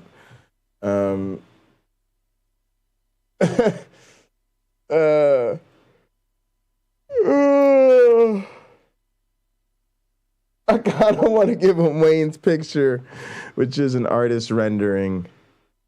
I think what I'll do is maybe see if they can. All right, I'll send them these two pictures. So I'll send them this. Let me pull up this email real quick.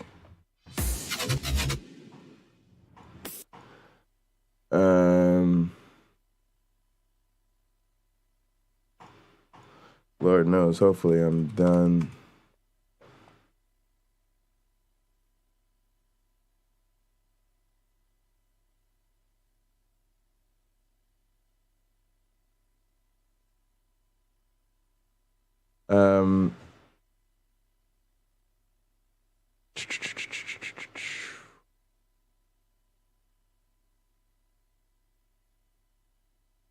Okay, so sorry, let me pull up this email. Claire, boom, reply, all, share. I'm just cool with that. I don't think I have to anymore. I think if I click on it, it'll come up with all my changes. Yes, it does. Okay, reply all. Hi, everyone. Thank you so much. Thank you so much for your wonderful work on this piece. I really appreciate it. I've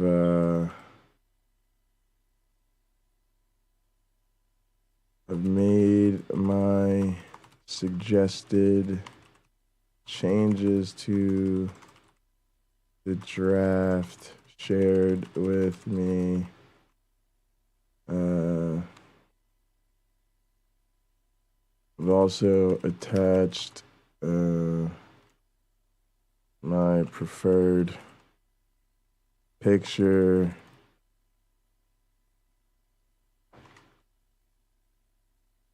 drumming and an artist depiction of what I look like when streaming in costume, in case there's a way to include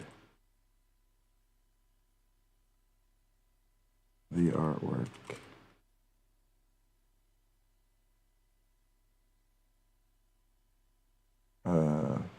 Thanks again.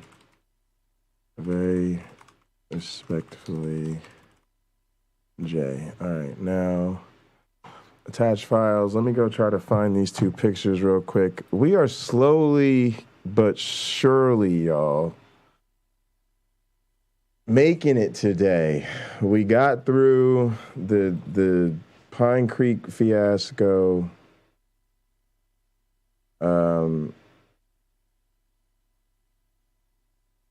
We got through, we got back to the machine thing. We're now putting the final touches on this dealio here with the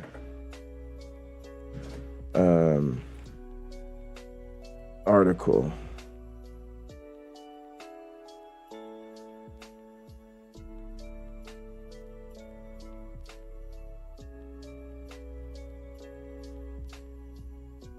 This is a little dark for Halloween, or is this like a clash? Is this more than one thing?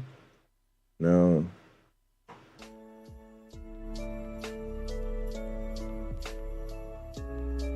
It's a lot of dark rumble for lo-fi Christmas. I don't know, my brother Bart. We're gonna have to part ways on this one. I don't know. I wasn't really into that.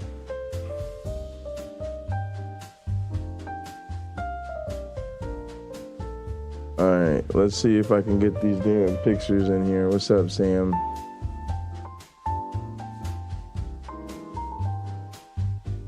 All right, that's a picture. Wait, let's open that picture though, because sometimes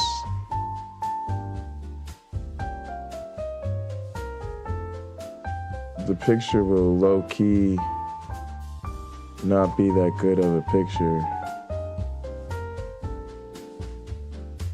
Just open it. Open in a new tab, yeah. Alright, fine, whatever, just open it. Yep, okay, that's perfectly fine. Just open it. Oh yeah, that's a good picture. How I know it's so high res, you can see the smudges on the glass. If it's smudges on the glass resolution, this is a great picture. This is really me in my element, because, let me show you the picture. I had to make sure I was upgrading the proper version. But this is great. This is the kit I played every Sunday. It's actually a beautiful kit. It's a beautiful black Gretsch drum set. Beating the damn wrappings off this damn drum set. Beautiful cymbals. I play with this low position so everybody can see me. I'm like always dead front and center in the middle of the stage. Everybody plays super dressed down. You know, we play very, very there to be heard and not seen. So We've usually all got something very low key on. My signature is solid black t-shirt, blue jeans, let's go. And then we just get up there and crush shit. Always known for having my headphones on. That helps me keep my monitor mix down so I can rock out without my mix having to be so loud that it blows my ears out. You can see my little in-ear monitors underneath. I always wear my monitors underneath these isolation headphones. Low cymbal height. You know, I don't have the cymbals blocking my view. I can see everything and see everybody on the stage with me. Bunch of white boys always in front, holding it down in worship. Beautiful rolling pad. That's it right there, man. That's the look. It's like the essence of Pocket Locker right there.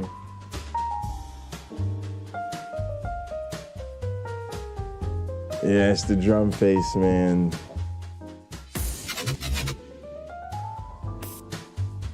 Got the motion blur and the sticks. I always play with my white Buddy Rich signature drumsticks.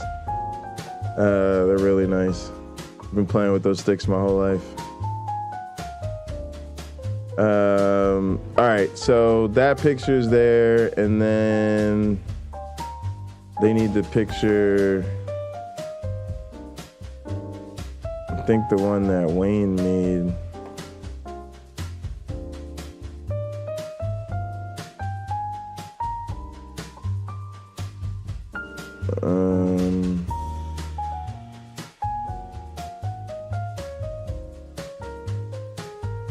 All right, artwork.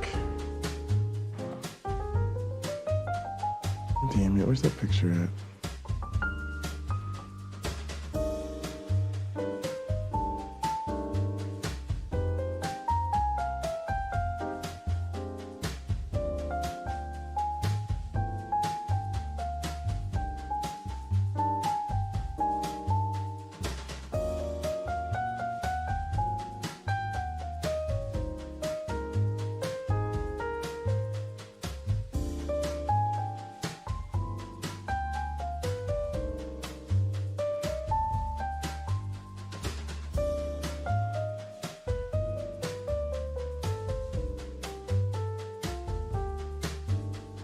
Oh, there it is. All right.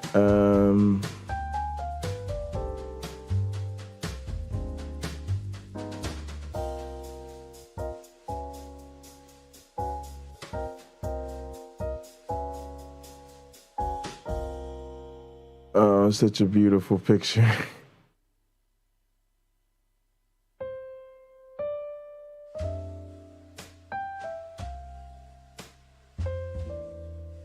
So I even say, I mean, it's kind of sexy, but hey, let's go for it. Hey, I included it, man. Hey, that picture from Wayne, no, that's a good look though.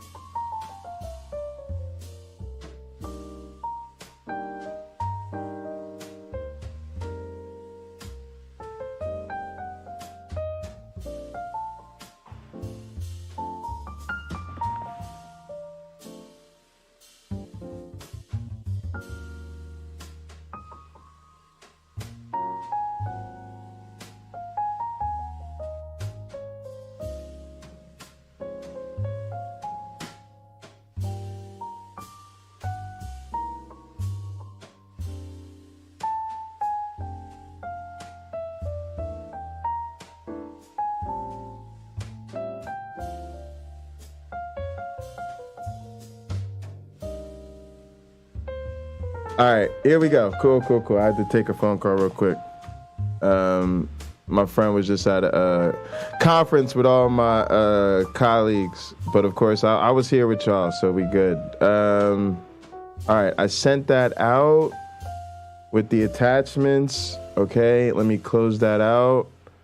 All right, then I'm gonna show you guys, I guess. I mean, you guys already know that picture from Wayne, but I'll pull it up in case anybody hasn't really seen it all the way blown up. But yeah, now that I seen more of Wayne's artwork, man, I gotta get Wayne to paint me for real. Damn, he been doing so many commission pieces though. All right, here we go. Pictures. Where did I find it?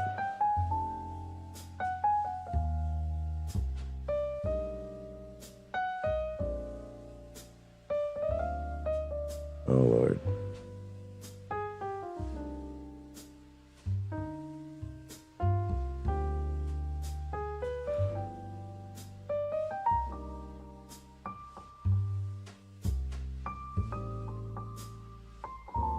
Nope.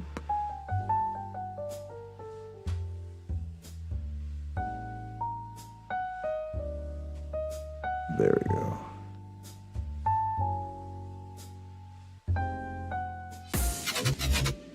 Boom.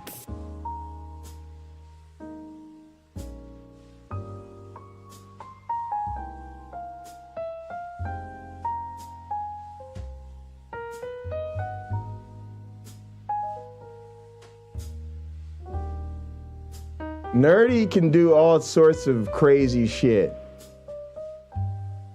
Also, I need one of them damn things like Nerdy has. Nerdy has, thanks, Jerome. Nerdy has like some magic mojo talking head avatar thing, you know, that I would totally use to abandon you guys so I don't have to be on camera every day. No, I'm kidding. It'd be fun to play with once in a while. I would still go live. I promise I would still go live. I would never leave you guys and not be on camera all day, every day.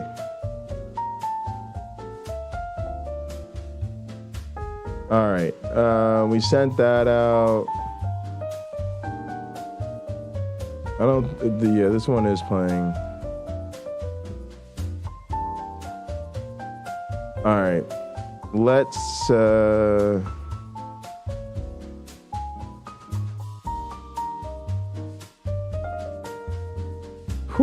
right, let's get our VS Code. Let's get this up.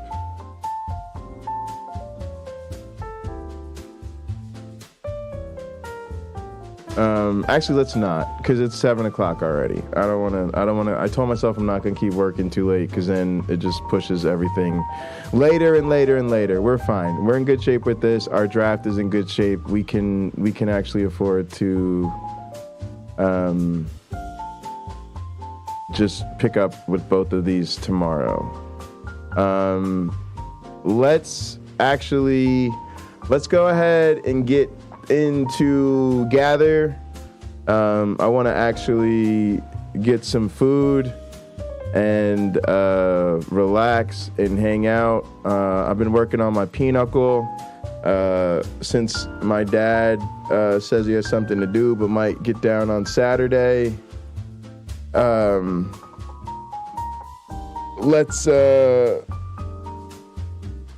ahead and have some fucking fun tonight. I'm gonna go ahead and play, keep working on my game. I will be playing Pinochle on stream. I'll also be doing gaming streams, but right now we're gonna switch modes to Gather.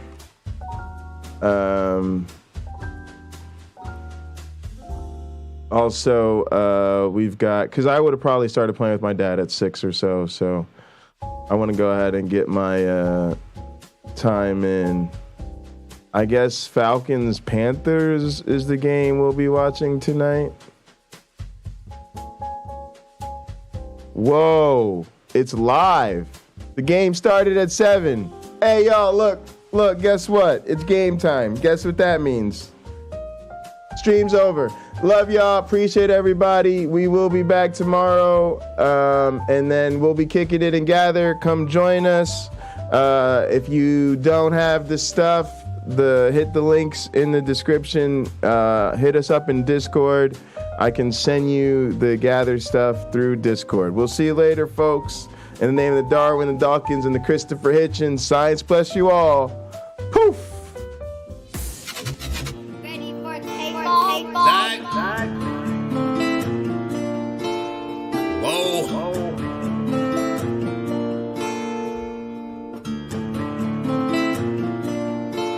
Working hard on my stump, what's the problem? I ain't had shit to show, being modest. Now it's grams of the wax for my conscience. LeBron James in LA, you're on college. I've been jumping on them planes like a hobby. Still moving with the pack like my partners. Took the John on them jets cause we wildin'. Put the bowl as a party on the island. Moment of silence. So good, get back to the topic. Grew up, it was me and Flocka. Grandma's and Big T, this my mama. I ain't even for the pain when my pots flip. Knew his name, that's it, never bothered. Mom said, you the man, son, you got this. Ever since I found a way to go and pop shit. Hold up, blaze through a whole zip. Took a seat at the table of my first flip. Days in red roof for my first whip. Spent the money with the gang, never post pics. Seen a change in the game, had to coach it. Never let them take my wangs in the mold, bitch. Ever made in a month, nigga. Used to serve him at the minute, just the front, nigga. Goddamn. Had to grow up quick, I made my own rules. Had my first child, got it jumping with music. Can't really hang with nobody who losing. I thought by now that you would go and get it, but I could hardly see niggas as distant. Know you get cropped if you not in the picture. And I made that tag and went got a bag. Shots to the Henny and OG prescriptions, put rebel shit on the map. Took a leap from where I started at. Started ballin' now, I'm Chris Paul and Cats. Got him steady calling for the mold, but I'm on a roll, gotta call him back. And that's all fact.